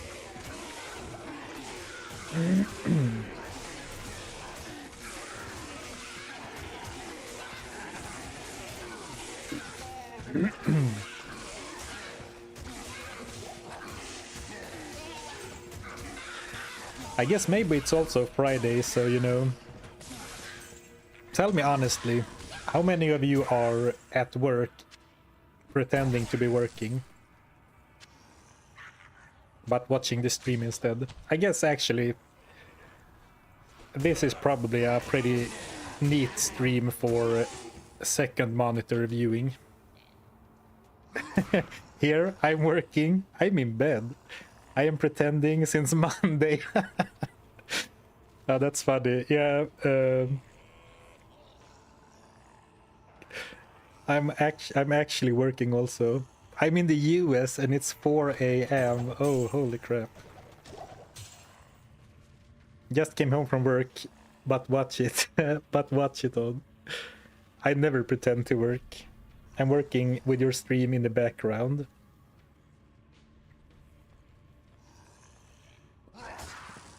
A shout out to all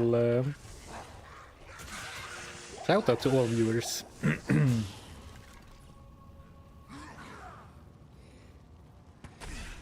I did it this whole week.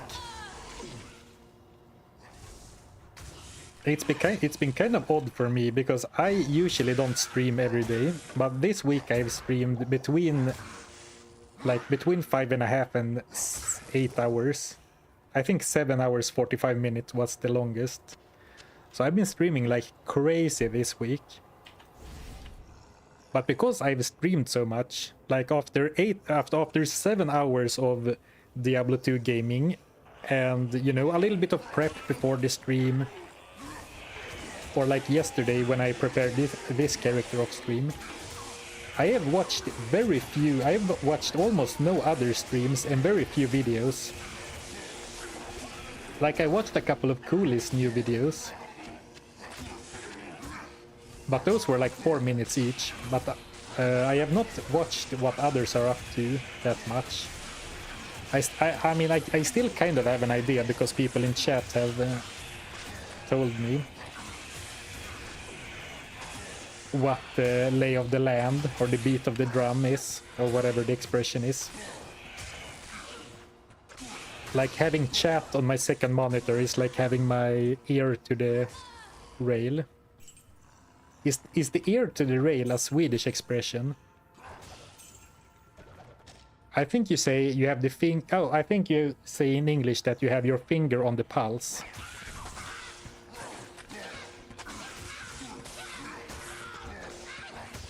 Ear to the ground. Oh, ear to the ground. Yeah, in Sweden we say ear to the rail, and with as in railway. Rail.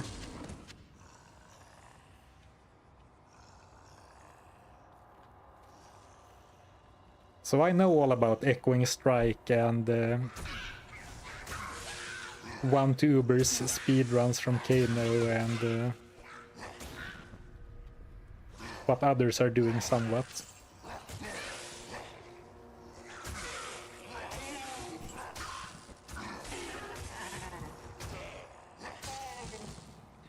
The streaming every day has been super fun, but it is a bit weird, man.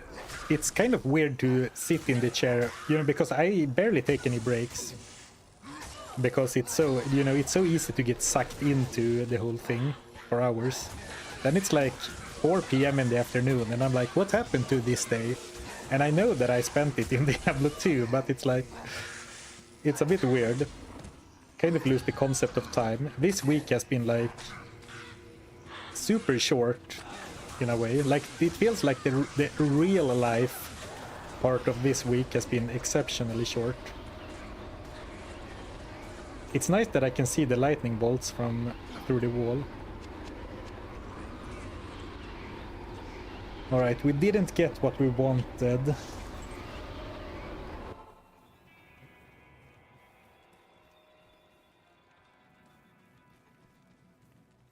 Yes?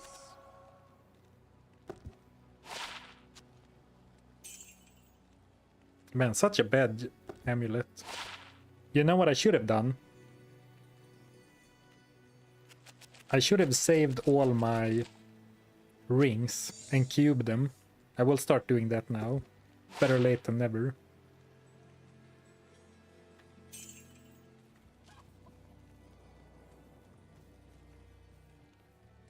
Are we expecting nerfs today, or are we gonna do that later? I assume the reason why they launched it and then waited a week for ladder reset was to have the ability to do changes. And like there are a few things that seem a little bit glitchy or buggy right now that I assume they would fix before the ladder. But as I'm usually not joining the ladder reset, I don't know how they usually do it. Do they announce the changes beforehand, or do they announce it as they release it? Like if we were to get some changes, would they have announced it already, or would they announce it as the ladder resets?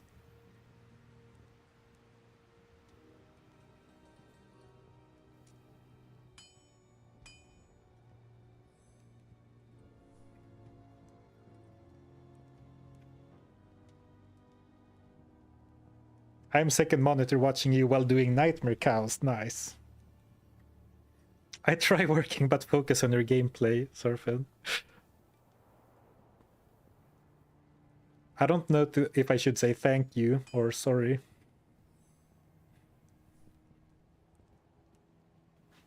I'm in the dark on D2. I've only played for a couple of weeks. I mean, I played Diablo 2 for so long, but the fact that I have been able to experience a microscopic version of that, of the joy of playing it for the first time, has been amazing. You know, playing a new class without knowing anything about it beforehand, I was very careful to not quote-unquote spoil the new class or the new items for myself. So like, during my first playthrough, when we found one of the new unique rings, that was such a cool feeling for someone who has basically only played Diablo 2 for years.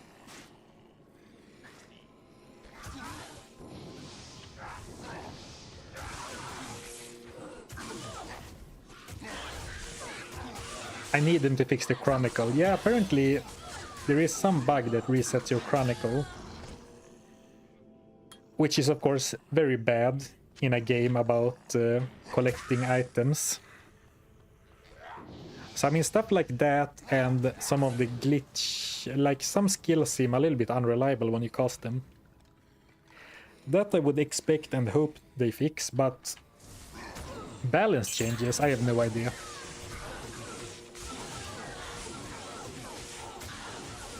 Thank you, the great Skernado, for the super chat. Never enough Countess runs, never enough time. Just one more run. The Countess is so weird too, because unlike Mephisto farming or Andariel farming, you almost always get a small payout, but you never hit a jackpot. Well, you can hit a jackpot, at least in hell.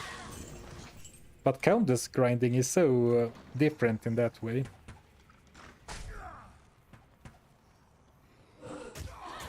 So it's very easy to trick yourself, like, I'm gonna get the rune soon, because you always get a rune, more or less.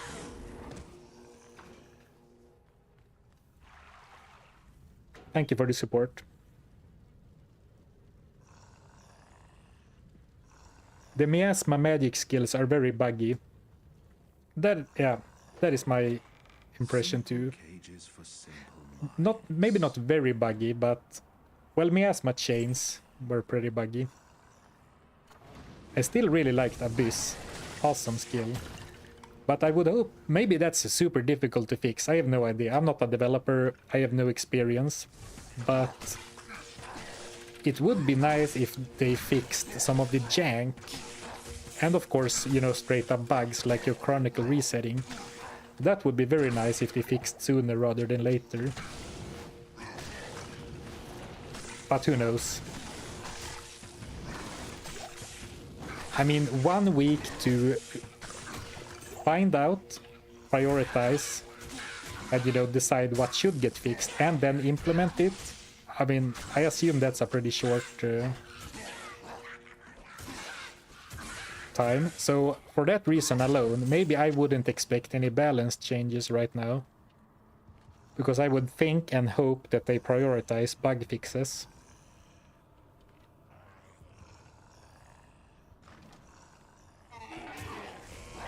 There is a short 10-minute video from Chris Wilson on the WL development and what he thinks might have transpired behind the scenes. Very informative.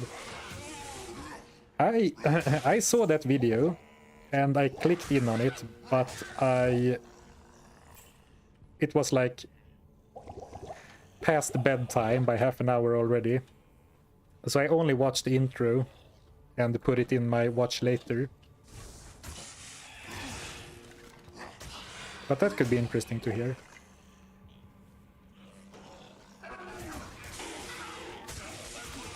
Do you like to eat herring? I bought some. I mean, it's fine. I'm not a huge fish guy myself.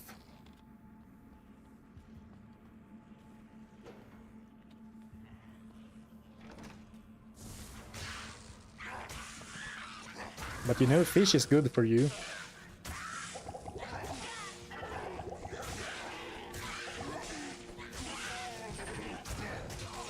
I'm not a huge fish guy, I'm actually a human. Oh, here we go, Pitspawn Foul Dog. I didn't even realize where we were at. Okay, so we need to do it properly. Time to say goodbye to the smith. And actually, someone said I should consume him. The thing is, I need to damage pit spawn though. But if I consume him, I will get a level 15 Holy Fire Aura. And I should be able to ping pit spawn with that, right? Pickled herring or surströmming? Nah, man. Not for me. You have to find another Swede. I've eaten surströmming 3 times. Oh, horrible. Why did you eat it 3 times if you found it horrible? That's more than I have eaten it. Aura kills pit spawn instantly. I don't think an unsynergized level 15 aura is gonna one-shot him. We are in Nightmare after all. So I don't think a level 15 unsynergized Holy Fire Aura is gonna one-shot him. But if I'm wrong, I'll have to figure it out. Oh, look, it works. We have the aura now. Ooh, actually, I might die. I did not consider that, you know. It'll be a dangerous fight.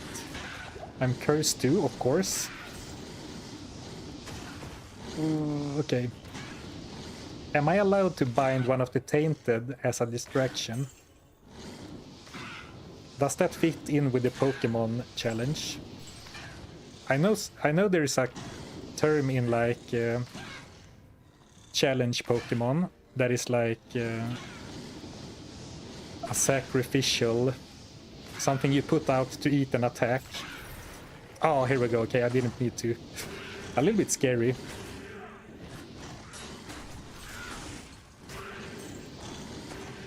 So, Pitspawn Foul Dog, Cursed, Cold Enchanted, Mana Burn, and then Extra Strong. Extra Strong comes from Bind Demon level 5+. So Mana Burn, not a very good one, but Cold Enchanted could be decent, and Cursed is of course great. The problem with a Tainted is that when he shoots lightning bolts, that does not get the damage bonus from Bind Demon. So you really want him to attack in melee. Of course, I do have Death Mark to make sure that happens. But if I put him here, like, okay, now he ran up and attacked, but if he shoots lightning, you saw that does abysmal damage. But oh, then he one-shots them when he bites them. So I guess I should spam him close. And of course also, Amplify Damage also boosts physical damage only, not lightning damage from his lightning balls. So it's, you know, even doubly so, even doubly the case. If you even can say like that, doubly the case. So now we have actually bound, we have completed, we have catched all the demons we can in Act 1. We still have to find fight Andariel for the Pokédex entry. But there are no more demons that you can bind. Ooh, Broadsword, 4-1. There are no more demons that you can steal. I was yapping about something else that I actually forgot that we were at the J level 2. So it was lucky that we randomly stumbled upon him.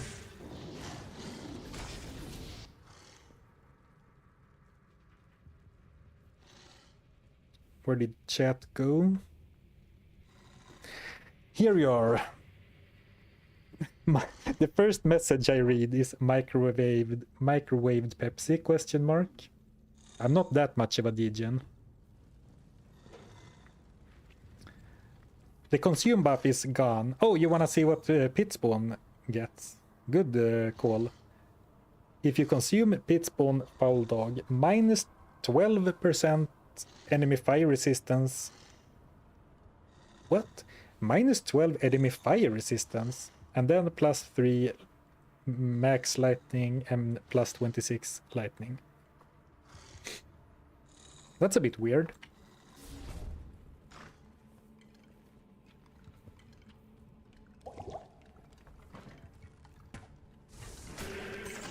Alright, let's go for Andariel.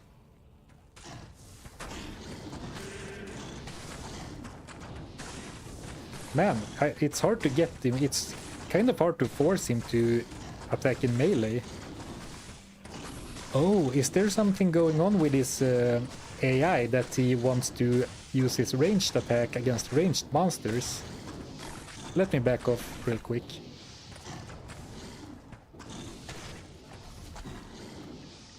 I need to heal him too, so... Okay. Oh! I can already tell that I'll be your best friend. It seems to me like he's forsaken programmed to use ranged attacks against ranged monsters. And I mean, actually, the lightning is okay, but it's terrible compared to his melee attack. But even if I put him on, like on top of enemies, he runs away to shoot the ranged attack instead. And that is quite bad. Oh, thank you so much, Max Folder, for the 5 gifted memberships. I appreciate the support. Thank you, thank you. Like, I can't force him to attack in melee. I mean, I know that they like to use the ranged attack sometimes, but it seems like he's like hard-coded. Okay, actually, there he did a melee attack, so who knows. Since you're stealing demons, which one stole your heart? I have to say Blight Maggot the Slayer, he stole my heart. I was planning, on my last playthrough, I was planning on using more demons at the end of Hell. But I formed a special connection with the Blight Demon. Or Blight Maggot Slayer. Man, this is so weird to me. I literally can't force him to.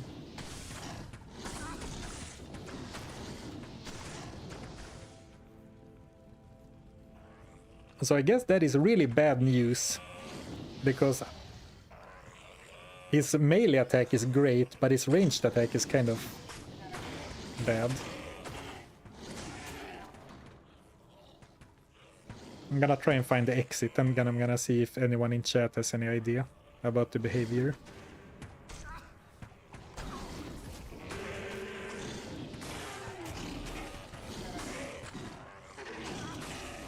Like, these guys... Actually, does he simply not like to... Oh no... Does it... I can't even speak anymore, I'm so flustered by my stupid demon. Is he not gonna attack in melee at all anymore? Might want to rethink which version of Endugo to bind. Oh man, that is unfortunate. Oh, I thought the regular ones perform melee until they are wounded. Okay, so now he looks like he's healed.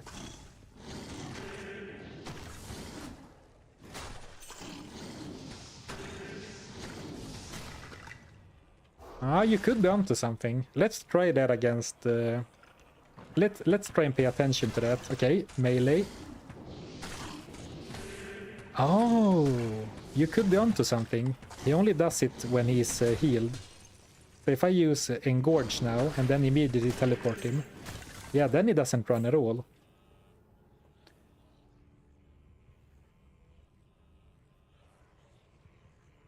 So that could be it. They use melee until they are wounded enough, but in that case the range threshold seems to be really low.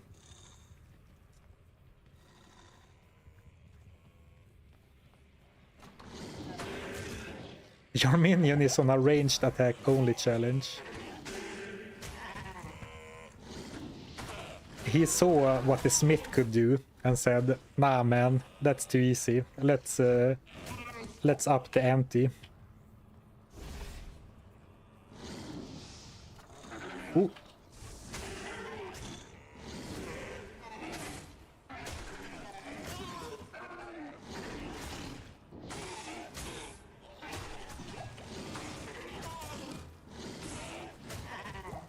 Strange.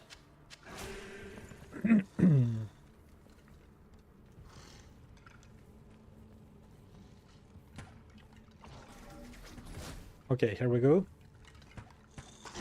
And in the monastery, at least it still curses. I mean, yeah, at least it still curses, but the ranged attack does not benefit from amplified damage.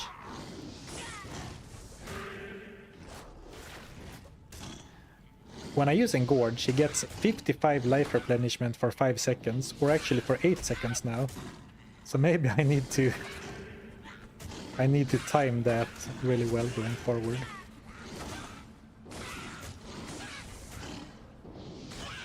Man, this is rough.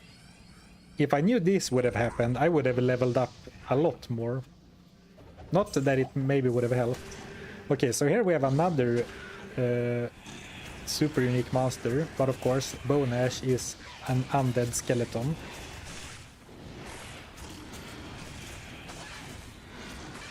Yeah, now he doesn't seem to be able to melee Bone Ash. But if I drink from the well... that seems very janky. At least it seems like he's very consistently targeting the highest, you know, the highest rarity monster. Like, it seemed to me like he was deliberately targeting Bone Ash, even though there were other weaker enemies between him and Bone Ash. I retreated to get some easy enemies so I can heal him up, because he almost died.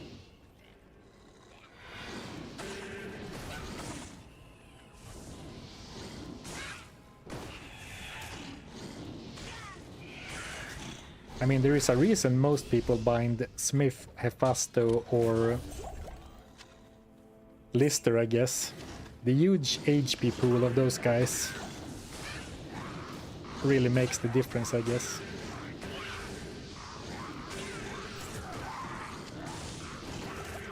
I guess I shouldn't be that surprised, because from my own experience too, like when you fight Hitspawn Foul Dog, or the lightning dogs in general, they do seem to prefer ranged combat a lot of the time. But I really thought I could force him into melee by teleporting him. And you know, now it worked, but...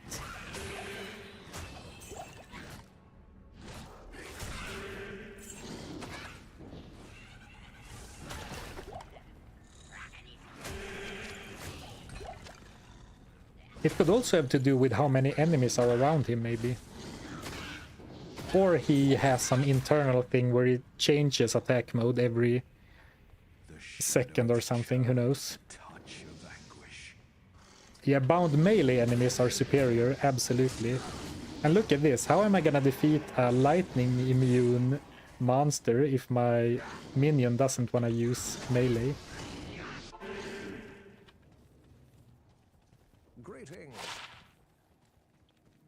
I guess in that case you would need to force one with conviction. Or get the aura. Oh, did I miss a compendium? Tier... ooh, I could make Edge, Tier, Tal, Amn. If I find a 3-socketed bow before a 4-socketed sword, we might make Edge to give our demon aura. The Thorns aura, not the aura as in, you know.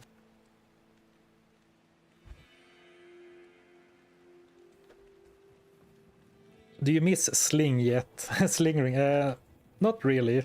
But I also don't... I only have 2 small charms, so I don't care that much about the tome space. I guess having quantity is annoying, but not a deal breaker yet.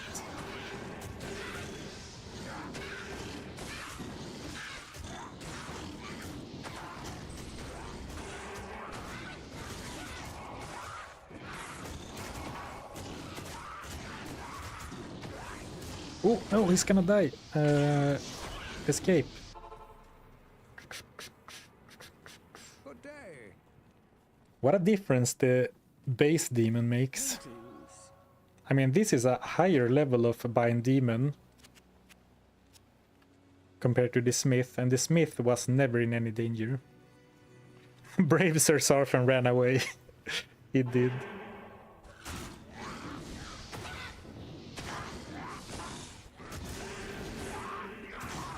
Yeah, I tried something there. I used Blade Warp.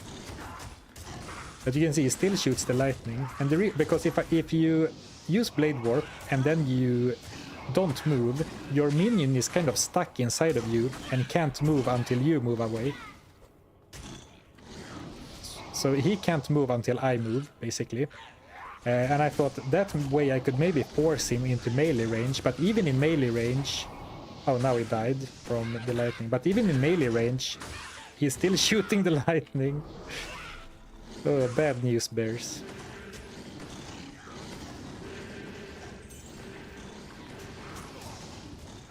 I guess I'm very happy that we decided that Act 2 should be the Safari Zone, where I catch all demons. Because there are so few demons in Act 2 in total, and I believe there is not a single super unique demon in the Act.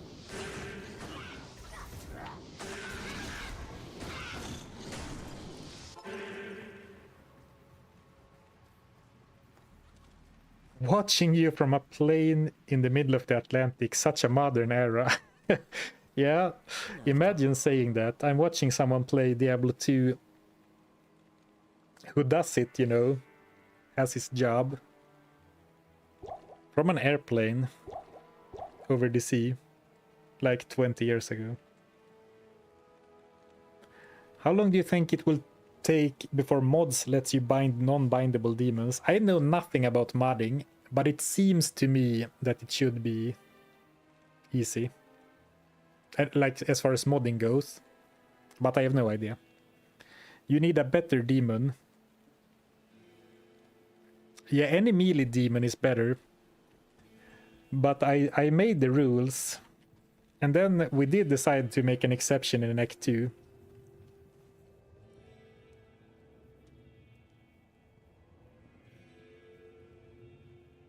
There is already a bind mod, alright, so I guess I was right in that that's not super difficult to do. But like when it does attack in melee, maybe I can solve it by going to town every 5 seconds to make him fully healed, if that is the problem. Though I'm not sure if that is the problem. We could also... I mean, it would help to get a better guy, because this one has mana burn as one of his stats, which is not that useful. If we gave him Conviction Aura, would help. Well, gave him. If we found one. And I'm not sure, but if it would have been fire enchanted or lightning enchanted,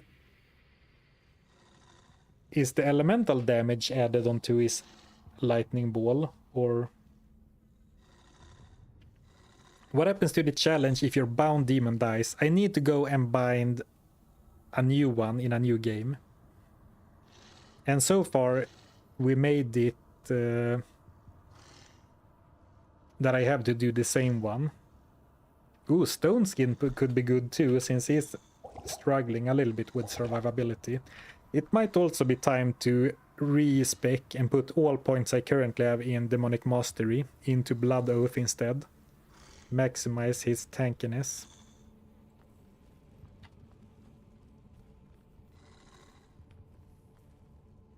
A new one in a new game? Are you completely mental? Well, like not restart in the challenge, but like save and exit and go and find a new one in another game with the same character, not start over. I'm not sure how to phrase that in another way, but like not reset the entire run, but reset the game, I mean. You see, when he does the melee attacks, he's a Giga Chad. Maybe we'll do some Andariel farming in the future. I am open to the idea. Who's that Pokemon? It's Pitspawn Foul Dog. It seems like a lot of effort, so it's probably not gonna happen, but that would be a fun bit for the video, to introduce all the new super unique demons, like the Pokemon show did it in the 90s.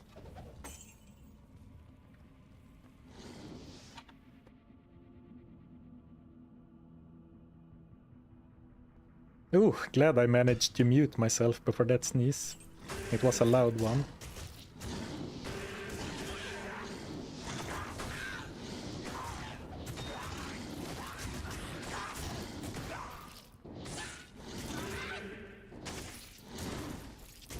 And actually, a edge bow would solve so many of the problems, because right now he's cornered and being attacked in melee, but he's not attacking.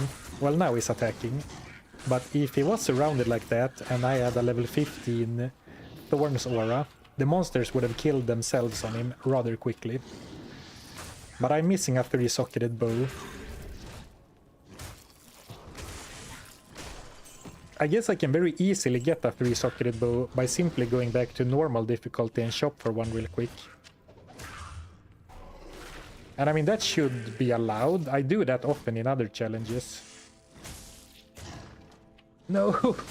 Okay, I was just gonna say, just one more hit, but then he started running away.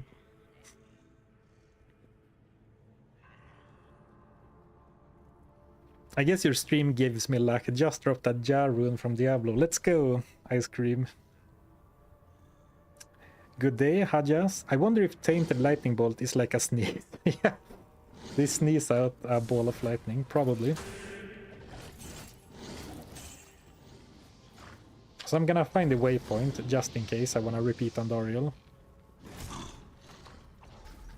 Unlikely that I want to repeat Andariel in Nightmare on this run, but you never know.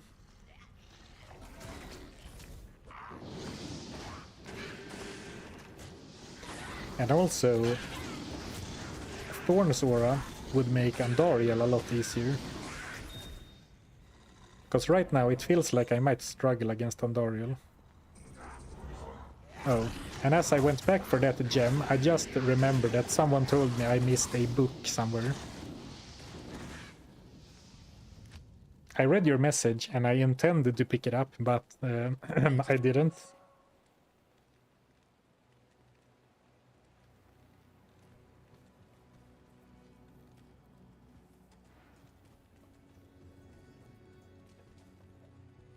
The Boazon and the Thorns damage from Edge carried me almost the entire way through level 30.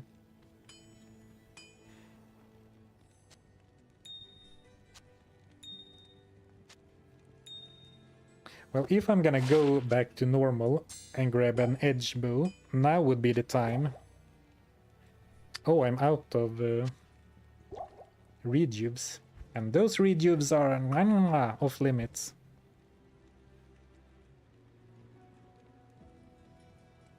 My collection of 4-socketed polearms that I found on this stream in Act 1 Nightmare, that I probably won't be able to put to good use at all.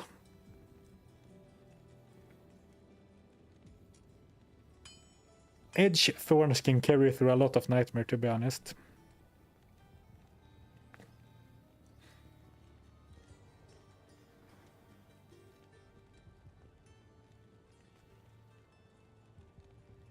Have you forgotten to put runes for challenges into personal yet?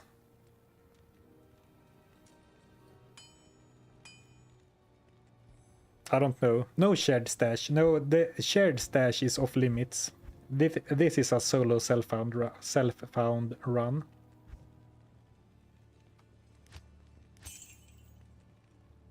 Okay, maybe let's go to... For some reason, I feel a strong aversion to going back to normal, but I don't know why. I think it is because we started in Nightmare. But it feels like I'm cheating if I go back to Nightmare, but I don't know why. Exactly, time to visit the Pokemart.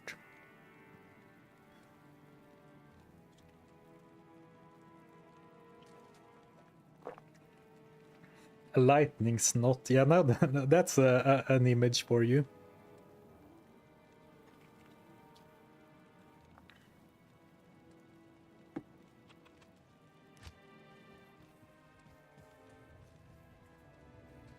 The most recent one I made, a Boazon that is using Ripbook and Clay Gloves. Nice. Kelpie's Strafe.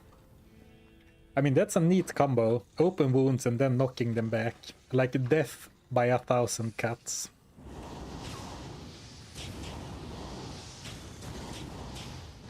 The like, I'm skipping enemies now because he is not great at fighting, but the problem with skipping so much is that I don't gain any more experience either. I guess I decided that we will try to fight Andariel like this.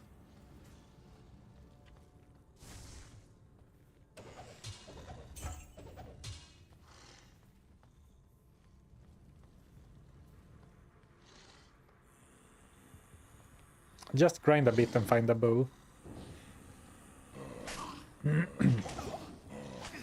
The problem is that this guy that I have right now is not very great for grinding. But yeah, it's not like a 3-socketed bow is super rare, so...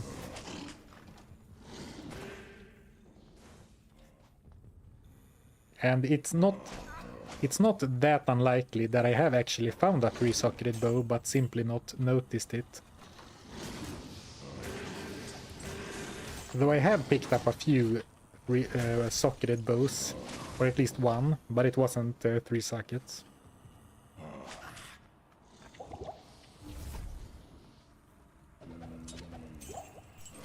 Ooh, damaged Chris.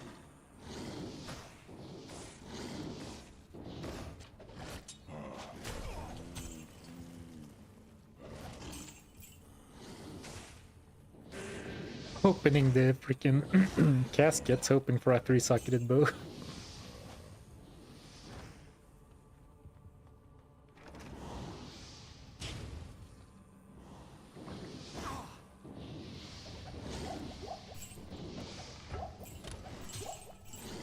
Oh, rancid gas potion. That could be a good potion to weaken enemies I have to fight. How long is this mask lasting? Oh, it only lost 1 durability ever since we used the Rakanishu. Feels like I've been getting a bit lucky with the helm durability, specifically. Like, I don't go into melee, but I do definitely get hit. Alright. The final demon, super unique demon of the act. Andariel.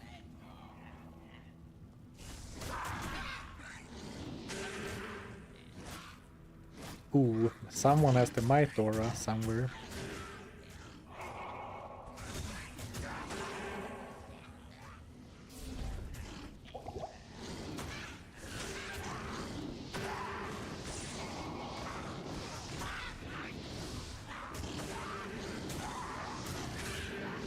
Man.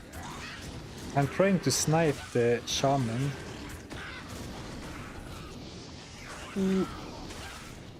Almost lost my dog. I mean, zombies are nasty, and sure, they are might enchanted.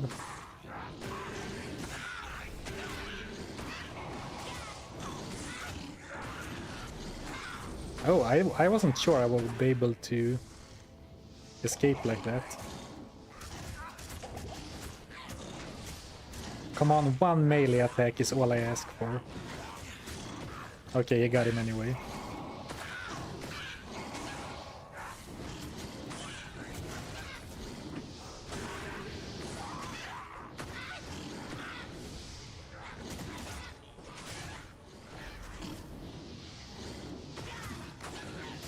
Trying my best to snipe the shaman.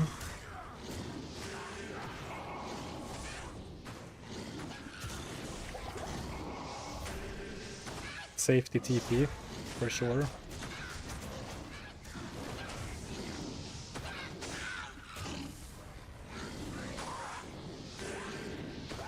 come on. I mean, the damage isn't terrible. It's just that it's very mediocre and single target. And that makes it very rough.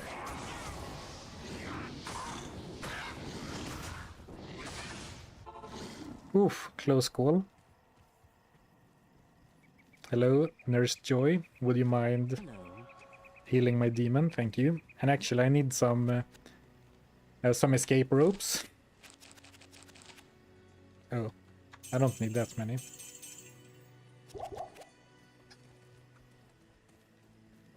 I wish there were... oh, what are they called? The item that makes it so you are immune to random encounters for a certain amount of steps.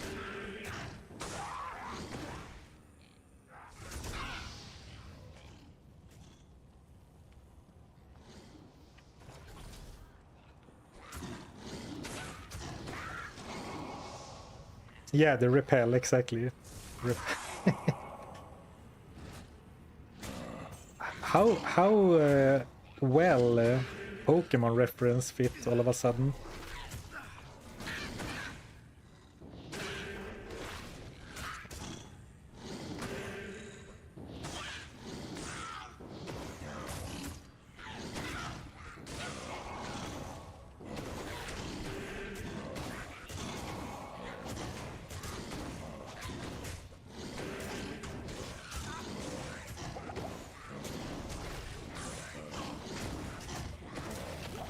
When he's cornered like that, at least he's attacking all the time instead of running. Even though he was, I'm pretty sure he was still only using the lightning ball attack.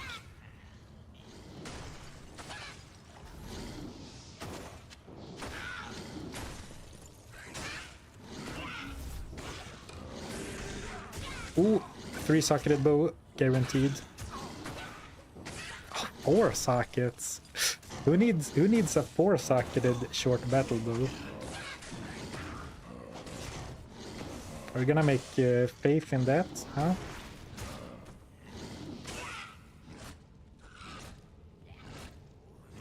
Come on, hit them already. Alright. I'm gonna try to lure Andariel towards us and then close the door behind. Because I don't want to fight more enemies than necessary. Though I think that that might be hard because all the small guys are also joining.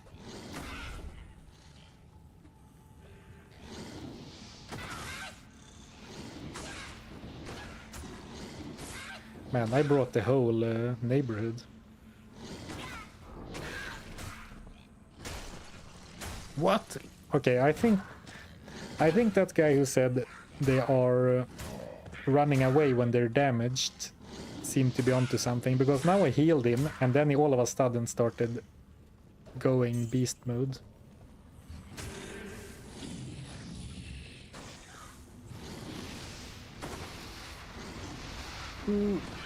No, I got poisoned, but now I'm gonna close the door. So at least we have some sort of... Well, he's dealing decent damage. And I can, you know, abuse Andariel's AI for days by doing like that. Sorry, Andariel.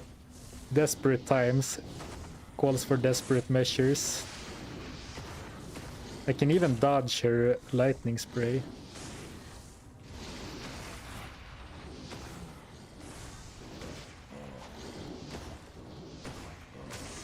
Oh, he meleeed once and then never again.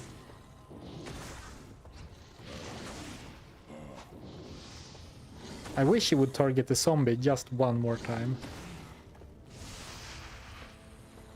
Ah, now they're coming after me. Okay, 2 more times.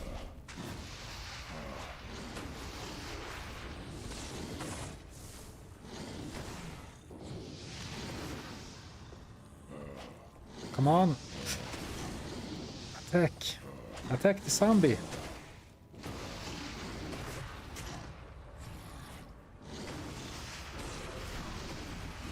Oh, he can't tank her damage. Is my guy poison immune?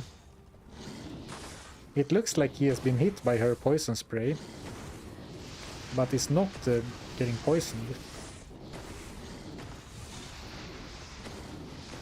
Like he's definitely, or maybe it's just a visual bug, because he's definitely taking damage.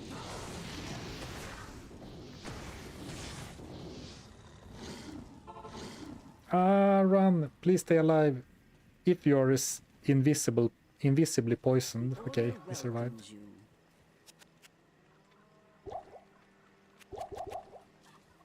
Alright, this fight seems fine, but...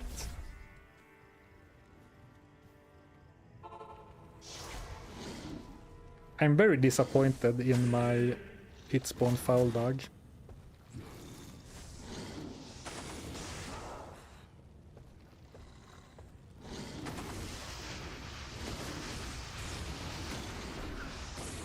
Now I got tagged.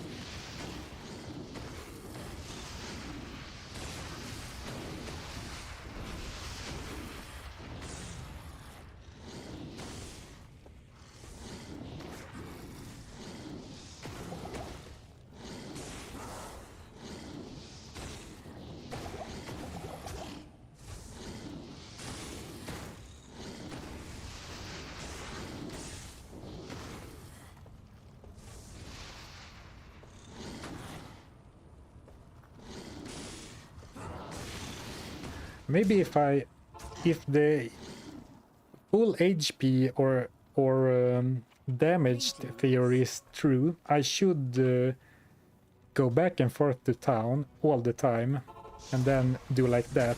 Oh yeah, and then he gets some melee attacks in.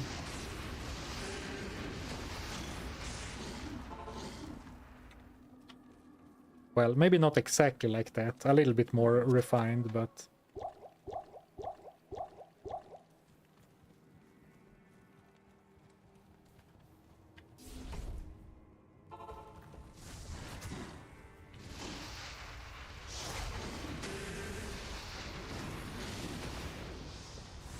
Well, the problem is he gets like one chance to attack.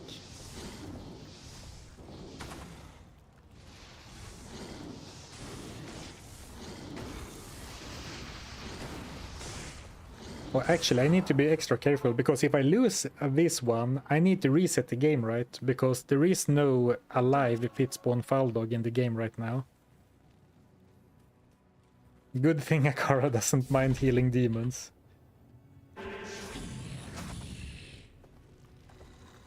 I know you're struggling with a demon invasion, but I really need your help. Can you heal my friend?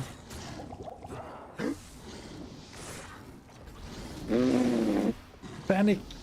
Picnic!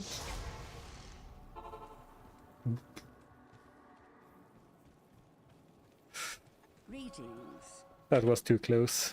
Too close for comfort.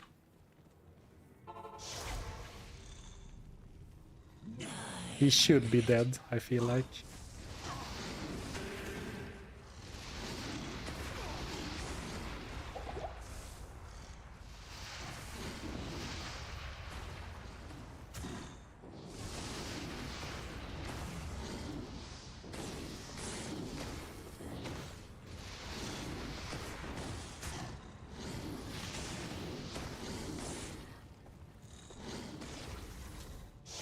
I need to be super careful, especially now that she's getting low.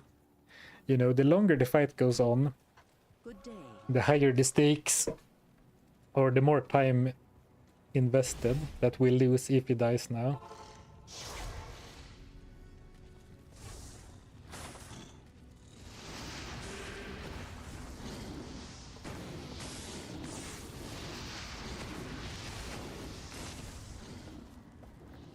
Now he's attacking through the wall. Not the smartest guy.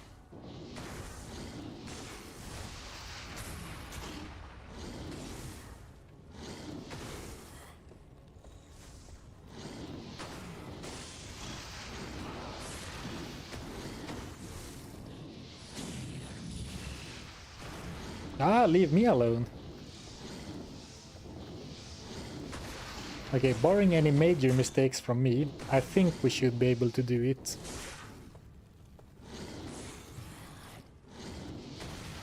Slow but steady.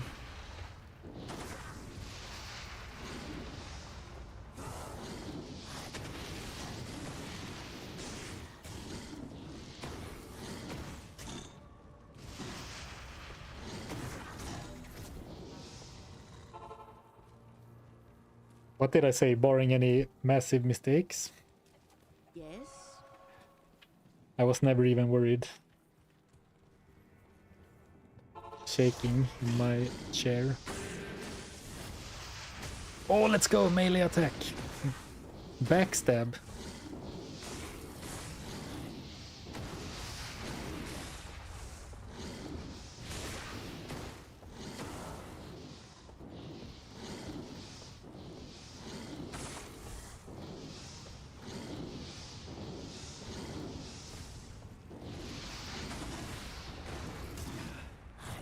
Come on, attack!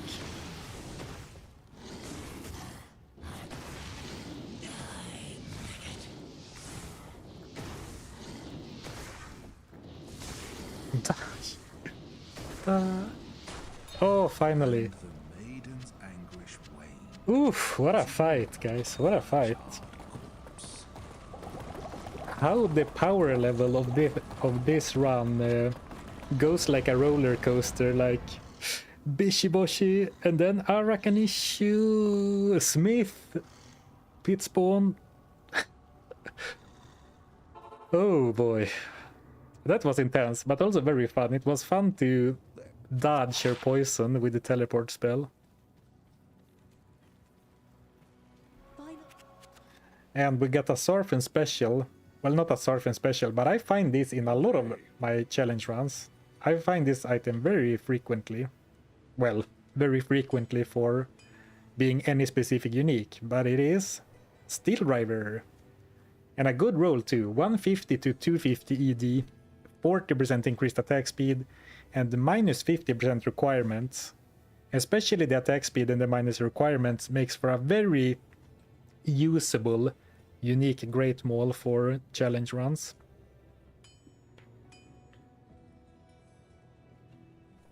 Alas, I'm not allowed to attack today, or this time, so... Ooh! Is this the reward from Akara? Or did I find a rare ring from Andy that I didn't notice? I mean, triple resist. I love magic find, but I think I need a bit more damage reduction.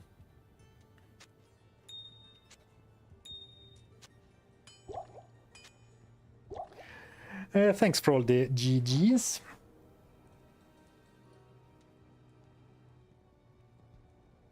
Oh yeah, this would go crazy on an Eldritch Warlock. Typical Diablo 2 challenge runs. I mean, imagine if you were a Echoing Strike or even a Cleave boy, or a Mirrored Blades, Mirrored Mauls Warlock. I'm putting this here just in case we want to test it on our other Warlock later. Good day. Goodbye, sweet Ring of Chance.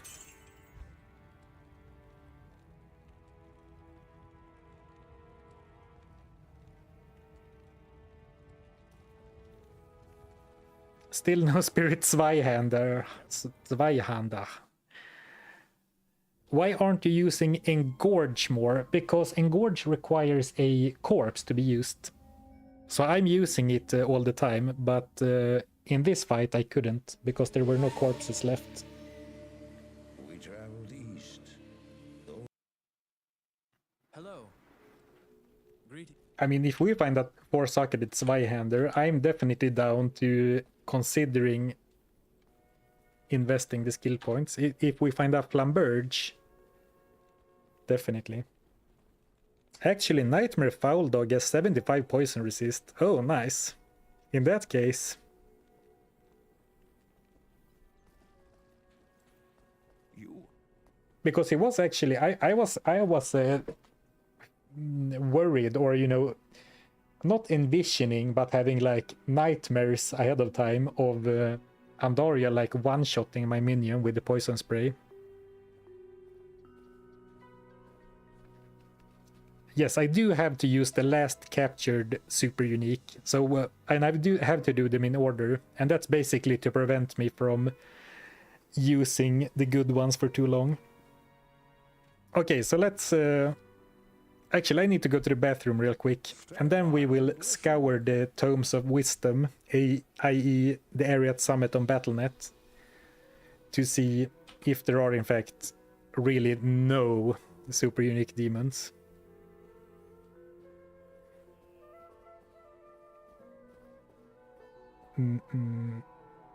Big message overlay, bathroom break.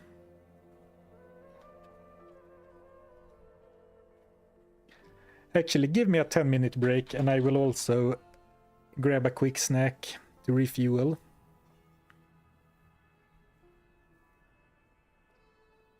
And if you need something to do while I'm gone, I'm not requesting that you do, but if someone wants to check it up while I'm gone, could you see if there is... I have a list of all the super uniques, but could you check if there is any demon at all before the Palace Cellar? Or, because my gut feeling is that, or like, I think that the only demons are Blunderboars in the Palace Cellar, and then Goatmen in the Arcane Sanctuary. But I'd appreciate if I could tell for sure if those are literally the only demons at all, or if I forget some. Alright, be right back.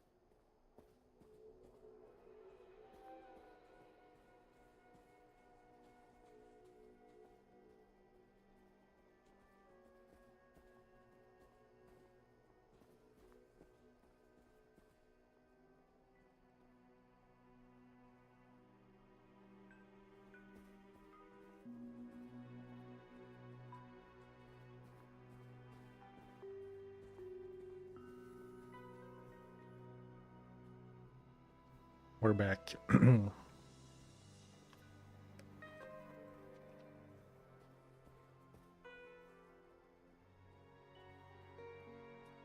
Let's go here. And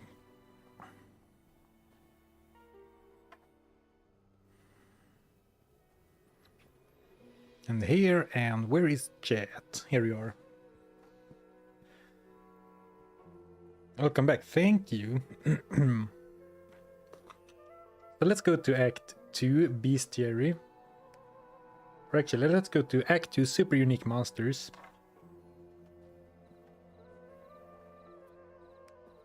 So there is Radamant, a greater mummy. Am I showing? Yeah, I'm showing. There is a Radamant, a greater mummy, which is of course undead. There is Creeping Feature, a zombie or decayed, who is undead. There is Blood Witch the Wild, which is a huntress, one of the cat type enemies, and they are not demons nor undead. They are simply, I think they are referred to animals in the game files, someone told me yesterday. But they are not, they don't have the demon tag in game. Similar with Beetle Burst. They're just little guys, yeah. Coldworm the Burrower, the Sand Maggots are not demons. Dark Elder is a zombie. Though in Resurrected he has a unique game portrait. The Salamanders are also animals, or at least they are not demons. Fire Eye, the Invader. Oh, they are called Invaders. I think I called them Infidels the other day. But they are not demons either.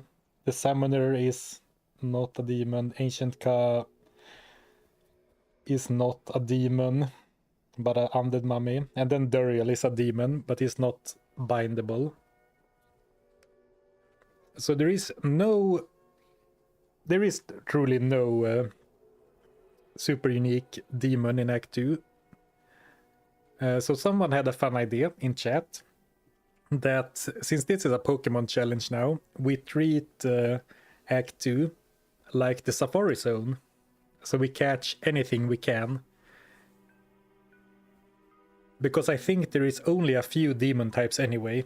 So part of the reason why I didn't want to catch every single demon type is because then we would swap so often, but if there is like 2 demon types in all of Act 2, then it's fine. So I think in Act 2, I think there is Blunderboars and Goatmen. I can't think of any others. Actually, maybe there was something about that on that page. Let me go back to the Ariat Summit.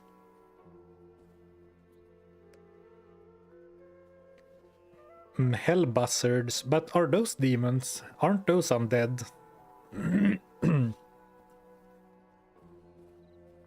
Act 2 Bestiary. Oh, actually, let me show you this, because here it even has the tag. I clicked on, oh, I don't show, let me show you. I clicked on the Bestiary up here, and here you see Leaper, animal, Scarab demon, animal, Animal, Vulture demon, animal, oh, animal, undead. Oh, you're right. In hell they are demons. That is very interesting. The enemy type is different per act, so you were completely right. Carrion bird, animal, undead scavenger, and those are the ones we have in Act 2, I believe. Undead, hellbuzzard, demon, and then winged nightmare animal. Interesting. I learned something new today. Swarm, the like fly swarms, animal, saber cat, animal, slinger animal, mummy undead, greater mummy undead, sand raider animal, bat demon animal, claw viper animal, baboon demon. Baboon demon, the disrespect. Baboon demon, but it's not a demon, it's an animal. Okay, game, if you say so. Blunderbore demon. Lightning Spire. Okay, so there is only Blunderbore, but they are actually missing one, because in the Arcane Sanctuary you can definitely encounter Goatmen. 100%, so they are missing something.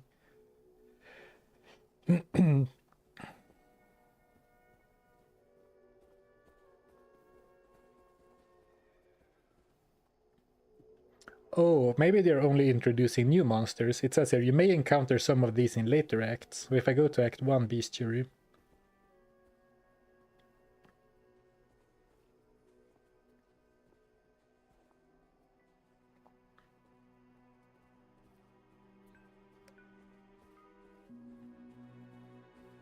Organize clans to accomplish their desires, the desires of their devilish commanders. That's me, their devilish commander. Okay, so what we're gonna do for Act 2... Well, first off, we're gonna try to play through it as quickly as possible to get to Act 3, where we will have plenty of new demons.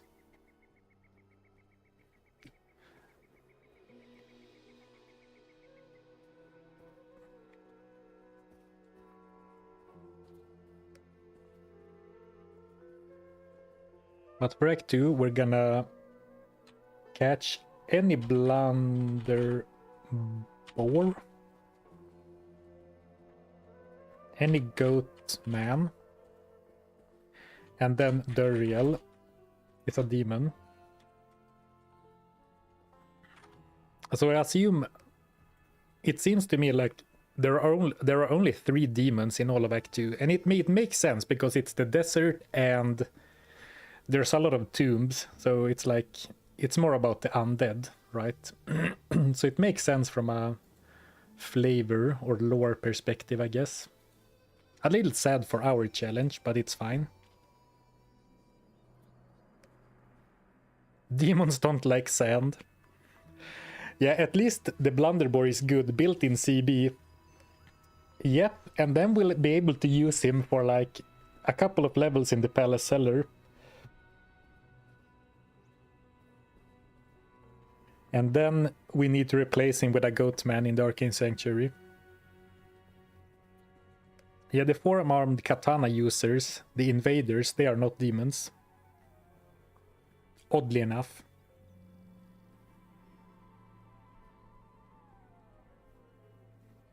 Okay, but we have a plan, and I like it.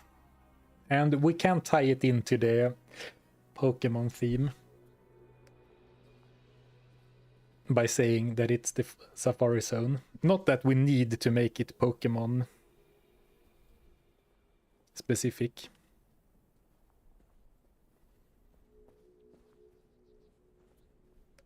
The apes, the apes were called Baboon Demon, but they were tagged as animals. So because of that, what I'm thinking is that I'm gonna skip Radament for now. I'm gonna rush the Palace Cellar as quickly as I possibly can. Like even using Blade Warp to teleport over enemies. And then once I get a new demon, I will go to Radament. Maybe I'll do that when I get the Blunderbore, so we get to use the Blunderbore for more than, you know, 3 levels of the Palace Cellar. 3 levels. I was trying to do like this, but I couldn't bend my pinky. Okay, I'm still recording. Everything looks right in OBS, and chat is here. If I make a rune word out of an ethereal item and it breaks, is it gone forever? Yes, but people still make rune words in ethereal items because mercenaries using ethereal items do not decrease the durability.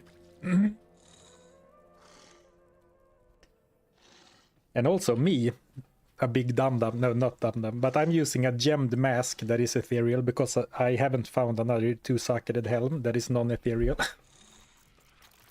But like these aren't. These aren't.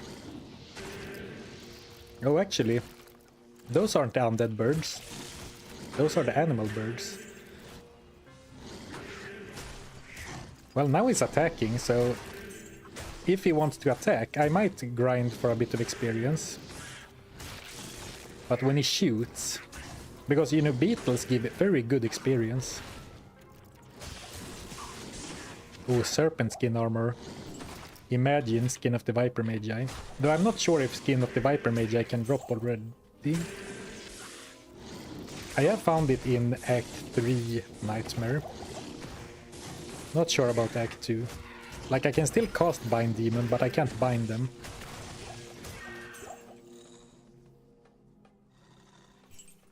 Oh, you can find gore bellies in Talrasha's tomb. Is the smith really weaker than this guy? Absolutely not, but I decided that I have to use them in order that I find them, and we find this guy later than the smith. Otherwise, you know, I would have been using the smith until I get to Hephasto, and then Hephasto forever, and then, you know, the run isn't as interesting. It's fun to try and catch them all and use them all. Yeah, but Talrasha's tomb is really at the end. I'll try to stick with the goat man. Because if you were here for my previous streams, we've used the blunderboars so much because we got a great one. You see, the sand leapers or the cave leapers are also not demons. Oh, here we have the undead vultures. Oh my god, found a Serun. Let's go, Nightborg.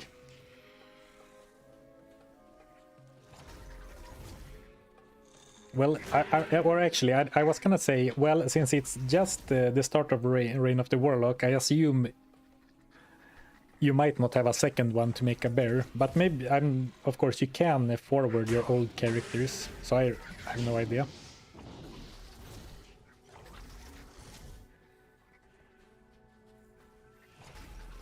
There is a slight problem, though, that I'm only level 35, which isn't terrible, but it's not very good either. But I was counting on getting some more experience in Act 2, but with how this guy is operating... Okay, now he's attacking, but then he immediately goes into ranged mode. Well, now he's doing a bit of both. Ooh, a Rondel, that's a dagger actually. Expurge.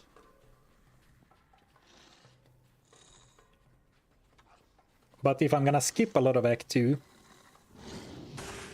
like run past it, I will fall even more behind on levels.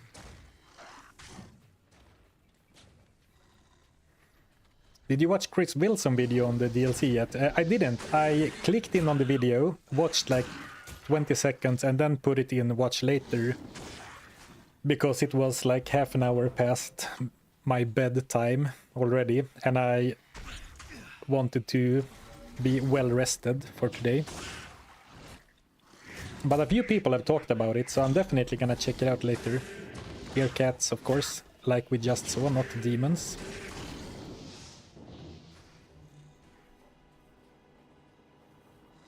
I'm once again here to catch the tail end of the stream. How's it been going? It's been super fun. I've had a lot of fun with the challenge so far. For the run. And the fact that we are doing Bind Demon only, but also catching all super unique demons and using them in order, adds a lot, in my opinion. But it's not really the tail end. Well, I guess it is the tail end, because we are more than halfway through, but I'm gonna go for another hour and a half, 2 hours. Still need a socketed bow for edge. True, let me open some. Some guard dead. Let me open some dead guards. Let's loot some dead guards.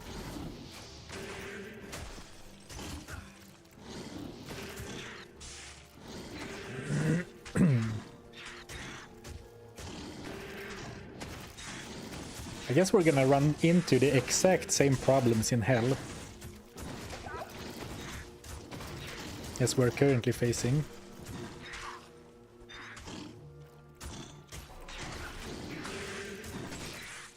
Well, to be fair, in hell, my skill will be a lot stronger, so maybe I will be able to handle the weak ranged enemies too. But right now, there's a huge difference between ranged enemies and, ranged demons and melee demons in how useful they are, like night and day.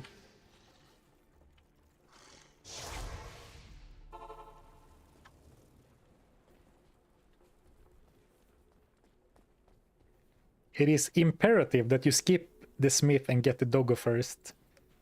But is that allowed, though?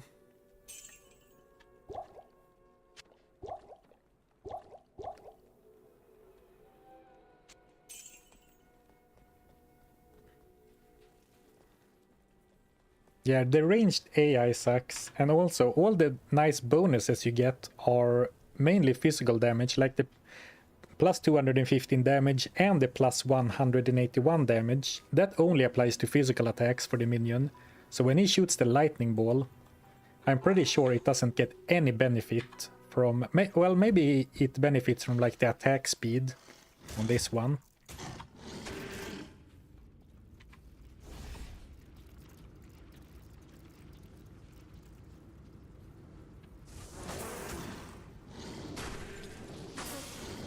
I mean, the lightning that is doing all right, but the black locusts are also kind of weak.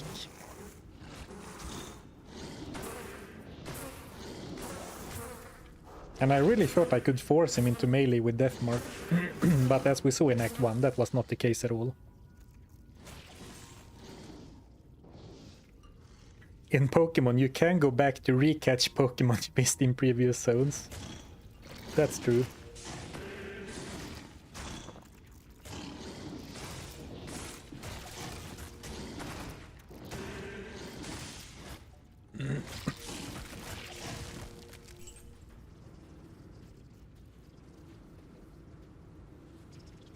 But you know, running into unforeseen problems like this, like having to struggle with a ranged minion AI, well, it seems better now in Act 2 actually. But stuff like that is fun for videos. Like we were coasting along on the Smith and everything looked great. But then we got to Pitspawn Foul Dog and all of a sudden like, oh, he's ranged 80% of the time and then he sucks.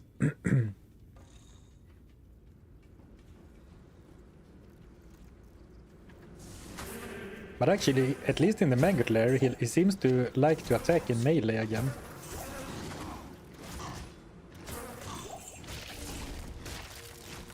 So I guess we'll use that to gain some experience. 2 more levels until we get a new bonus stat.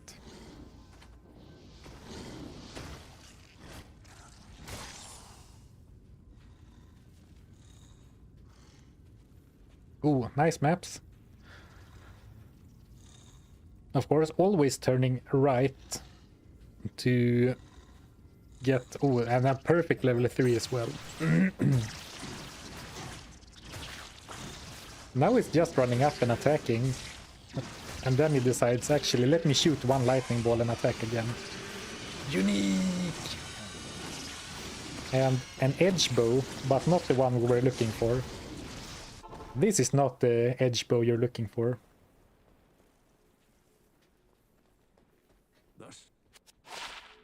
I know. Wall of the Eyeless.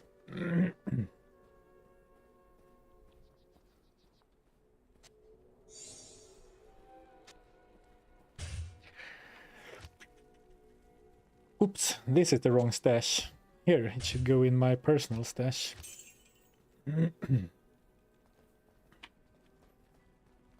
But actually, this went really quickly. Like, thanks to Blade Warp and running, I don't think we actually will be struggling, or like, it won't be such a slog to get through Act 2.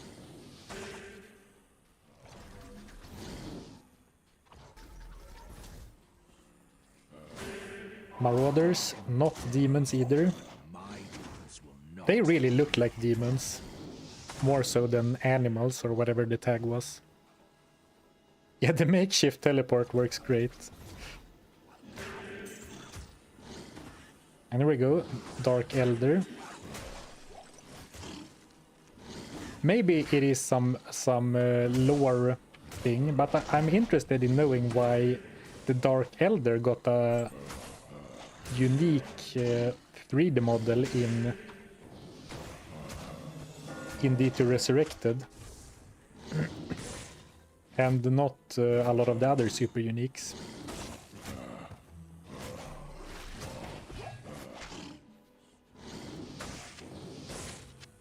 Well, now he's working pretty alright. He's attacking a lot more now.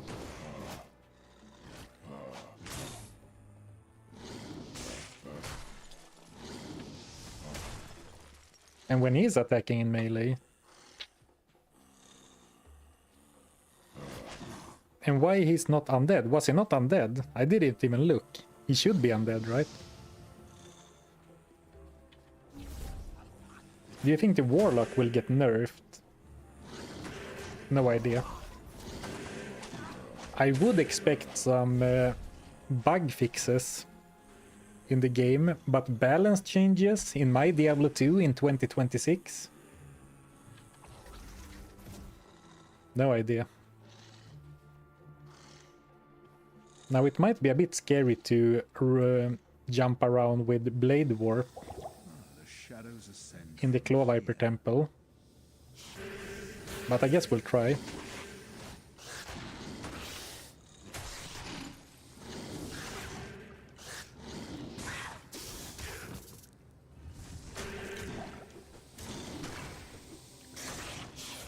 Go long. Ooh.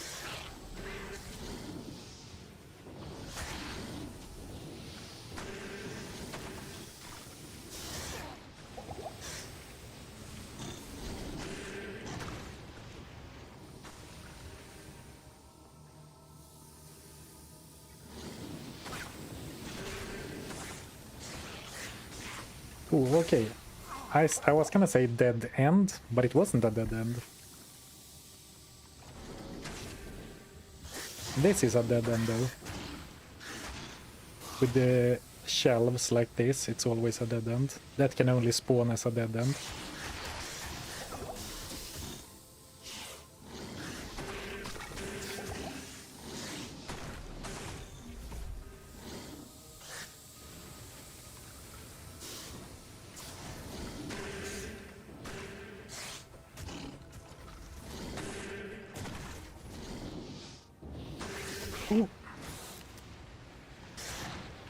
And I mean, hopefully we will find elite or unique versions of the demons we're catching in the act. But even if we don't, a completely normal one, like if we bind a, now that we have a level 5 and above bind demon, if we bind a random enemy, like a normal non-elite one, they will become an elite with extra strong right now. What's the rule if you die or you lose your bound demon? I will have to go back and get the one I was currently on. So for example, when I had Rakanishu, he died a couple of times while I was getting to the smith. And when that happened, I saved and exited the game, went back in, and then recaught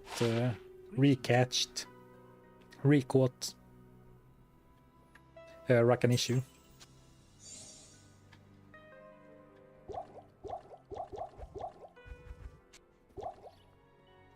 Ooh, 20 faster run walk. 35 magic find though. A 93 magic find, pretty nice.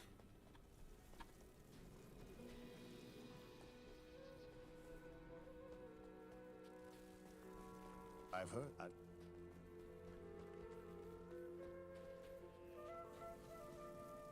Best Zarfen, what a week it has been. Waking up 4:30 every day. And your streams have been such a huge support. Always looking forward to them. Thanks for all the great work. 07. My pleasure. Thanks for watching. No blunderbores here, right? I am not 100% sure, but I think you can't encounter blunderbores until the Palace Cellar, and then, of course, someone pointed out that there are the other type, the other Mauler type in Tal Rasha's tomb, but actually maybe there was one to get earlier.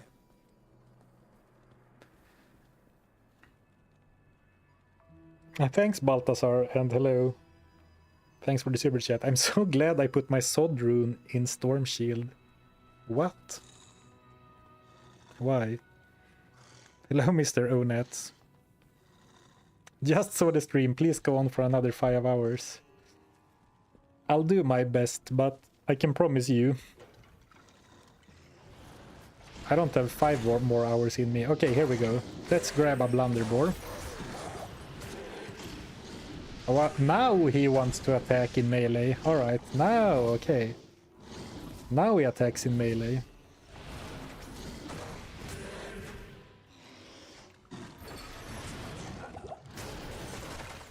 Okay, here we go. Now we got... Let's look at our new blunderbore. So you can see he turned into Puke Spawn, a demon with only the extra strong stat from Bind Demon.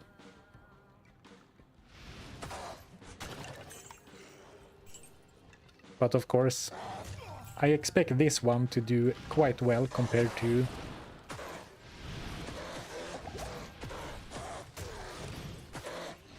my last one, simply because he's a melee monster. Though Blight Maggot the Slayer, which my last Warlock used, was extra fast, and I can definitely tell the difference in how he moves. Yeah, exactly. Yeah, a little slow. Still way better. Yeah, I mean, even if he's super slow, I can teleport him. And, you know, any minion that always attacks in melee is gonna be so much more reliable. But, you know, he's not one-shotting his brothers, even though he's extra strong. And level 8 Bind Demon. Which I'm actually kind of happy to see. Because I don't think this run is that interesting if we're always overpowered. Ooh, let me try and steal an elite blunderbore instead. Oh, teleportation cursed.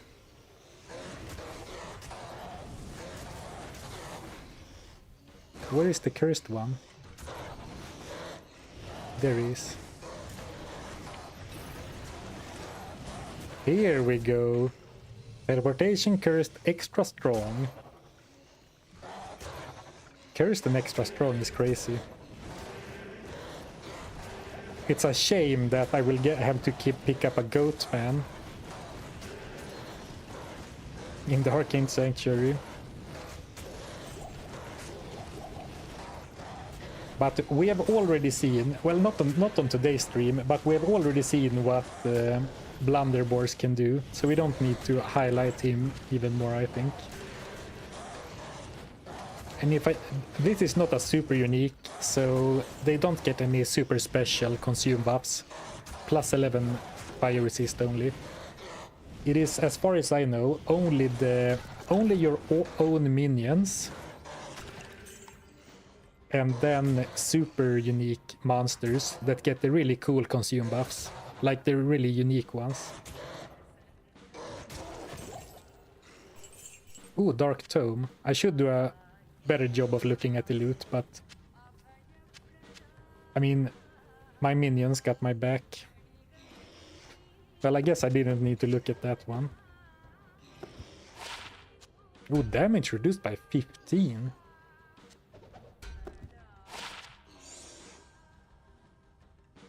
Oh, it's the edge bow. That's not edge the bow.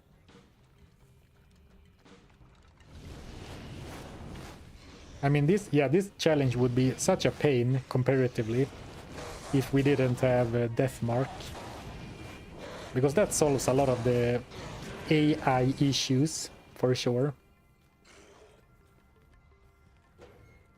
and his speed issues.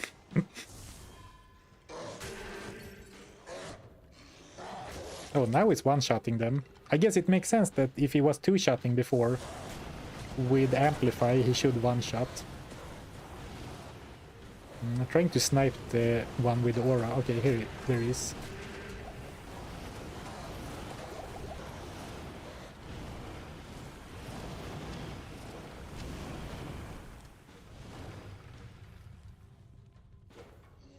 Necromancer needs death mark. I am generally against changing the old classes, but for sure the Necromancer having some sort of command skeleton, like in Diablo 4 or Deathmark, would be amazing. Double axe. I think that's one for the Chronicle. Yeah. Blade Bone. I'm finding lots of uniques on this guy. Well, actually, I found several in normal, and you didn't see that because I leveled to 30 and beat normal off stream, so we could start in Nightmare at level 30 exactly. There's a Fire Eye, Fire Enchanted, where did he go? Fire, extra fast stone skin, but no demon tag. Oh, actually, I forgot. Before we go into this place, let's go to the sewers and kill Radamant, so we get to use the strong boy a little bit longer. Oh, if they're gonna mess with the Necromancer, yeah, they should definitely change Trang Ul's cast speed animations. That is such a cool effect, but it's made kind of useless. Well, for a summoner you can still use Strangles, but on the summoner you kind of don't want Strangles, right?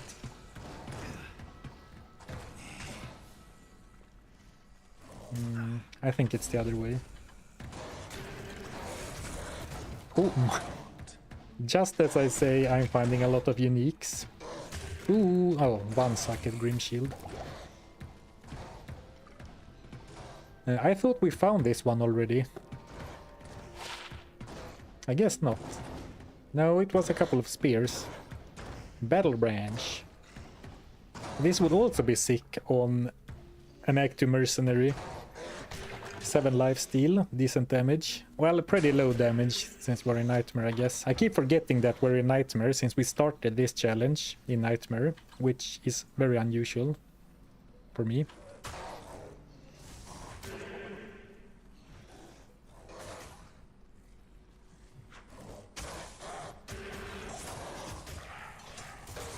Let's see how the Chronicle is doing. Oh, I was gonna check the Chronicle why I fought, but you can't. 5% total, 5% of all uniques, 12% of all sets, and 8% of all rune words. We're getting there, slowly but surely. Yeah, 2-socketed book would be great for Rhyme. Yeah, a book with plus to bind the demon and 2 sockets would be very welcome. Didn't you start a challenge in Hell once? Oh, yeah, true. So it's very uncommon, but not completely unheard of. I did start a challenge in Hell once. But that entire challenge was about starting in Hell at level 1.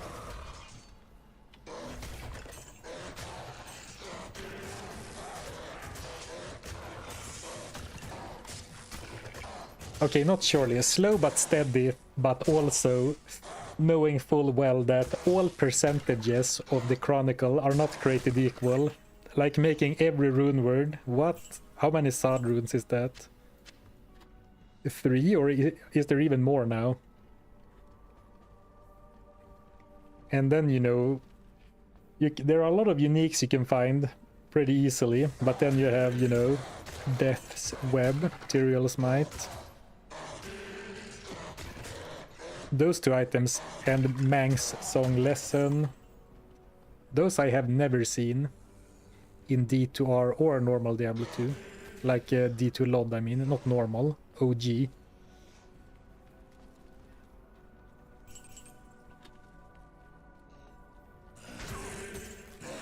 Asterons I haven't seen either. I don't think I have found Crown of Ages. But I have found like 3 Schaefer's Hammers in D2R.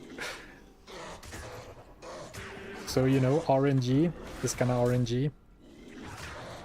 Yeah, Sod doesn't drop in lower cost. I mean, you can cube 1 up from bears and sirs and stuff, but that probably feels pretty bad. Actually, I wonder, now that you can terrorize now that you can terrorize an entire act, does that change the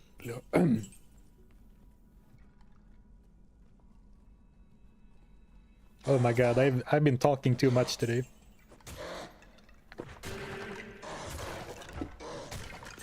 Does Terror Zones change the runes you can get in Lower Kurast, or is that like hard-coded into the chest original area levels?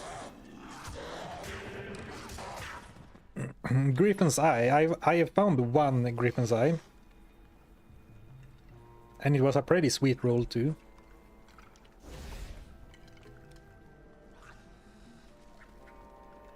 But only 1.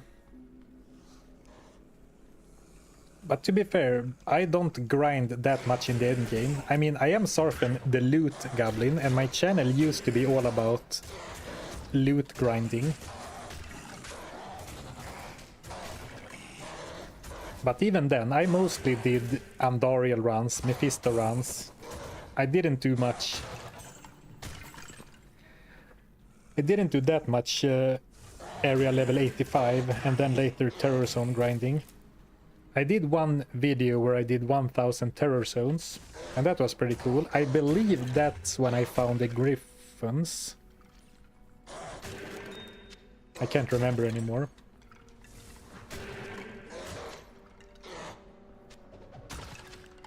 Where am I going with this? I don't know. I guess I'm just saying that completing the Chronicle is a big project.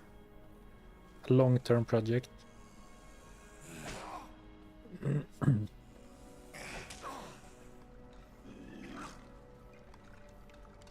Hey, just discovered you on YouTube. Great content. Thank you. Are you playing the new ladder, ATM? No, the ladder isn't up yet, and I don't think I will be playing the ladder because it starts at such an awkward time.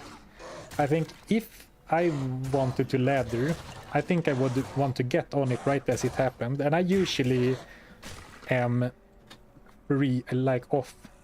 I'm off of the YouTube grind on weekends, and also it starts so late my time.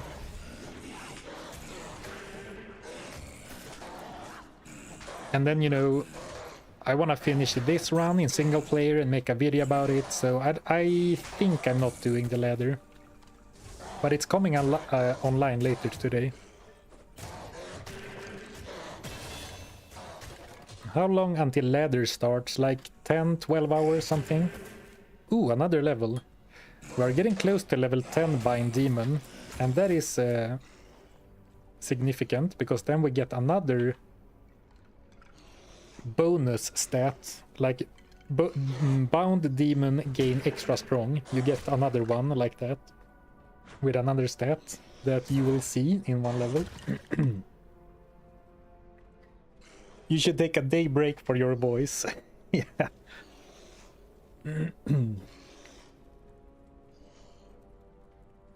You are not wrong.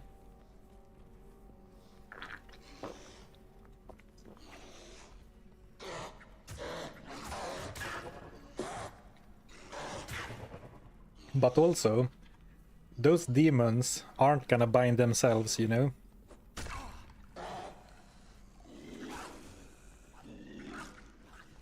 Oh, here we go. Let's see if I can snipe Radamant. Actually, I need to escape. Ah, he's taking some damage. A little bit of damage he's taking.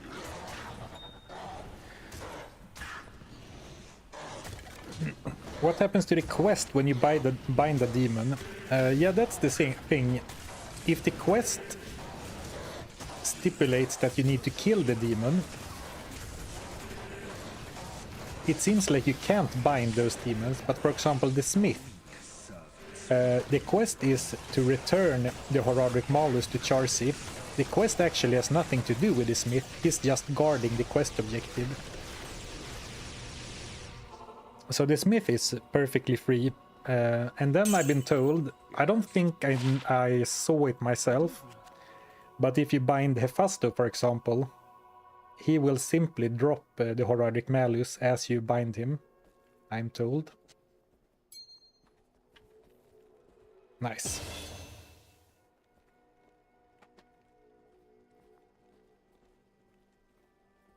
I never have to worry about it breaking. Is that worth putting a sod in your storm shield? Save some gold on repairs?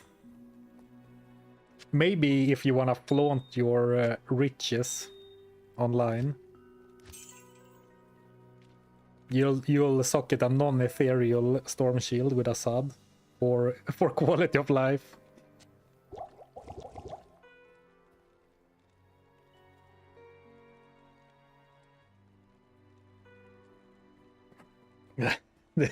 The government doesn't want to know, but the smiths in the barracks are free. I have 3 smiths in my house already. They will drop the hammer when you bind Hephasto. Yeah, I've been told that by several people, but I have not tried it myself. But so many chatters can't be wrong, right? Okay, it's time to say thank you and goodbye to Gloomshifter, the Wraith.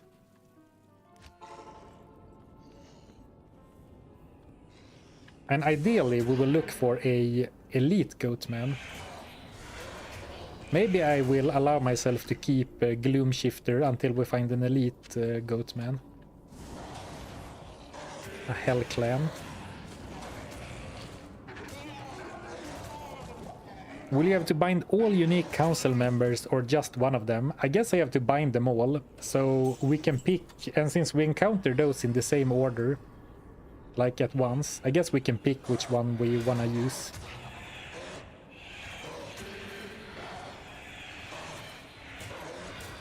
Have the Act 1 bookcases been updated to drop Warlock books too? Yeah, and that was very surprising to me, but bookshelves can drop Warlock books now. But as we saw earlier today, they can still drop scrolls.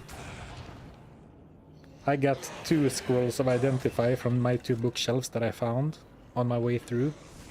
Oh, let's go, here we go. Now, I gotta be careful so I don't kill the guy. Here we go, and then boink. Oh, first try. Let's see what we got. Plague Crawler, Mana Burn, not very good. Stone Skin, pretty nice, and extra strong.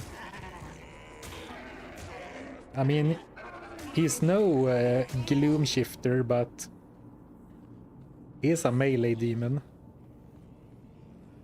Oh, actually, let me update. We did catch a Blunder guy. And we did catch a Goatman now.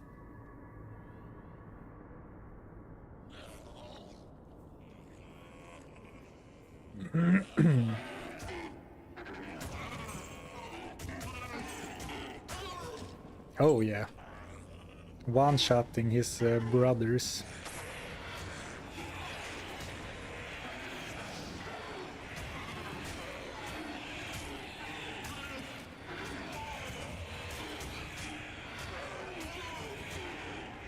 You are laughing, but I once had a seal paladin and needed to repair my weapon once every 2 minutes. Yeah, characters that attack quickly are a pain.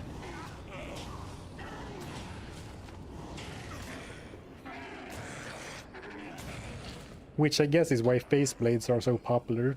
Well, not only that, they are also minus 30 base attack speed, which is basically the fastest you can get on a melee weapon, I think.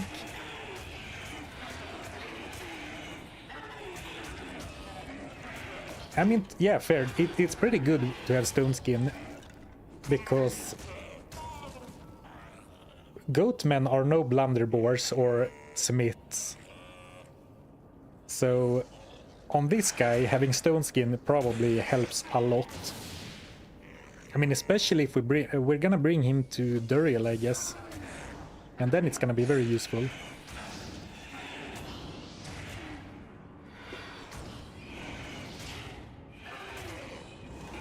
Rip Gloomshifter 07 Gloomshifter. First way? First way? No way! No, it wasn't. For 2 seconds I thought we got the elusive first way.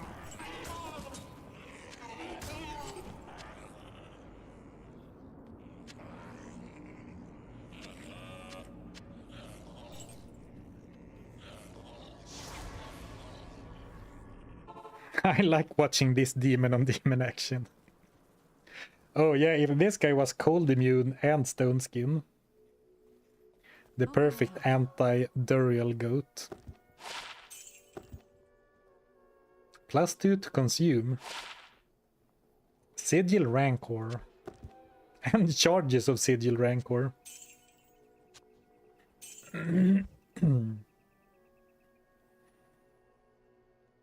What are we looking for? I guess we could use a better armor.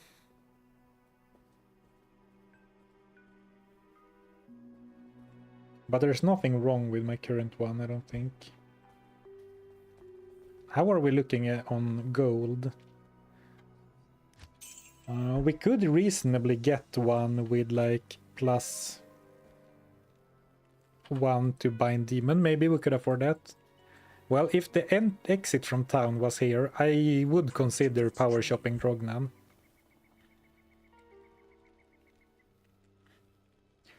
But with the exit being over here, I don't think I will bother.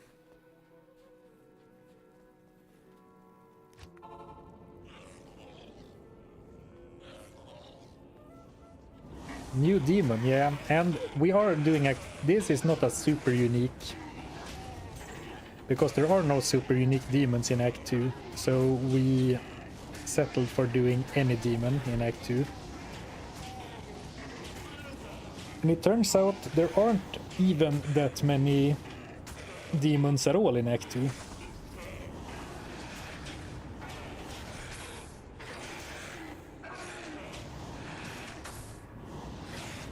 Greedy Goblin enslaving demons to save a few clicks. I mean, I've been streaming 4 days in a row. It's hard work. So now I'm being lazy and enslaving demons to do all the work for me.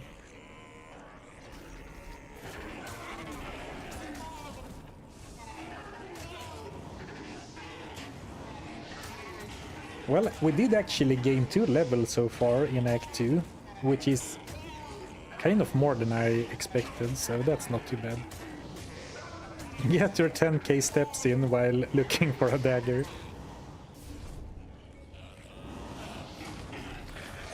The Red Mill dagger shopping stream. Got a +3 demon tree dagger early on, stomping through hell right now. Nice, I'm jealous.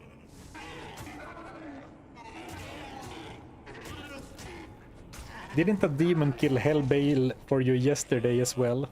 True.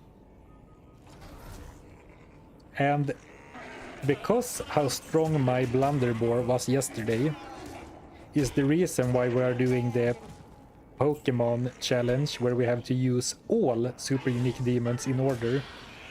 So we can't sit on Hephasto or Lister or a Blunderboar through the entire run, because then it would be...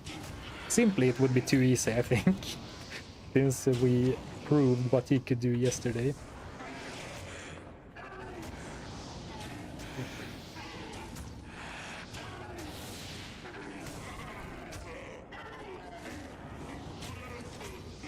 I wish he attacked quicker, but oh, actually I should use this then, 16 attack speed. I haven't had to heal my minions in so long that I forget about Engorge, but Engorge does give a attack speed bonus too, of course, so I should use it all the time regardless.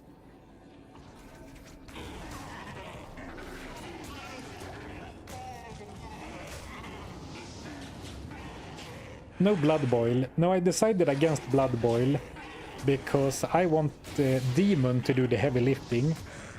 And Blood Boil feels to me like a spell that you cast, but it just happens to explode at your demon's feet instead of where you target it. So I've decided against it for this one.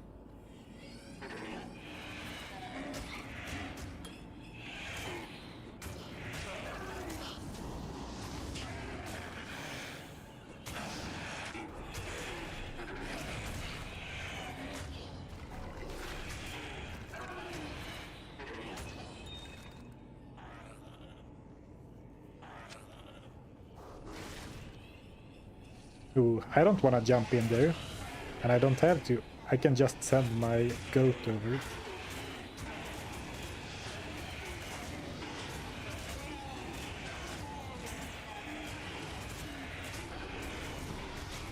While I dance around with one ghost, my goat takes care of everyone else. I would like to think that we are both helping in our own ways.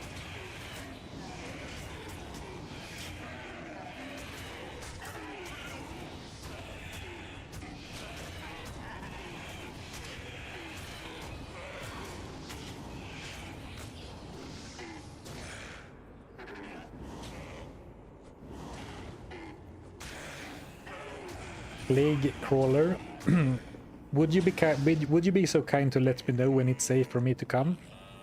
Now, all right. Thanks, I appreciate it.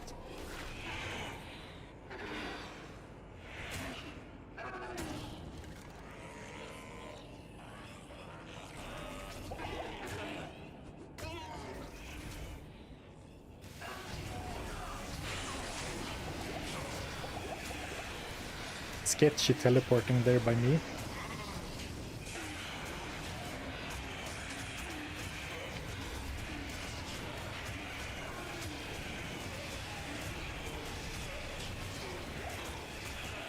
That's why he's the goat.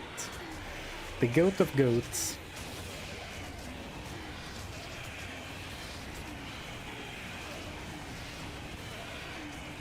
Well, I'm giving him some attack speed and some lifesteal every now and then, and I'm helping him move around.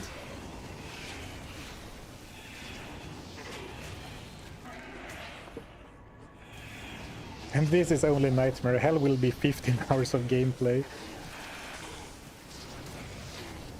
Yeah, possibly. I mean, by the time we get to Hell, I assume that my Bind Demon will be maxed, so I will have stronger demons, but of course I will still do the same rules for Hell.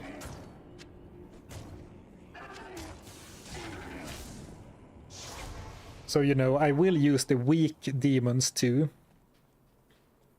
Stay a while and listen. Greetings. So yeah, it'll be interesting to see if it's harder or easier in Hell. Like Act 2 has been easy, but you know, the start of Act 1 was kind of a struggle.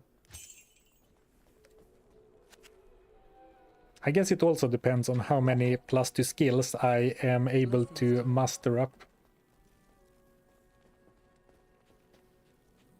What's the challenge? The challenge is using only a single bound demon to beat the game. And as a side quest, I have to catch all or bind all super unique demons. And I have to use them in order that I encounter them until I get the next one. Act 2 is a bit special because there are actually no super unique demons. So for this act we decided to use any demon we can find, but in the order we find them. So now I have to use Goatman in the Arcane Sanctuary. And the reason for the side quest is A, it's funny to catch all super unique demons that you can.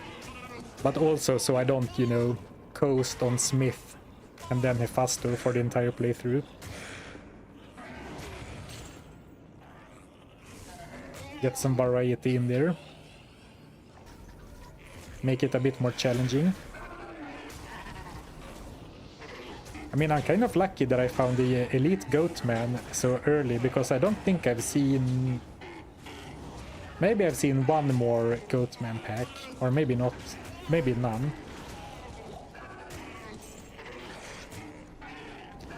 Blood Witch the Wild is not a demon. There is not a single one. We checked and double checked.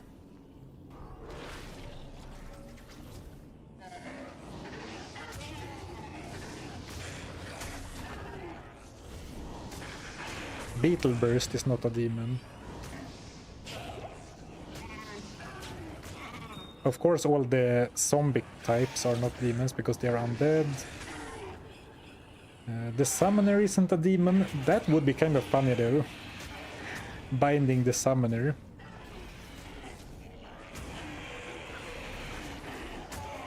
I wonder if that would be good actually, because his spells are kind of deadly. Well, to the player, maybe they would suck against enemy monsters.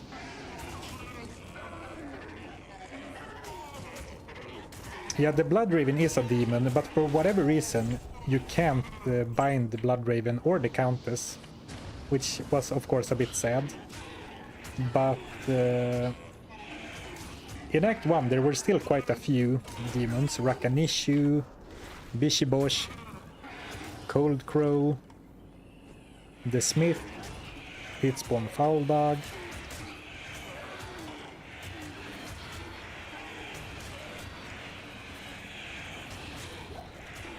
The Summoner's the mage character from Diablo 1. Being bound and helping you seems like fair punishment for him.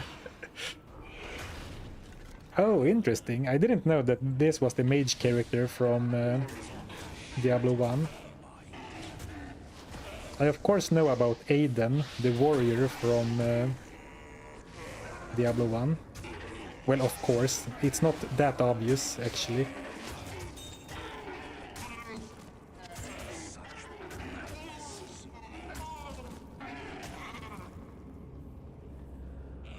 Well, very quick progress through Act 2.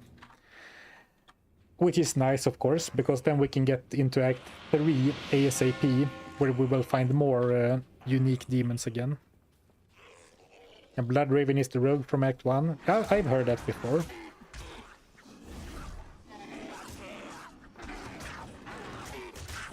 So it's cool that they all appear then, I guess, in Diablo 2. And it's kind of cool that they all were corrupted by evil somehow. Pretty dark, the heroes. Even though, you know, you might have beaten the game in Diablo 1, the heroes lose in the end. Is Zarfen allowed to strategically encounter demons in good order? No. I decided to do it in the order they appear in the... Like, so for example, Bishibosh is in the Cold Plains. And then Cold Crow is in the cave, a cave in the Cold Plains. And then in the next area we have Rakanishu. If you would have been able to bind Bloodraven, I guess I could have made the choice which to go to first. Bloodraven or Rakanishu, since both of those are one area after the Cold Plains. So I guess if two monsters are equally as far away from where you start, then I can choose. But like, I could not go to Pitspawn Foul Dog first and, you know, pretend to miss the Smith in the barracks and then go get the Smith.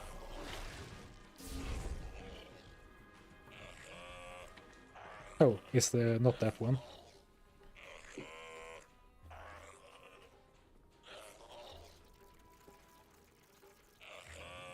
Well, you shoved the soul stone in your head at the end of D1. Oh. I have never beaten Diablo 1. So I guess it didn't come as a surprise to people who actually beat the game. Apocalypse charges. Level 1. I mean, 67. People have been asking about charged skills only runs for quite some time. And here you can see the problem. I'm in Nightmare and I find a dagger with 67 charges. That's actually decent. It's gonna be very expensive to repair. But at least, you know, 67 charges, respectable. But even in Act 2 Nightmare, a level 1 Apocalypse. Come on. Too weak. Would it really have been OP if... would it really have been OP if you were able to cast a level 10 Apocalypse or even a level 21 from charges? What super unique are you using currently? Currently, we had to resort to do a special rule for Act 2 because we found out that there is not a single super unique demon in Act 2. And actually there are almost no demons at all. So right now we are using, you know, for Act 2 we decided to do any demon at all.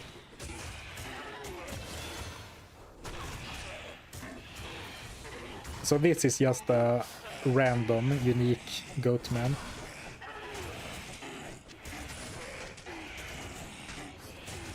Ooh. Okay, let me finish this guy. Actually, he'll be fine. So now we get to level 10 Bind Demon. Bound Demon gains extra strong, and at level 10 they also gain extra fast. So Bound Demons gain extra strong and extra fast now. In addition to any stats they already have. Pretty crazy. Or crazy, but pretty good. Are you enjoying this challenge? I thought it would be obvious. Yes, I am enjoying it quite a lot. In general, I am enjoying Bind Demon so much. It feels super fun and very unique. By far my favorite skill from the Warlock yet.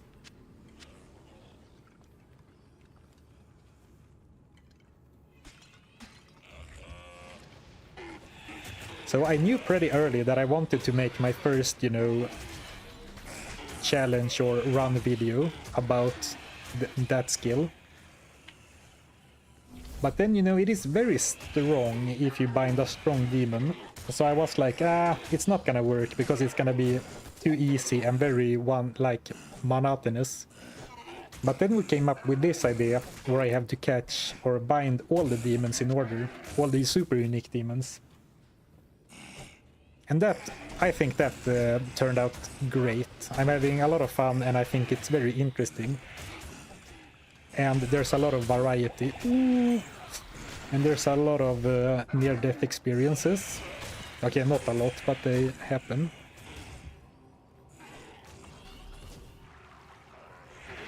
As shown by evidence A. You cannot bind the Countess, you cannot bind Bloodraven. Isuel is not even a demon, oddly enough. But you can bind the Smith, you can bind Rakanishu, you can bind the High Council of Travinkel.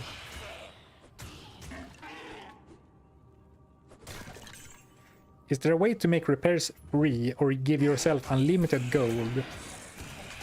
If you are playing offline, you should be able to give yourself unlimited gold with an hero editor if you want to. Or if you have a really high level character already that's strong, do some Hell Council runs. Only 2 sockets. This could have been an edge bow. Actually, I don't know if hero editors works for Reign of the Warlock yet.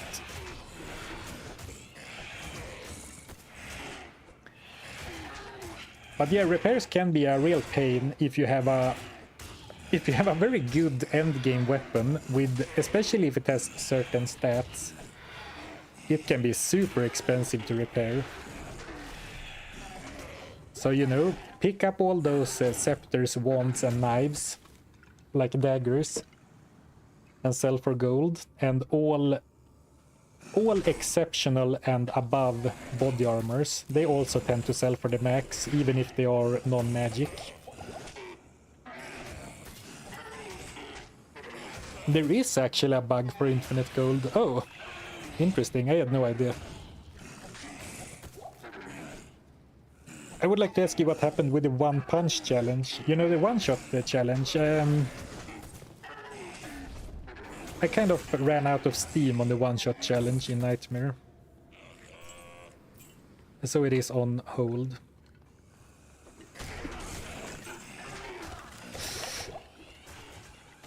I'm playing like I'm having rejuvenation potions in my belt, but I do not have any rejuvenation potions.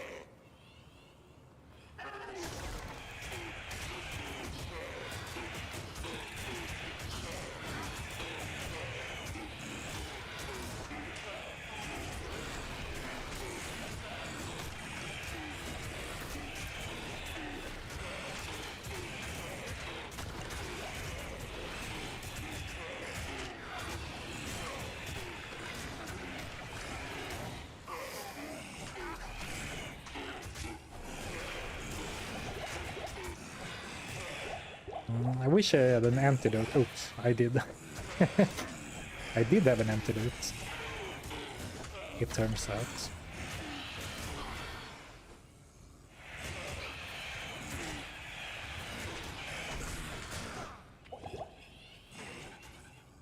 Dead end, huh?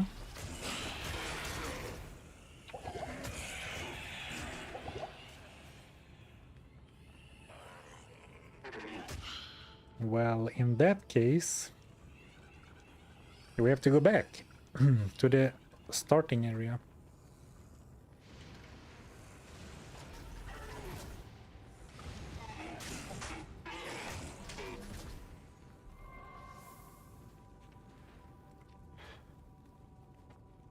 Oh, remember to, as you might have been able to tell about that old man groan, remember to stretch your legs every now and then. Actually, I'm gonna run and grab another Pepsi real quick. Just a minute. And stretch the old legs.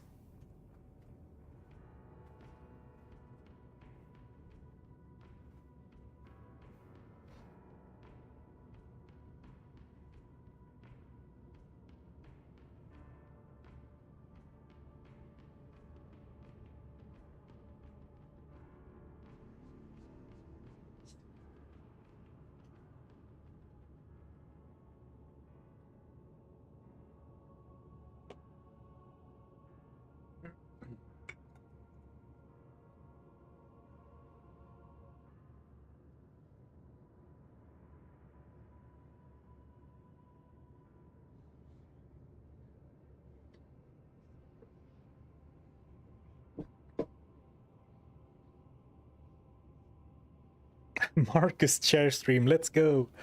You know, it's funny. I thought that now that I work with this stuff full time, I thought, well, I'm gonna get a very expensive professional chair. But I actually find Marcus to be very comfortable. Like, if I experience some pain or fatigue from sitting down, it is never in my back. Or my butt, I guess. Very good chair. Believe it or not, I'm not sponsored by Pepsi or IKEA. I just shilling for the love of the game, for the love of the product.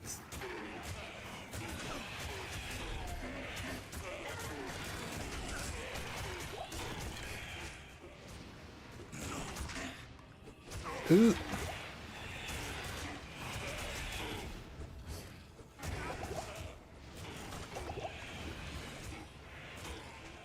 All Alright, here we go. I found the right place. Let's kill a few more for good measure. I'm actually a little bit worried about the Goatman's chances of success against Duriel, because it does take damage, and I won't be able to heal him.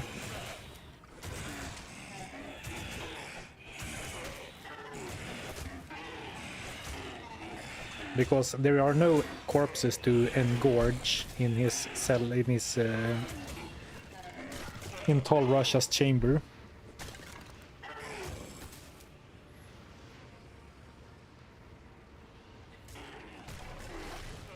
Well, to be fair, I haven't tried those really fancy office chairs, so maybe they are great. Maybe I would love them if I tried them. Okay, actually, change of heart. Let's not fight those remaining undead.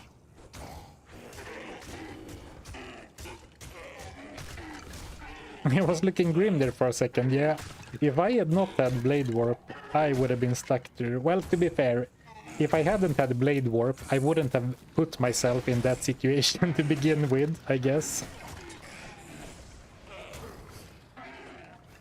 But Blade Warp has really made Act 2 go by quickly. Which is nice, because it is a bit of a...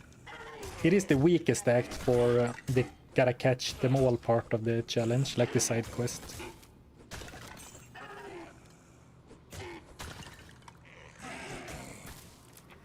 What kind of Marcus enjoyer are you? Like, the back is sort of a mesh, but the headrest is leather or fake leather, but I almost never rest my head against the backrest. In general, I'm not a fan of leather furniture. I find they get, you know, sweaty and icky on your skin. Hello. Well, the armrests are perfectly fine as leather. But now you're making me sound like a Marcus chair connoisseur, and I am not an authority on the subject. Welcome to my shop.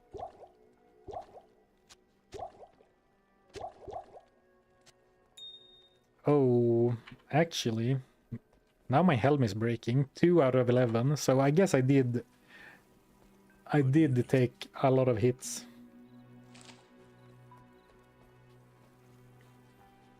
Don't get a leather PC chair, take my advice. I believe you. Best chair ever, Herman Miller Embody. I hear a lot of good about Herman Miller. Get a sit stand desk. I actually do have a adjustable... I can raise my desk so it's a standing desk. But it feels a bit awkward for streaming, because I find I get more easily distracted if I stand. Can you bind both the Shaman and the Flayer version of Endugo? I believe so. I'm counting on it, and the way we're gonna handle that is that I will bind one of them in Nightmare, and whichever I don't bind in Nightmare, I will bind in Hell.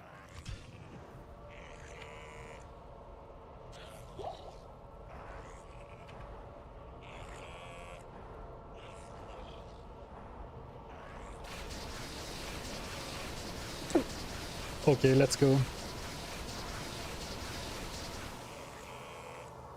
I think what I will have to do is...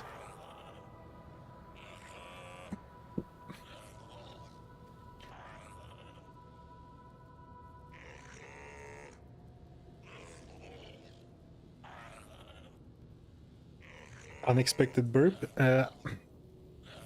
I'm a bit worried, but also... He's stone skin, and when he lost life, he was literally surrounded by lots of enemies. So I'm hoping he can tank Duriel, and if he can't tank Duriel, I hope he can survive for at least like 30 seconds, so I can use TPs to go to town and heal him.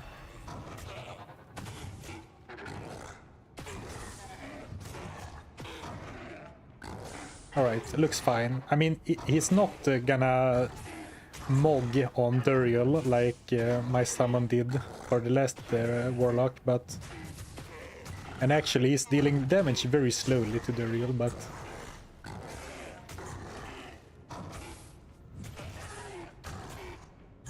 It's fine, it's not terrible. Not great, not terrible. Like, not terrible by my challenge standards. If this was a normal, you know, a normal character, I would be a little bit frustrated with the rate at which I'm killing Nightmare Duriel. 10-minute Duriel is almost tradition on some challenges. Oops, okay, I can't read chat for this fight. Good morning. I think. Almost lost him. Well, I guess it would be fine to lose him this time, since I'm not using a super unique, just a random goat. So if he dies, I can go get another. Probably won't be able to get another stone skin one, though. Oh, actually, yeah, that's pretty important. I mean, he's getting beaten by Duriel, but he's stone skin, so I imagine one that is not stone skin is gonna look way worse.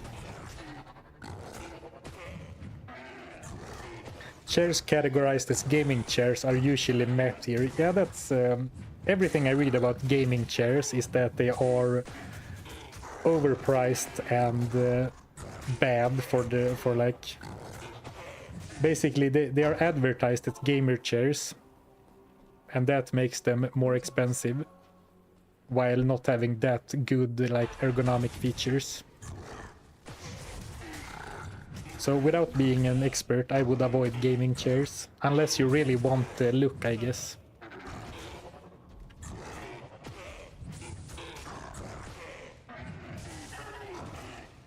This lasts for 5 seconds, so I should cast it every 5 seconds, I guess. And as soon as it turns red, actually maybe even low yellow, I should run, just to not take any risks.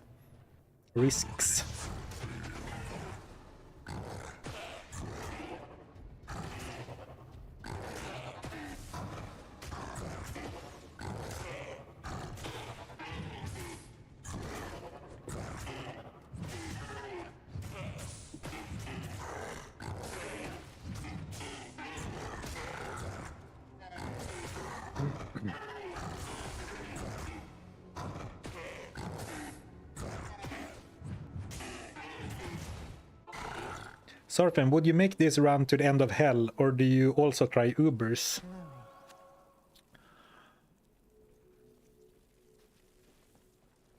No promises, but this run would be kind of interesting. I mean, if we do it like the Pokemon challenge for the whole playthrough, it would be pretty interesting to see if we can find a demon under like solo self-found rules, with those kind of plus 2 skills and auras we can gather, if we can take on Ubers that way. I had not even considered that until you asked, TTD, but that's pretty interesting.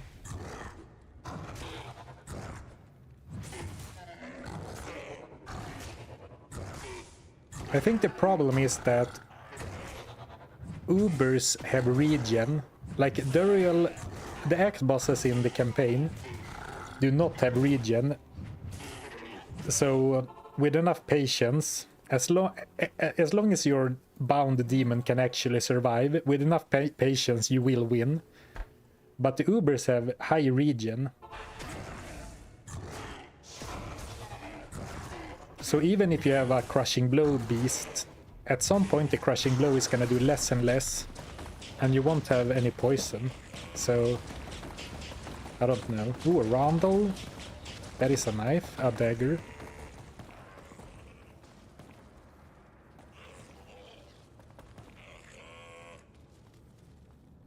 Can you recapture super uniques? Hello. I mean, if they die, I will go back and grab a new one. But like, they don't respawn, so you would need to save an exit and go back in. 1 defense.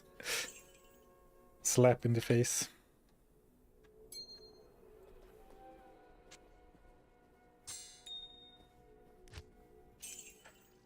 How are we doing on time? Did I just miss a goat beat, Duriel? You did. A goat and a lot of town portals, to be fair.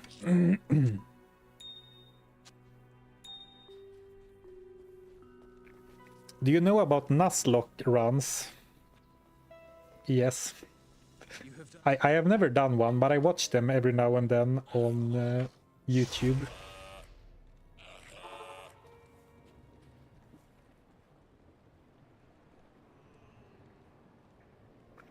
Can only bind each super unique demon once, the first spawned.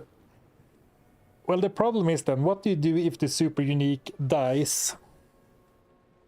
Like, that happened early on. We lost 2 Rakan issues, I believe.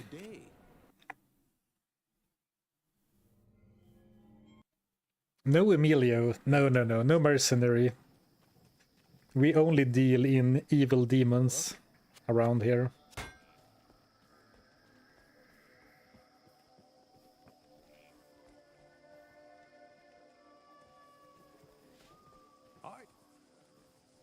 Right, let's bring up... Well, first off, let's cross off Duriel in the Pokédex. And then... Sorry. I guess the voice is really looking forward to a weekend off of streaming. Here we go. Turn on the browser. Okay, so now we are in Act 3. Act 3, super unique monsters. So we have Sasark the Burning. The spiders are not the demons. Witch Doctor Endugu, that is a demon. So let's add him to the list.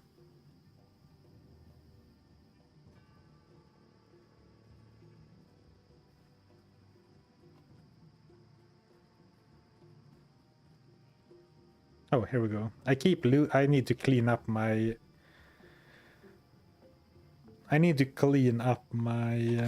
my sources in OBS.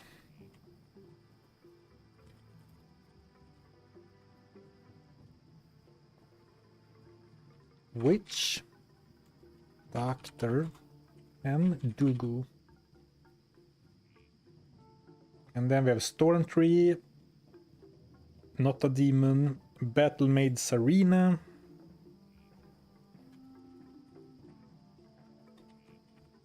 I used her for a little while on my last playthrough, and I found her to be pretty nice.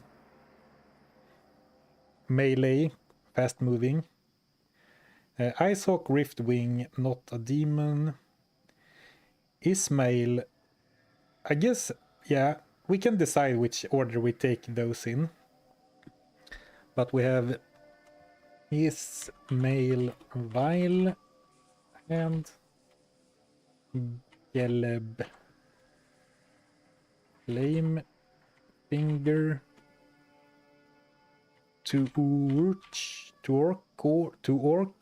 Torch, nice. Fist. Berem Spark Fist. Man, there's a lot of... there is a lot of council members.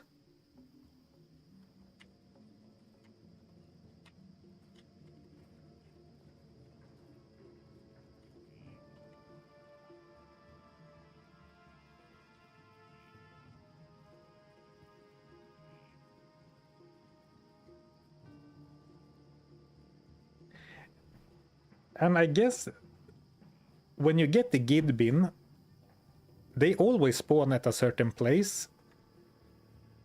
But I guess that it's not the same monster spawning every time. Interestingly enough. It's just a random elite player.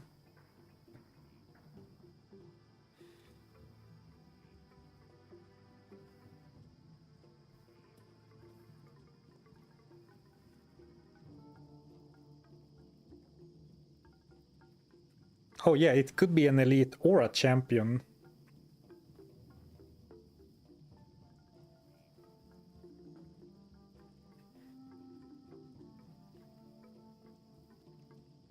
So it's like an advanced monster shrine.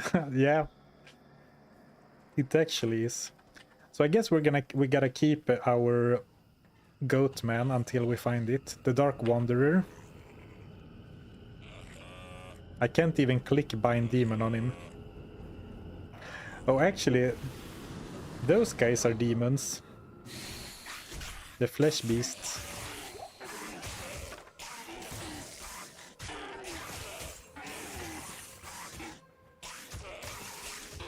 So we're getting council members versus Isul at some point.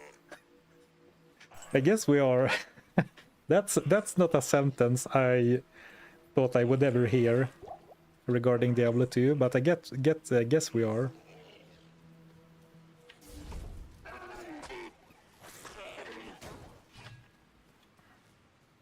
So I guess once again we try to move really quickly until we get a demon. But I should probably do a little bit of experience grinding in this act.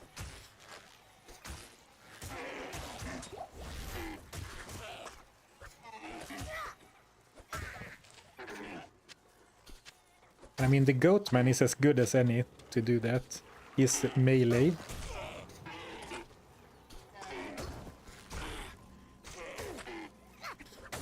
Oh, but I bound him before I got level 10 Bind Demon, so he's not extra fast, actually.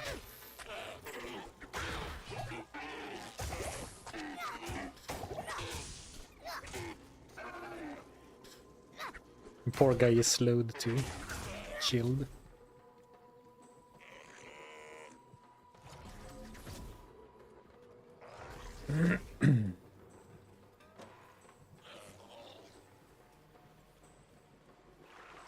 That's some lore that went unexplored. We making our own lore now.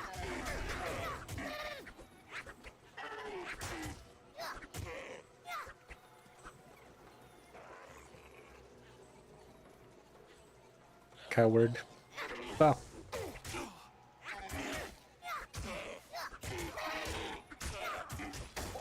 Need mana. I've seen fools fall over less. I'm sure someone in that backwater will value this. Does the bound demon level up with the player? I don't believe so, no.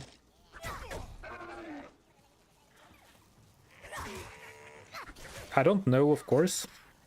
But I believe the demon is the level you catch them at.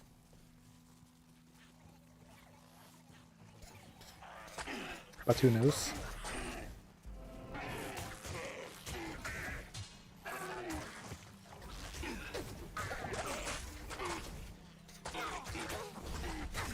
I'm taking a lot of damage, but I want to move quickly through the act. And why I care at all is that my helm is ethereal and it is breaking slowly.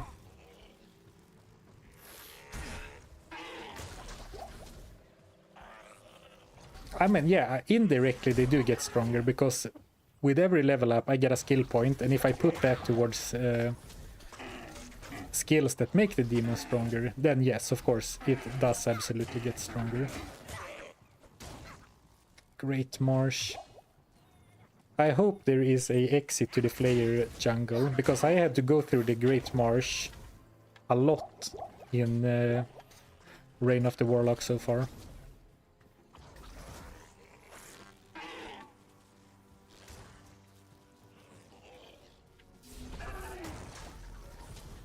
Did you see that they fixed Diablo's lightning beam? Yeah, and that is bad news for me. Now, I think it's good that they fixed that, because it was obviously unintended that Diablo's lightning beam used to not be able to hit you if you stood close enough in melee range in Nightmare in Hell.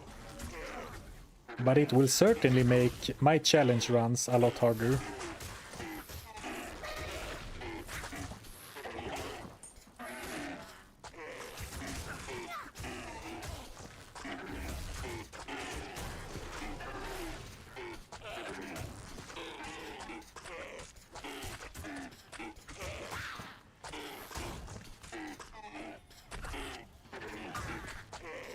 Hasn't the lightning been like that since forever though? Which is why it's even funnier that it's fixed now all of a sudden. Though I don't think it was that. Was it really like that forever from the very start? I couldn't tell you, to be honest. Good day to you, Or if it was introduced at some point. No, my helm! You can see my beautiful hair now, but there goes 36 magic find on my gemmed mask.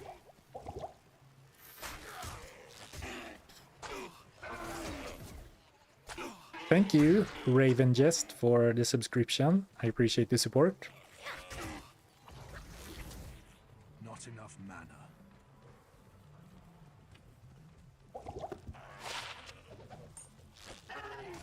Okay, how bad do we think Witch Doctor Indugu is gonna feel after Goatman and Blunderbore?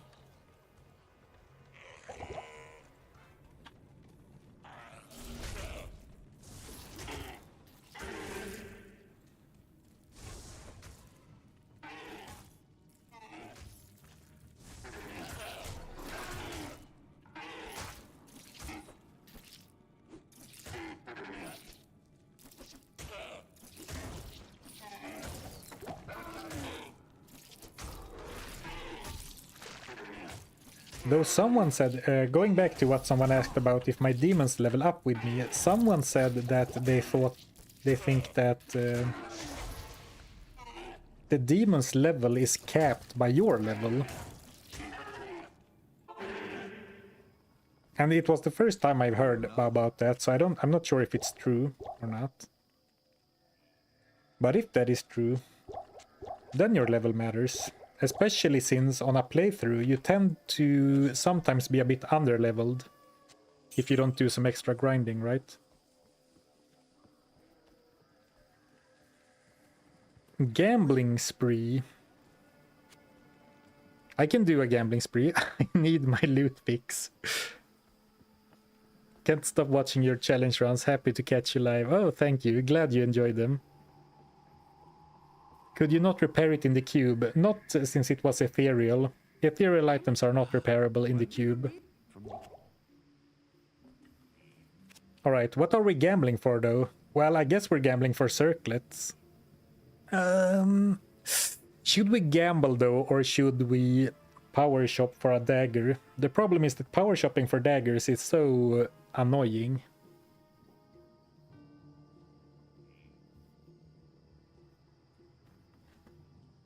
Yeah, I heard the same. Level of demon is capped by the level it was pre-enslaved. It was pre-enslavement or your own, whichever is lowest. Yeah, I heard the same. Your demon is the lowest levels between your level and the level of the demon. That is a bit rough. Then I definitely should farm for some levels sooner rather than later. Gamble first. Okay, we don't have a helm at all, so it makes sense to gamble. And circlets are very expensive, but they have great potential, you know, plus 2 skills. Magic find, 108 mana. If I was a caster, I would keep this for sure. Attack rating. Well, you can see how quickly, this is how you lose all your gold. You're like, I'm just gonna gamble for one decent circlet, and then you get like, oh, circlet of racers.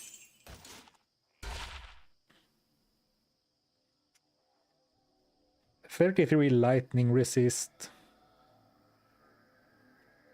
Okay, let's gamble until those turn into coronets. Okay, this is getting expensive. This isn't turning into a coronet. Shadow disciplines for the assassin. Please turn into a coronet. Oh, it did. Okay, I didn't get anything better.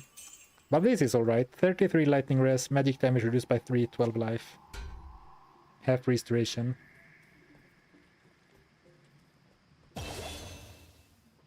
And just like that, I burned through 300k gold. Coronet is better. I think coronets have higher potential, but they are also more expensive. So early on, I like to go for circlets. But I don't know, in the end game you should probably go for coronets. I'm not sure. Demon's level is either the level that you caught it at or your own level. Whichever is lower. Ah, okay, so when playing through the game, you should replace your demon more often than not. So in a way, this challenge is perfect because it solves that. It solves that problem automatically as I keep catching higher level demons. But I assume that this, like the areas in Nightmare Act 3, I assume those are higher than 38, so I definitely should level up a bit. Though that is a blind assumption, I really don't know, but I assume so.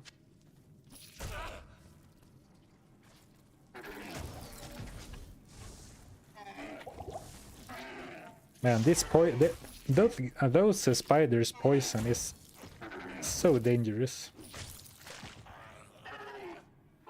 Well, town portals are more or less free. Good evening.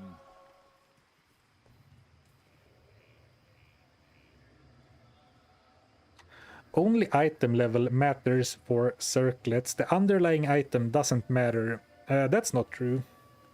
For example, circlets can only have 2 sockets, whereas coronets can have 3, so that's a difference. I also believe that coronets have a higher quality level, which matters. And you know, you have a small chance of gambling uniques when you gamble, and circlets and coronets have different uniques, and they upgrade to different items as well, right?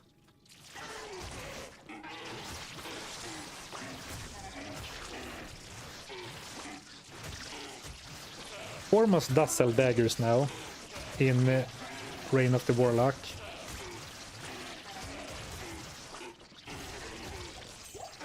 But I find Ormus a bit tedious to power shop at. I have done it in the past to like buy a teleport staff, but it is a little bit tedious in my opinion. The best case for power shopping wands and daggers and stuff is probably Drognan, if and only if you have the exit to town at the same place.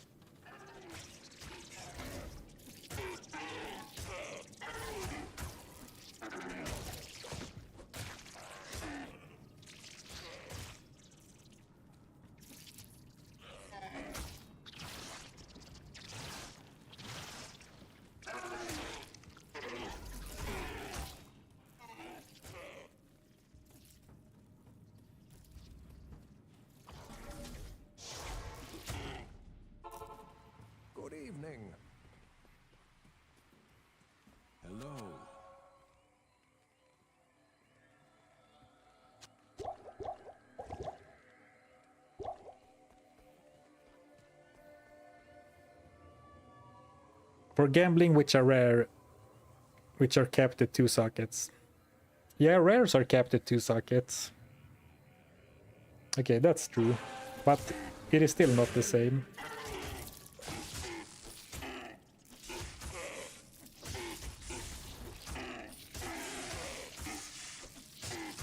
My demon is winning. I'm keeping an eye at his health, but...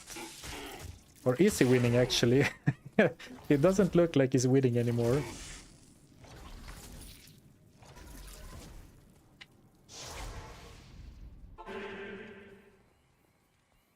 Good evening.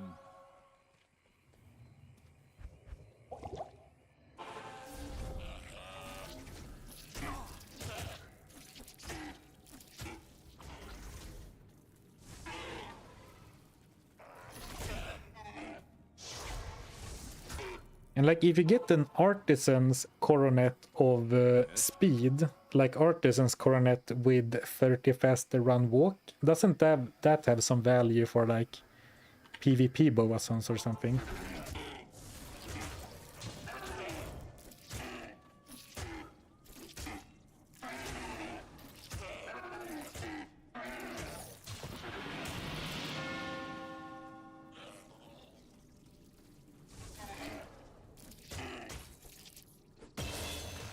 Ding! The plus damage bonus is getting pretty nasty. Plus 297 flat damage.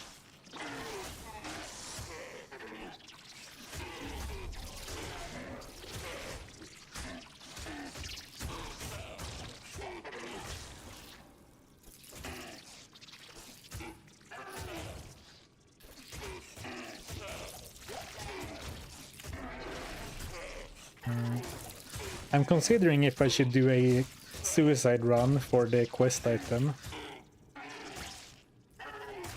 But it's probably an unnecessary risk.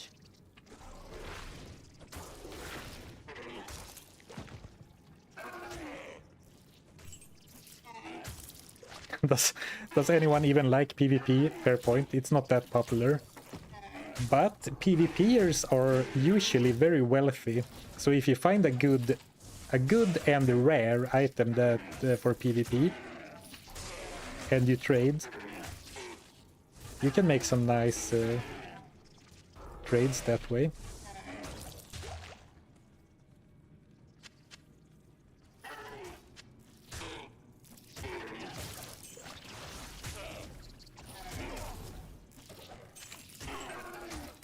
Get out!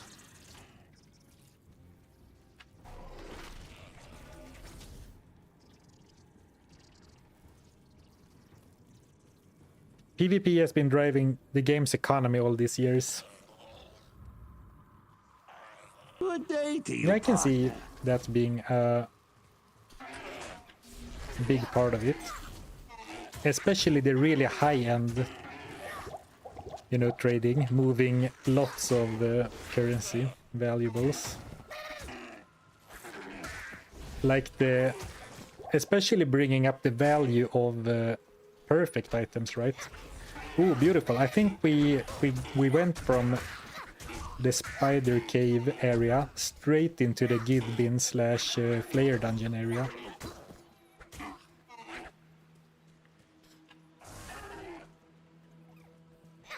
Thank you, Pete Puhelin. Pate Puhelin. Sorry, I don't... Pate Puhelin. Sorry, I don't know. But thank you so much for the prime. I very much appreciate it. I was wrong. This was the waypoint and the swampy pit.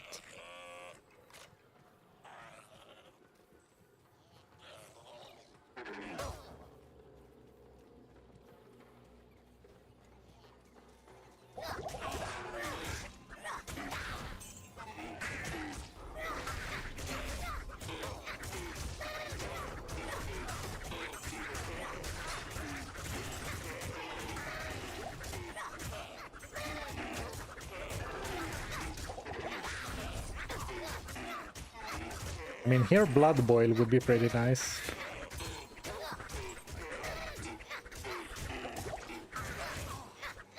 But alas, that feels more like I am doing damage than the demon.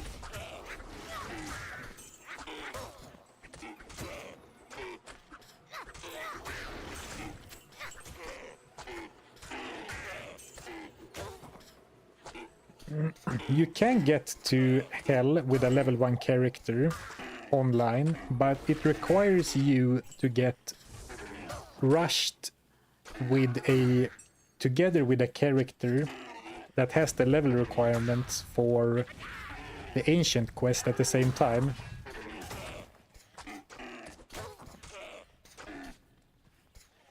Because someone needs to complete the Ancients quest, I believe, unless they discovered some new bug.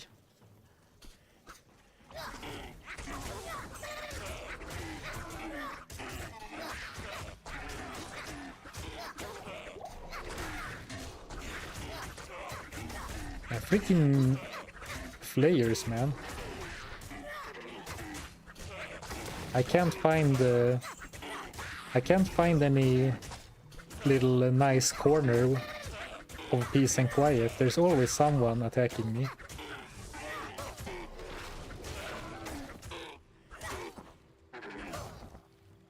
Bind player when we We did it differently in Act 2, but now we're back to only using super uniques. I guess we could have started by taking any player, but now we're going straight for Witch Doctor and Dudu.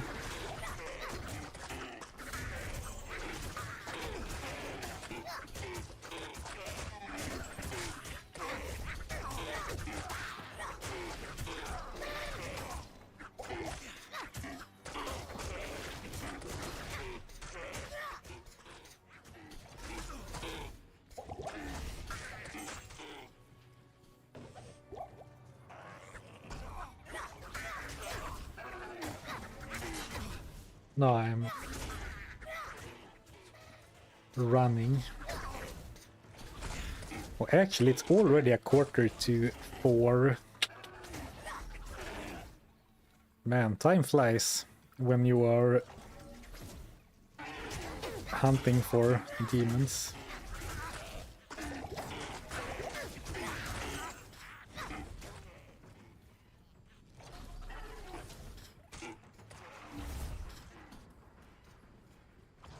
Yeah, I'm not allowed to deal any damage as my character. I'm relying solely on my bound demon.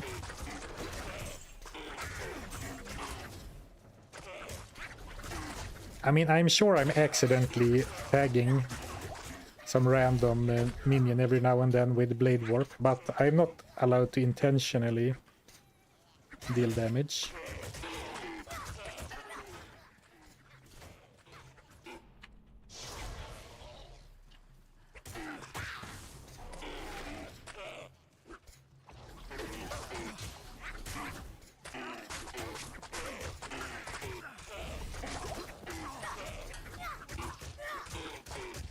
So many players, and I mean my goat is taking care of them, but one at a time. Mesh belt. Ooh, cubing a magic amulet. Not what I was looking for.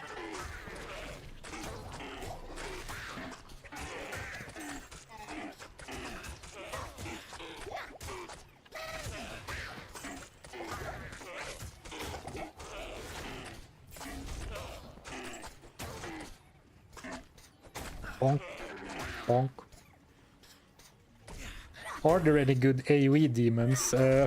No.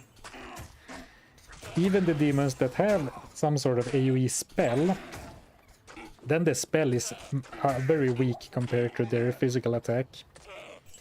Because of all the bonuses I give my demons. Like, the damage modifiers on this only applies to physical attacks. I guess some demons that have a ranged attack can have the multi-shot or multiple shot stat. So they have some kind of AoE, very low and a bit weird. But I guess that is AoE. The good bean. I would enjoy Gidbin with +2 random Warlock skills.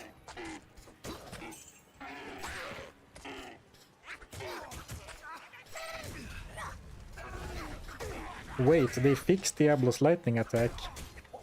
It seems so. Which is funny because they didn't put it in any patch notes as far as I've seen. Like from the release or anything. So I imagine somewhere out there somewhere someone died in hardcore because they weren't aware about that change. So they were chilling at Diablo in melee range in Hell or Nightmare and then got sniped. Good day to you, partners. Thank you, Sax109 for the Prime sub. I appreciate the support.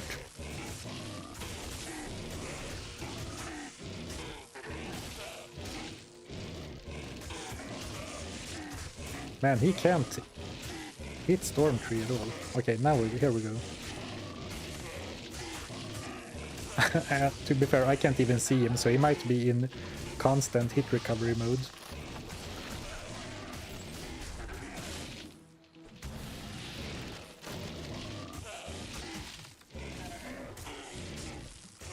Oh yeah, Blood Boil. Fair. That is the AoE spell. I'm not using it this time because to me it feels like a spell that happens to explode underneath your enemies. But if you're playing a demon build, I think you probably put a bunch of points in Blood Boil at some point to get some kind of AoE.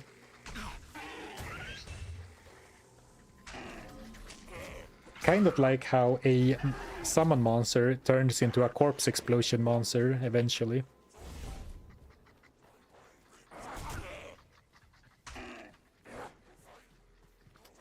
Quick idea, you could put everything in your shared stash, like in your gem tabs, I assume you mean, on a mule. I'm actually not sure, since gems and runes, they do not stack in the personal stash, only in the gem stashes. So I'm not sure if one mule would be enough. But that is an idea though. I have not considered that. I only considered not using the stash tabs or emptying them every time, but I could put them on mules. But well, in the future I can put the valuable stuff like the perfect gems and the important runes on a mule. Ooh, compendium. One socket, no skills, alright.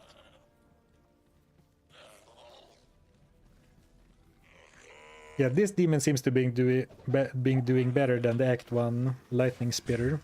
Ooh, Gilded Shield. Okay, nothing cool on it.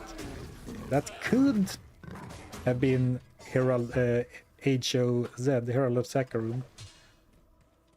Actually, we are in Nightmare, so I'm not sure if it could have been Herald of Sakarum. Probably not in Act 3 Nightmare.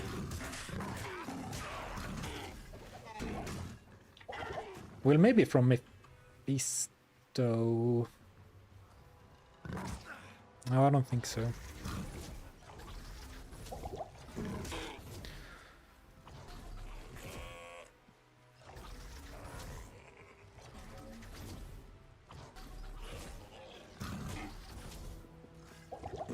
Where is the freaking waypoint? Here we go.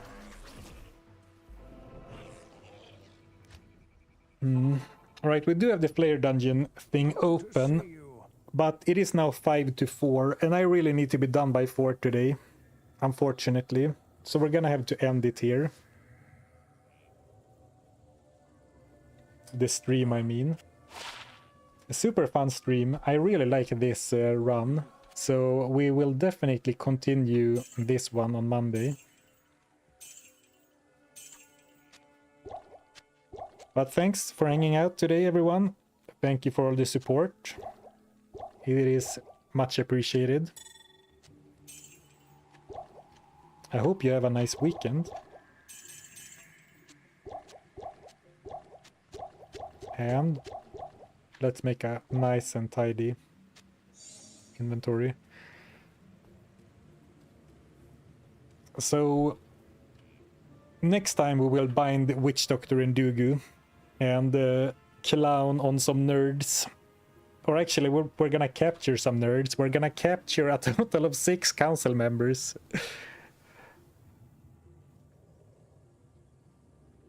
Alright, have a nice Friday, have a nice weekend, and maybe we'll see each other on Monday.